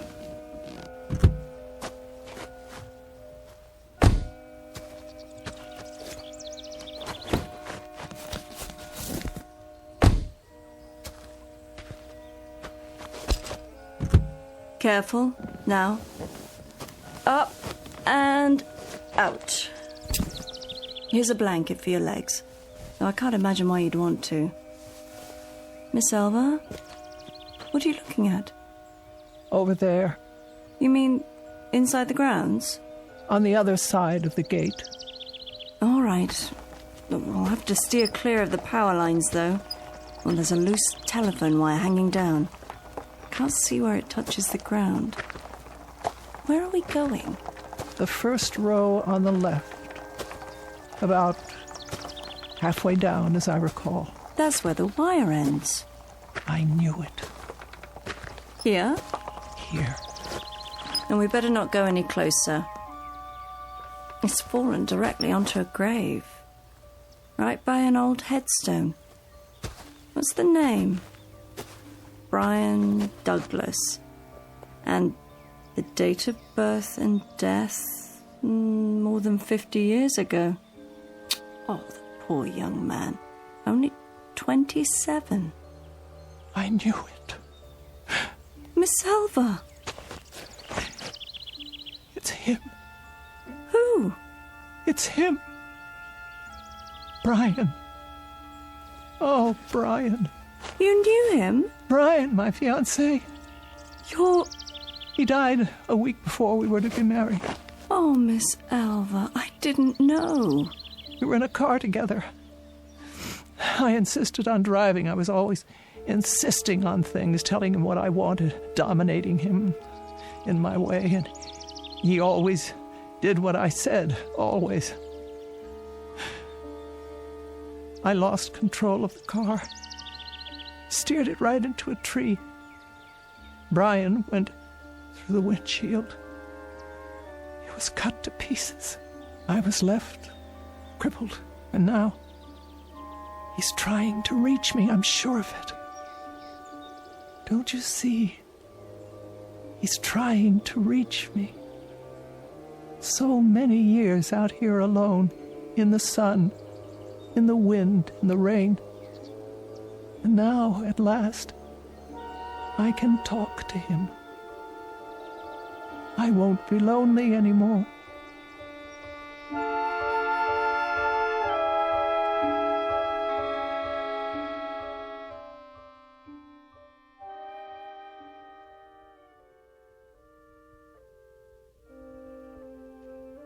Would you like more covers on the bed? No, Margaret, I'm perfectly fine. I can plump up your pillows for you. That's not necessary. I can't leave you like this. I'll be all right. Good night. But... Good night, Margaret. You call me if you need me now. I will. I'll be home all night. Yes, Margaret. Good night. You sleep well.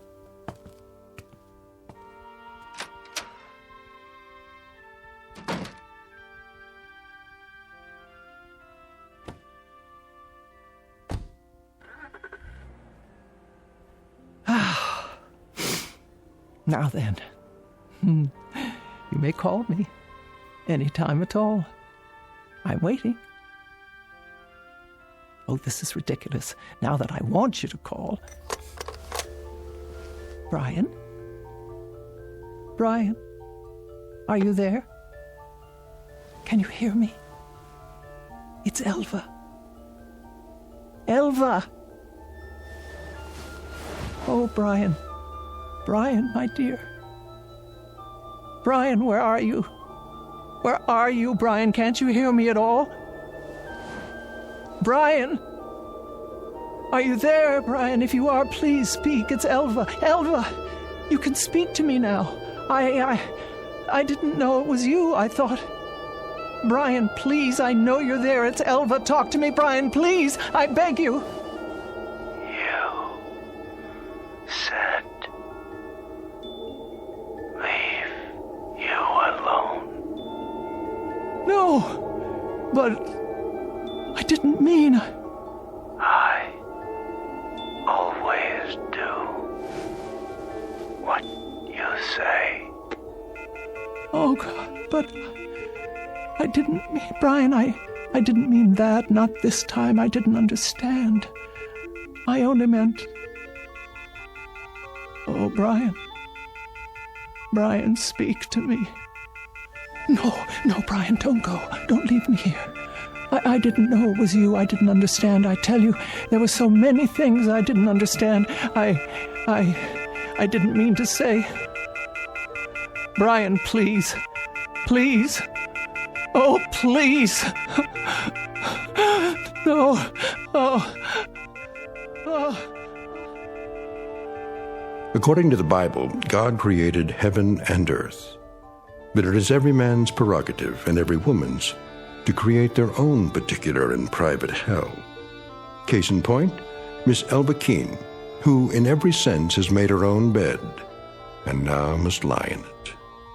Sadder but wiser, by dint of a rather painful lesson in responsibility, transmitted from the Twilight Zone.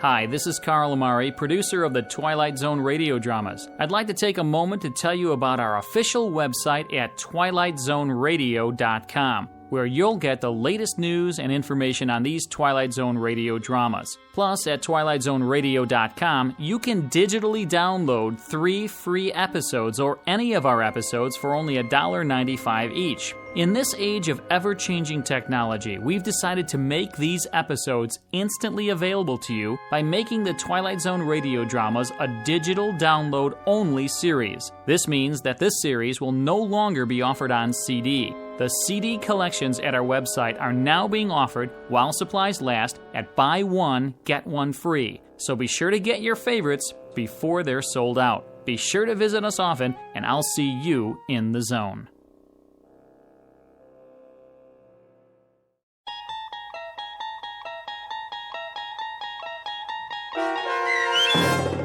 Night Call, starring Mariette Hartley, with Stacy Keach as your narrator, was adapted for radio by Dennis Etchison and written for The Twilight Zone by Richard Matheson. Heard in the cast were Sarah Wellington, Meg Thalken, and Doug James. The producers of The Twilight Zone wish to thank CBS Enterprises and the Rod Serling Estate for making this series possible. This copyrighted radio series is produced and directed by Carl Amari for Falcon Picture Group and Westwood One. Sound design and custom Foley effects for The Twilight Zone by Cerny American creatives Bob Benson, Craig Lee, Michael Slaybach, and Matt Sorrow. To learn more about The Twilight Zone radio dramas and to contact us, visit our official website at twilightzoneradio.com. Doug James speaking.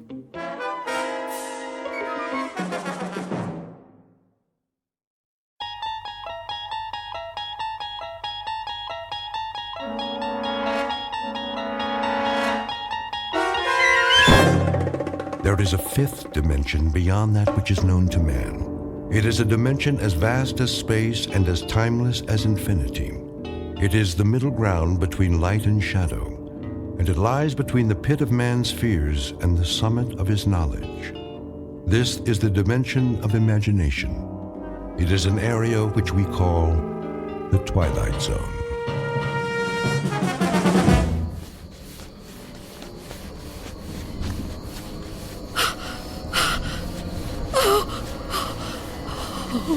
Oh, no, where am I?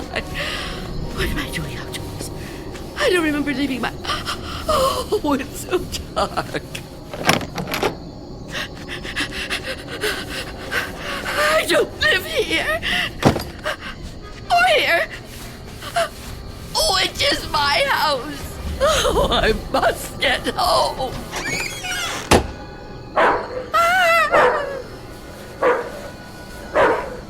May I assist you, madam? You startled me. I've lost my way. My home is somewhere around here, I'm sure, but I don't know where. Perhaps I can help you find it. Oh, thank you. Thank you. I don't even know how I came to be out here. It's certainly not safe at this time of night. Oh, at any time. Well, surely the daytime when the streets are crowded. No, that's when it's most dangerous. For me. So you see, I never go out. Never? Never. But, dear lady, why not? I'm afraid. Afraid? Of something or someone? Someone. It's difficult to explain. Please, try me. Oh, I'm not sure you'd believe me. You'd think I'm just a senile old woman. I'd believe you, Wanda. What did you call me? Wanda. That is your name, isn't it? Yes, but I didn't tell you that. You didn't? Are you certain? Yes, I'm certain. How do you know my name? Because I've been looking for you for a long time, Wanda. Oh, no. You've kept me at bay for many years, but no longer. No! Get away from me! There's nowhere to turn, Wanda. You don't know where you are, remember? You certainly couldn't run from me, a frail old woman like you. Please! No, I won't let you! Say that again. It amuses me. You won't let me?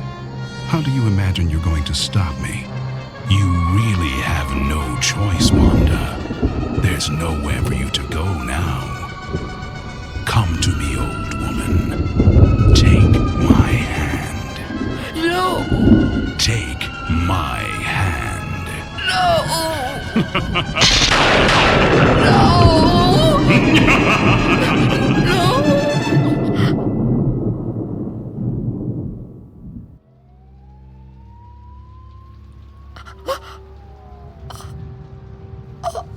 Oh, it was the dream. The dream again. I'm home. Of course I'm home. Where else would I be? But is it night or day? Oh, that's right. The clock is broken. It's been broken a long time. Can't get it repaired, can I? Not without going... No, I can't. I mustn't. I have to resist every temptation. Oh, really, Wanda? How could you be so careless? How could you fall asleep before... I must check.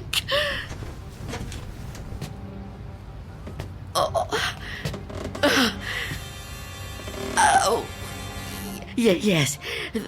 The boards and the windows are still secure. Is that... Can I feel a breeze? Is there a gap? Oh, not enough. Not enough. He still can't get in. Oh, what about the door?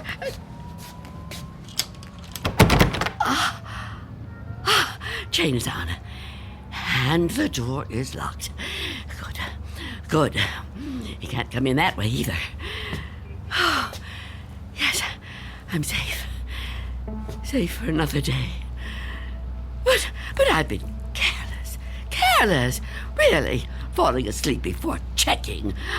I mustn't take chances. I can't take chances. Not while he's out there. And he's always out.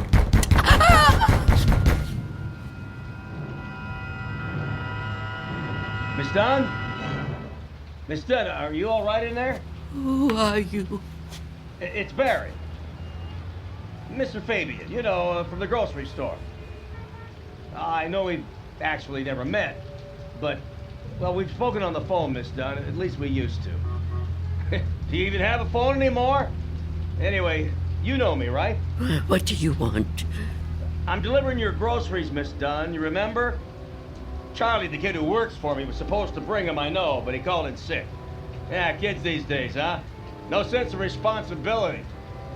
Anyway, I thought I'd better get them to you now instead of waiting till tomorrow. I figured, you know, you'd be waiting for them. Is that all right? Put the food through the letterbox. The letterbox, right. Okay. Oh. Thank you, Mr. Fabian. Your money is coming under the door now. Under the door?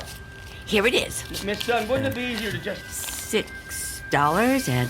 Okay. 32 cents.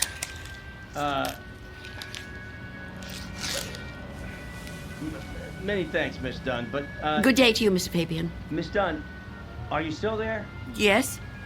What is it? I've been thinking. I just wonder, Miss Dunn, does anybody else bring you food? I really don't see what business of yours that is, Mr. Fabian. Well, no, it's nothing like that, I promise you. I mean, this hasn't anything to do with business. I'm just concerned for your well-being. I mean, it seems to me a person can't live on food big enough to fit through a letterbox. I can assure you, Mr. Fabian, I'm in no danger of dying as long as I observe this strict regimen. Oh, well, I'm glad to hear you talk like that, but I don't know. Maybe if I could come in for a minute. Come in? Yeah, I just want to talk, Miss Dunn. I mean, I can't do that so well out here. I really think you need to see a doctor. Out of the question. No one is coming in here, Mr. Fabian. Not a doctor and not you. Miss Dunn, could you open the door, please? Go away! Miss Dunn, I just want to help you. I know what you want. Leave me alone. Miss Dunn, I know who you are. You do? Well, that's good. That's very good. Myself, I have a very bad memory. Every morning, you know, my wife gives me a pen. Every day I lose it somewhere. So, will you let me in? Stop trying to get in here. You won't get me. Just go away and leave me alone. Come on, Miss Dunn. Look, I've got other deliveries to make. I just want to help you if I can. I think you could use a little help. The heck with it. Good luck living here in this neighborhood. What's left of it.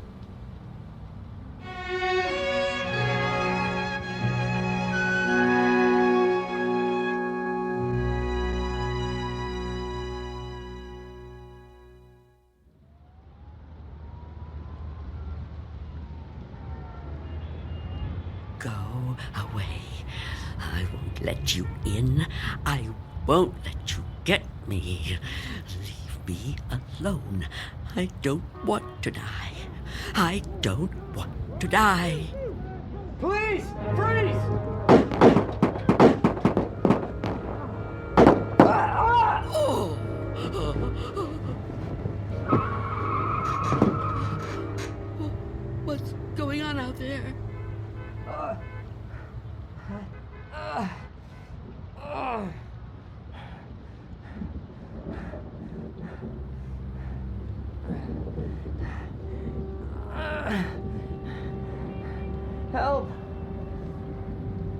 anyone in there?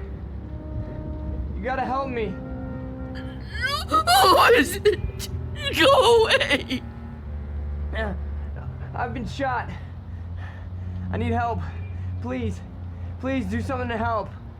Who are you? Officer. I'm a police officer. Please, you have to open the door. I need help. I've been shot. You're lying to me. I know you. You can't fool me. No, I'm not trying to fool you. Please. I think I'm dying.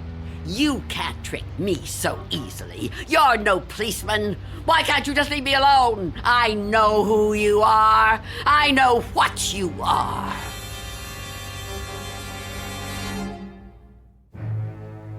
An old woman living in a waking nightmare. An old woman who has fought 1,000 battles with death and has always won. Now she's faced with a grim decision. A decision that might to others seem the simplest in the world. That of whether or not to open a door. And in some strange and frightening way, she knows that this seemingly ordinary door leads to the Twilight Zone. And now, The Twilight Zone and our story, Nothing in the Dark, starring Marshall Allman, with Stacy Keach as your narrator.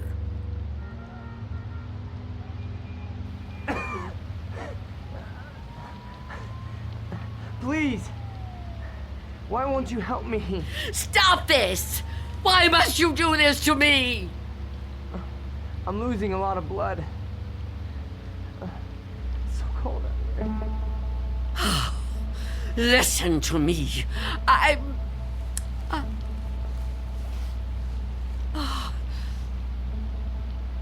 going to open the door. Oh, thank you. Thank you. But I'm leaving the chain on. Don't even try to touch me. I won't let you. Don't worry. I'm not gonna hurt you. I couldn't hurt anybody. Oh. You're so young. Almost a child. Unless you help me, I'm gonna die. I don't think I can even move very far. Oh, don't say that. Oh, it isn't fair. No, it just isn't fair. You keep trying to trick me. I don't know what you're talking about. Don't move. Don't do that again. Or I'll close the door. What? Listen, lady. I've been shot. I'm bleeding to death. Do you understand? Do you understand? Please. My name is Harold Belden. I need a doctor. I need a doctor right away. Please, call the hospital. I can't get there myself. I can't call the hospital. I haven't got a telephone. Not anymore. Then let me come inside. You can't just leave me. I'm begging you, I'm freezing. I have to unlock the door. You can't ask me to do that. You can't. I don't want to die. You understand? So you're not gonna help me? You're just gonna let me die out here? I know who you are. No, I told you who I am. My name is Belden. Officer Harold Belden. That's not her name. There is no such person. Stop trying to trick me. I don't understand why you keep saying that. Look, it hurts. It hurts, okay? Please, lady, please. Stop! Stop! Oh, why are you torturing me like this? I tell you, it isn't fair. I don't want to die. Well, I don't want to die either. If I could get help for myself, I would, but I can't move. I've been shot in the side, you see? Look. I'm bleeding. Oh, it isn't fair. It isn't fair.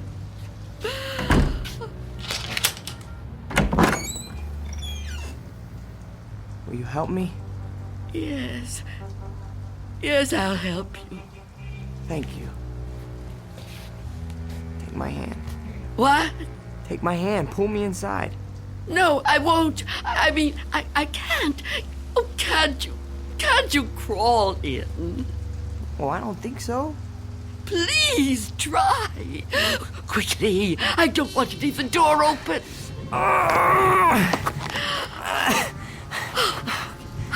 That's it.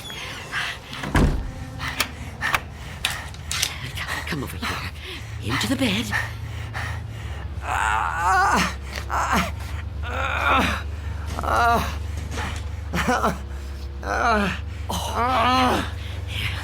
You just rest.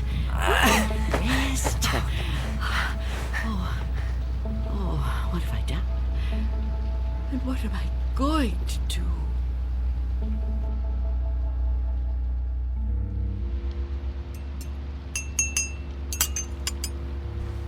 Officer?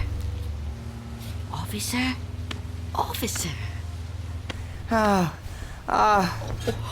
I'm so sorry. What a...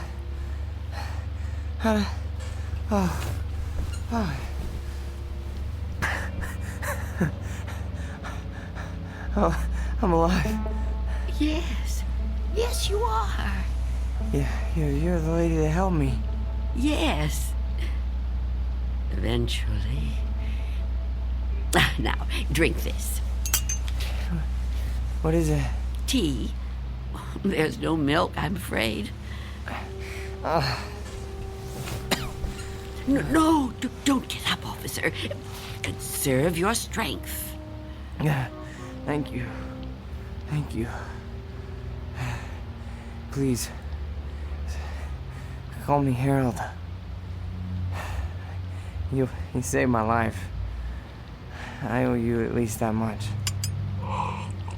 Is it good? It's fine. Thank you. How long have I been out? Hours. What time is it? I'm not sure. Morning, I think. What do you think?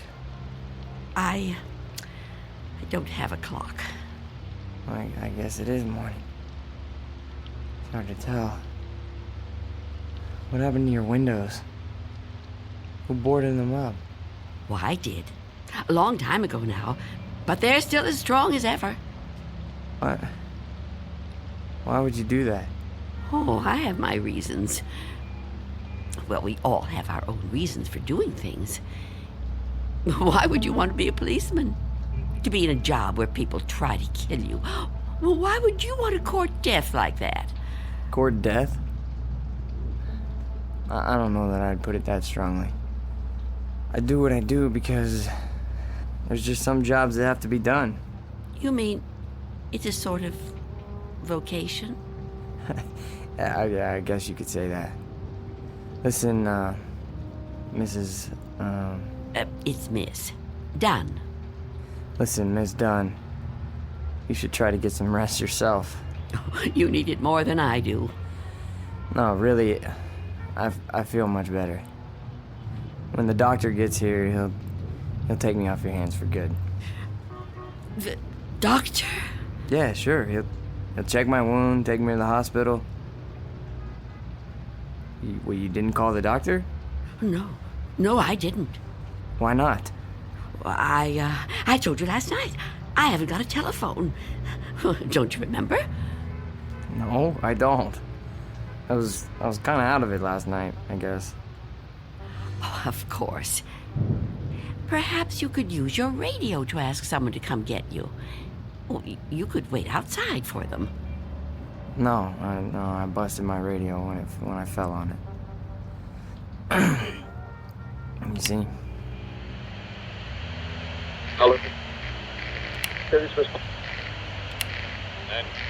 And I don't think I got the strength left to get up on my own. Look, couldn't you go to one of the neighbors? Oh, there aren't any. What are you talking about? There aren't any neighbors. There must be. Everyone has neighbors. Well, I don't. Not anymore. Why? What happened? They've all moved away. Not all of them. That's impossible. All of them. Trucks came and took away their furniture. First one, and then another. Is something happening to these buildings? I wouldn't know. I'm sorry to ask, but how can you not know something like that? I mean, if it was my home... I don't have a great deal of contact with the outside world. I haven't for quite some time.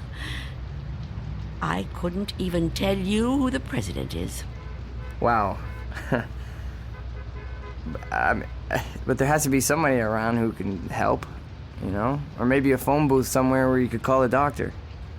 Perhaps. I don't know. But even if I could call the doctor somehow, I couldn't take a chance and let him in. Why not? It's too dangerous. Dangerous for you? Yes. You let me in. Oh, I didn't have a choice. You were going to... I didn't know if I could trust you, but I'm still alive. Of course you're still alive. What do you think I was gonna do? I mean, but the doctor, he's not gonna be any harm to you. I keep telling you I can't let the doctor in. I can't let anyone else come in. Don't you see? It might be him. It might be him. Who? Him who? Mr. Death. Mr. Death? What? I know he's out there. He's trying to get in. He comes to the door and knocks. He begs me to let him in. Last week, he said he was from the gas company. The gas company? Oh, he's clever. After that, he claimed to be a contractor hired by the city. He said this building was condemned, that I'd have to leave. But I knew who he was. I kept the door locked, refused to let him in. Eventually, he went away. Condemned, huh? I mean, that explains why there's no one else in the neighborhood. No, he knows I'm on to him. Yesterday, he said he was Mr. Fabian from the store. But all he really wanted was to come in. That's all he ever wants. Wait a second. No, it's no use. You wouldn't understand. I knew you wouldn't. How could you? Well, I mean, wait. But I want to understand. I do. I mean, this man you're afraid of, you say he's Mr. Death. That's right. You don't mean just anybody, do you? You mean like Death, right? Death. That's right. So is this Mr. Death a person like you or me?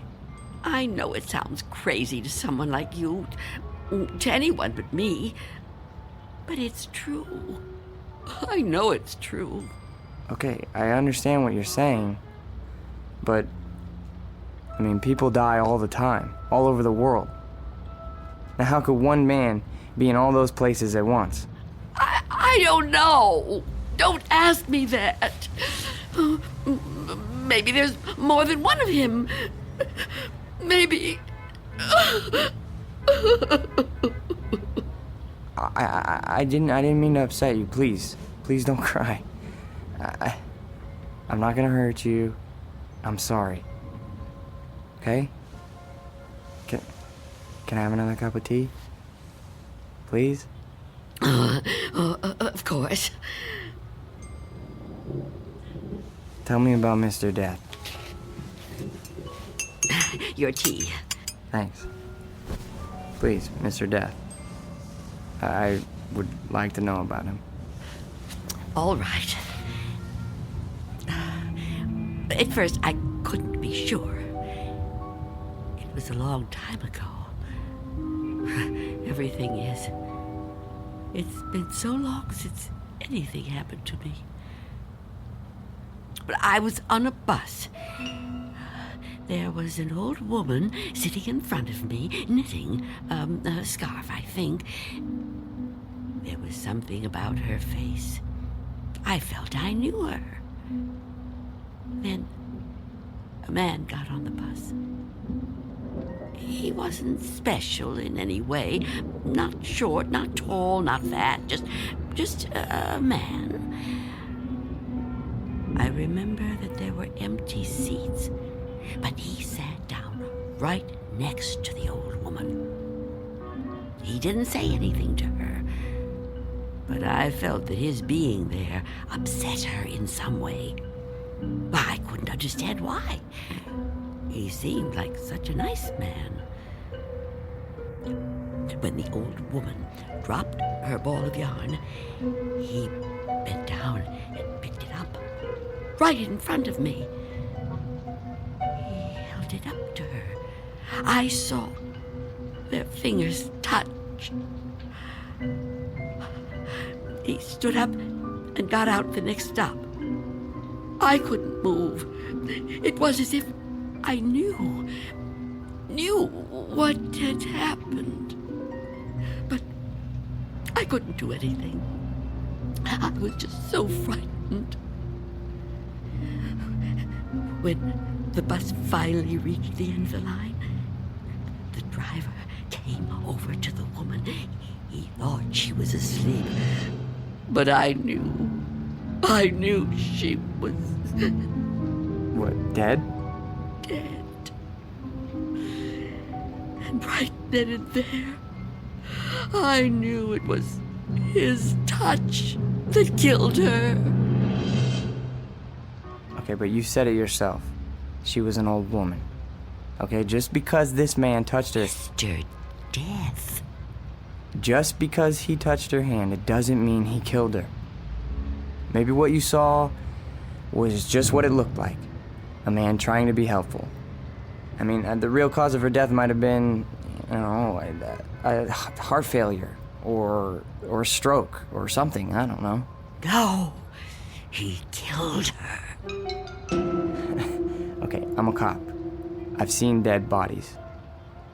I've seen people that were killed by guns, knives, but never by a touch, okay? The man being there when she died, that's just a coincidence. But I've seen him since then, several times. I've seen him in crowds. I've watched for him. Every time someone I knew died, he was there. He, the same man, the one on the bus. No.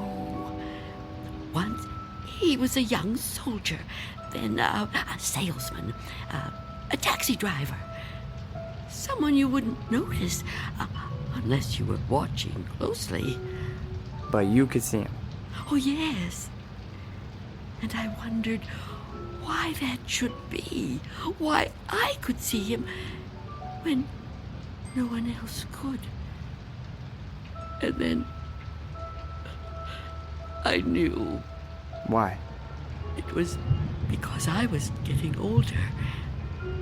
And my time was coming. I could see clearer than younger people like yourself. Now do you understand? Oh, I know you don't believe me. That would be too much to ask of anyone. But do you at least understand? Please. I have to know. All right. Maybe, okay? But if there is some Mr. Death who's able to visit all the people in the world like Santa Claus... Don't mock me. I'm not meaning to mock you, okay? I would never do that. I swear. But if he's real... He is. If he's real, then I don't see what the problem is. You don't see what the problem is? Oh, you must be joking. No, I mean, if you know what he looks like, what have you got to be afraid of? If you're right, and you can see death, I'd say you're kind of fortunate. Fortunate? Sure, yeah. I mean, you'd be able to see him coming. You could just avoid him. Oh, didn't I tell you his face is always different? He's different sizes, different ages, different races. I couldn't be sure. Well, how about when you go out? Out? Sure. Well, I know you said you don't have much contact with the outside world, but you have to go out sometime. I mean, to the shops or something, you know? Now, couldn't he touch you then, if he wanted to? No. Why not? I never go out. Never. Never. Oh, I haven't been out for years. I don't know how many. I don't keep count. That would be too depressing. But I suppose you can guess from the smell. You're too polite to mention it. But it must bother you as much as it bothers me. So what do you do about food? The boy at Mr. Fabian's store delivers it. But I never open the door to him. How can you live like this? Oh, don't think I enjoy it. So why do you do it? Because if I don't live like this, I won't live at all. If I don't watch out, if I let down my guard even for a moment, he'll get in. I know he will. I haven't always lived like this, you know. I was young once. People said I was pretty. I lived out in the sunlight. I hated to be inside even for a minute. My mother always said I'd spoil my fine complexion, but I didn't care. I loved outdoor things. I lived out in the sunlight, so warm, so beautiful. Beautiful, like I once was. You're still beautiful. Oh, no, I'm not. I'm old and cold. I miss the warmth of the sun so much. See that patch of sunlight on the floor? Where's it coming from? I think it's coming in from between the cracks in the boards of the window over there. Oh, yes.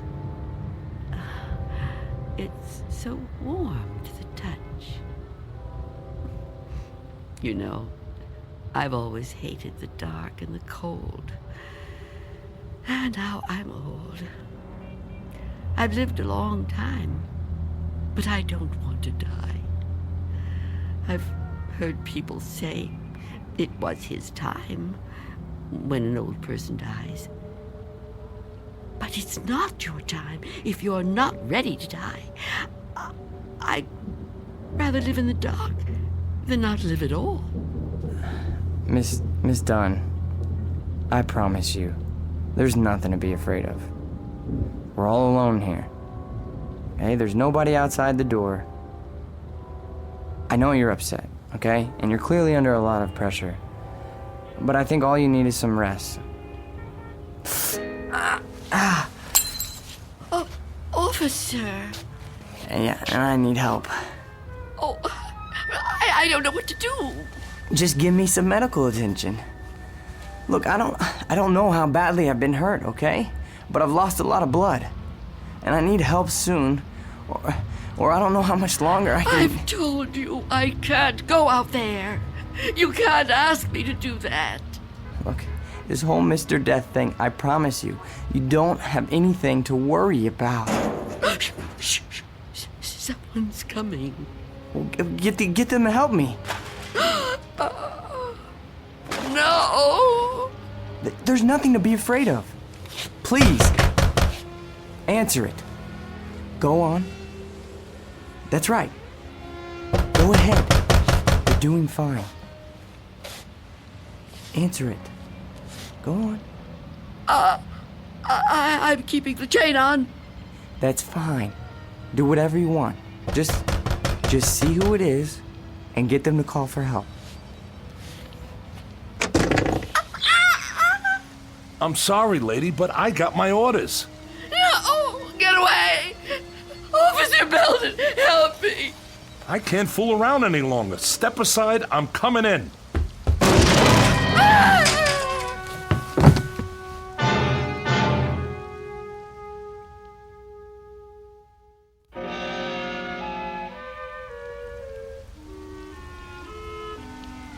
Take my hand.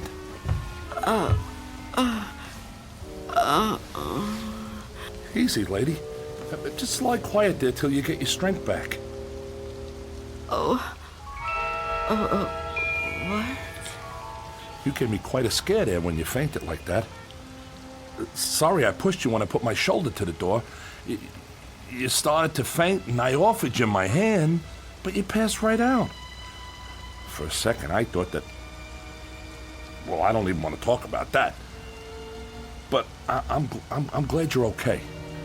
And still I live. Huh? I told you I didn't mean to hurt you. It was an accident. You're not gonna sue, are you? What do you want with me? Here, let me help you get up. Take my... I can get up myself. Oh. Look, you gotta understand, man. I don't get no pleasure out of busting indoors. Who would? Except maybe some thug, but I'm no thug. I'm just a guy doing a job. Your job? Look, you don't seem to realize how important this is. I've got a crew and equipment coming in an hour to pull this tenement down. Begging your pardon, man, but looking at this place, I say it's long overdue. Frankly, I'm kind of surprised it's still standing. And you're really not Mr. Death? Mr. Who? I don't know what you're talking about, ma'am. My name's Armstrong. Bud Armstrong. I don't know about any Mr. whatever you said. All I know is I got a contract to demolish this row of buildings. That's what I got to do. Everybody else moved out a long time ago. Until the other day, I thought this whole building was deserted. I seen them windows boarded up, and I figured you moved out when the rest of them did. Thank goodness I met that guy from the grocery store, that Mr. Fabian. Oh, Mr. Fabian. Then he was real, after all. Real? What are you talking about? I told him about my job down here, then he told me all about you, that he was worried about you. Told me he had a kid bring you your stuff.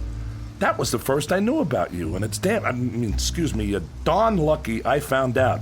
Well, you'd still be in here when the wrecking ball hits. Now, come on. We gotta get out of here. You want me to go outside? Sure. Didn't you just hear me? This place is coming down. You can't stay in here. You want me to leave here? You have to. I can't. It's Miss Dunn, right? Well, Miss Dunn, you were notified about the demolition job months ago. Look, I'm not out to bully you. I'm just trying to do my job here. These buildings were condemned by the city. Can't say I blame them. And I'm the one who's got to tear them down. Tear them down? Wow, can you? Look around you, ma'am. This building has had it. You can see that. I can see that. Anyone could see that. It's all worn out, dilapidated. All these buildings have got to come down. You seem like a nice person. A nice person shouldn't have to live in a place like this. Now let's the two of us just... Get away from me! Don't touch me! Please don't act like this. I ain't a monster, lady. I've got a heart just like anybody else, and I can see how you could get attached to a place, but, not want to see it wrecked. But when a building's this old, it's not fit to live in no more. It's dangerous. It's got to come down to make room for a new one, a stronger one. That's life, lady. Old make room for the new, you know? No. People get the idea that I'm some kind of destroyer. They think I get kicks out of tearing stuff down.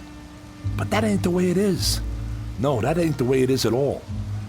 I just clear the ground so other people can build on it. In a way, I guess I kind of help them do it. Can't have one without the other, am I right? Look around you. It's just the way things are, like when a big tree falls in the forest and a new one grows right out of the same ground. Old animals die and young ones take their places. It's just nature. That's how it is. Even people step aside when it's time. I won't. When I finally kick the bucket or when I get too old to contribute, my son-in-law will probably take over the door! What about it? Oh, yeah. Sorry about that. I didn't realize the chain was on when I put my shoulder to it.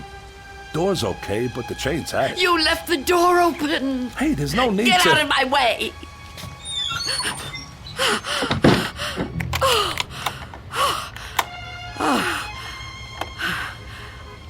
You don't have to do that. What's the sense of locking a door that won't even be here in an hour? I'm on the clock here, and we've waited long enough. If you've got any possessions you want to keep, Miss Dunn, I'd move them out while there's still time. I'll help you. You think you're helping me? I'm not going to leave here. Not with you. Not with anyone. Don't try to touch me. I don't want anyone near me. Now look, ma'am, I've been nice to you. I've been trying to go easy. I know this must be tough for you. Any kind of move is a big upset, especially to an older person like you. But if you insist on staying here, I'll have to call a cop. A cop? A police officer? It's just for your own good. Please cooperate, lady. Hey, where you going? Of course, Mr. Belden. Explain it to him. Tell him the reason I can't go out there. I know you understand. I've told you everything. You'll help me, won't you? You'll help me stay? Well, say something. What are you doing? Who are you talking to? Oh, Mr. Belden is a policeman. Mr. Belden? Who the heck is Mr. Belden? Is he your pet? You got a cat in here? Please tell him. Lady, I think maybe you're sick. You should come with me. I'll get you to a doctor. I don't need a doctor. Mr. Belden, won't you tell him? Okay, I get it. I see how it is. Hey, I'm sorry, but if you're still here when the crew arrives, I'll have to call a cop. I'm sorry. I wanted to make you understand, but... Okay.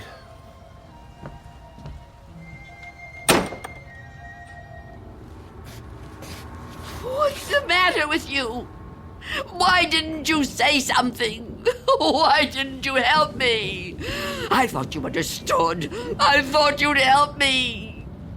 I think the question you should be asking yourself, Wanda, is how he looked straight at this bed and didn't see me.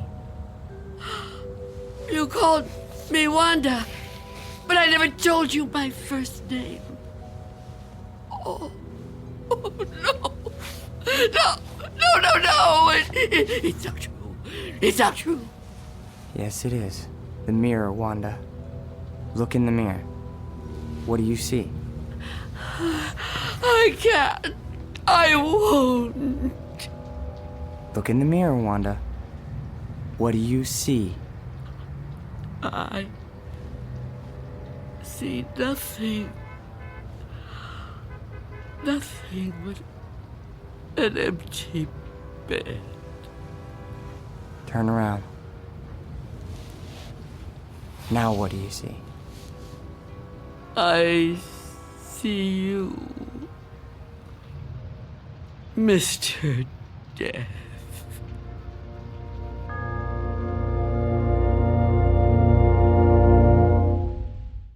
We'll be back to the Twilight Zone in just a moment. And now, Act 3 of Nothing in the Dark, starring Marshall Allman. It was you. It was you all the time. Yes. It was me. Oh, don't get up. You're still... Oh. You're not hurt. No.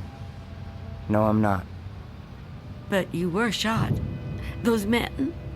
Did you see me get shot? No, but you were bleeding. Do you see any bloodstains now? No. And the men? Did you see them? You were never hurt, were you? I can't be hurt. You tricked me. Yes, Wanda. I tricked you. It was all an illusion. One I created just for you. If it helps, I'm sorry. I would have preferred to avoid it if I could.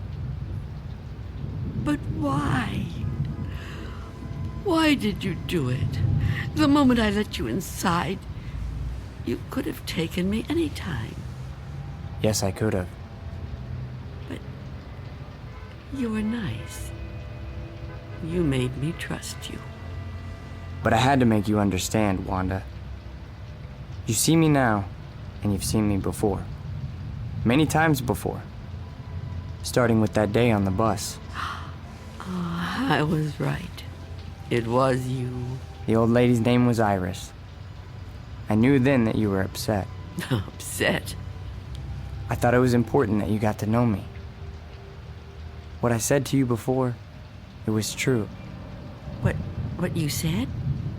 When you thought I was a policeman. You asked me why I did what I did. And you said there were some jobs that had to be done. That's right.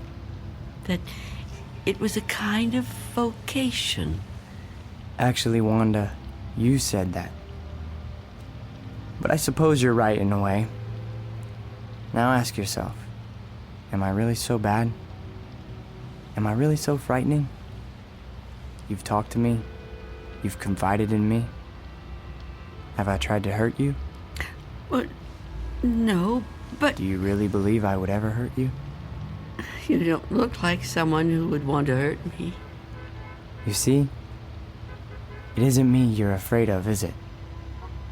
You know me now. You understand me. What you're afraid of, what you've really been afraid of all these years, is the unknown.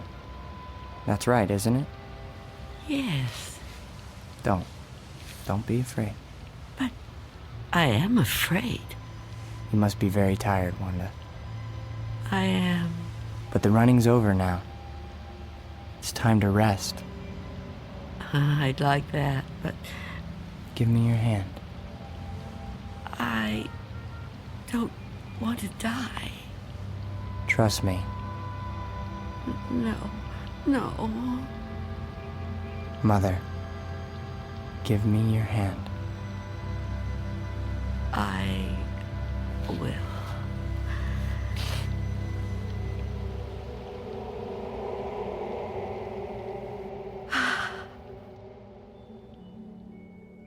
There. You see? See? See what? No shock, no engulfment, no loud thunder. What you feared would come like an explosion is like a whisper.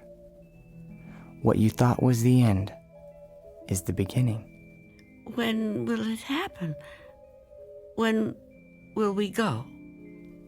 Go? Yes. I'm ready now. Look over there, on the floor. What is there to... Oh. Now do you understand? It's me. It's you. My body. I look so calm. You see? We have already begun. Come with me. Yes. Please. I'd like to.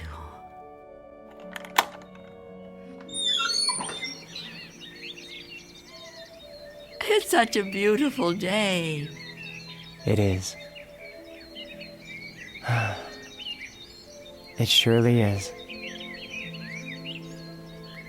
You know, Mr. Armstrong was right about a lot of things. What things? Well, for one, his son does take over the business when he dies. Will that be soon? Another 16 years. Oh, dear. It'll be quick. I'm glad to hear that. I'm afraid I was a little harsh on him. Now the son-in-law, he lives to be 102. 102? Oh, goodness. I know. It's remarkable, really. Of course, the oldest person I ever met was a lady in Tibet. Well, how old was she? Take a guess. Oh, I'm no good at guessing. Come on, take a guess. You'll never believe it.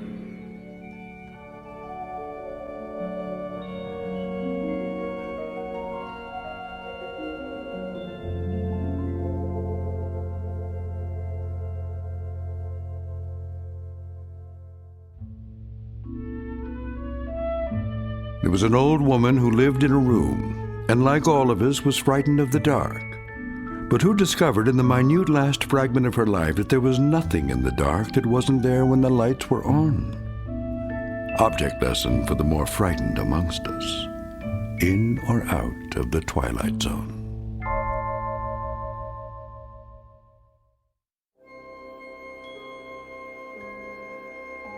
Hi, this is Carl Amari, producer of the Twilight Zone Radio Dramas. I'd like to take a moment to tell you about our official website at twilightzoneradio.com, where you'll get the latest news and information on these Twilight Zone Radio dramas. Plus, at twilightzoneradio.com, you can digitally download 3 free episodes or any of our episodes for only $1.95 each. In this age of ever-changing technology, we've decided to make these episodes instantly available to you by making the Twilight Zone Radio Dramas a digital download-only series. This means that this series will no longer be offered on CD. The CD collections at our website are now being offered, while supplies last, at buy one, get one free. So be sure to get your favorites before they're sold out. Be sure to visit us often, and I'll see you in the zone.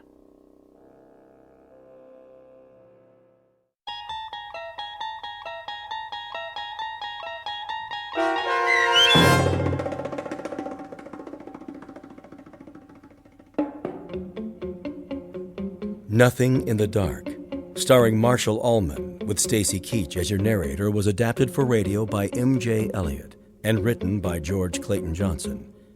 Heard in the cast were Roz Alexander, Jeff Morrow, Doug James, and Mike Starr. This copyrighted radio series is produced and directed by Carl Amari for Falcon Picture Group and Westwood One. Custom Foley effects, sound design, and mixing are done in the Cerny American Sound to Picture Theater by Cerny American creatives Matt Sorrow, Bob Benson, Todd Beyer, and Tim Cerny. To learn more about the Twilight Zone radio dramas and to contact us, visit our official website at twilightzoneradio.com. Miss Dunn, it's Doug James speaking.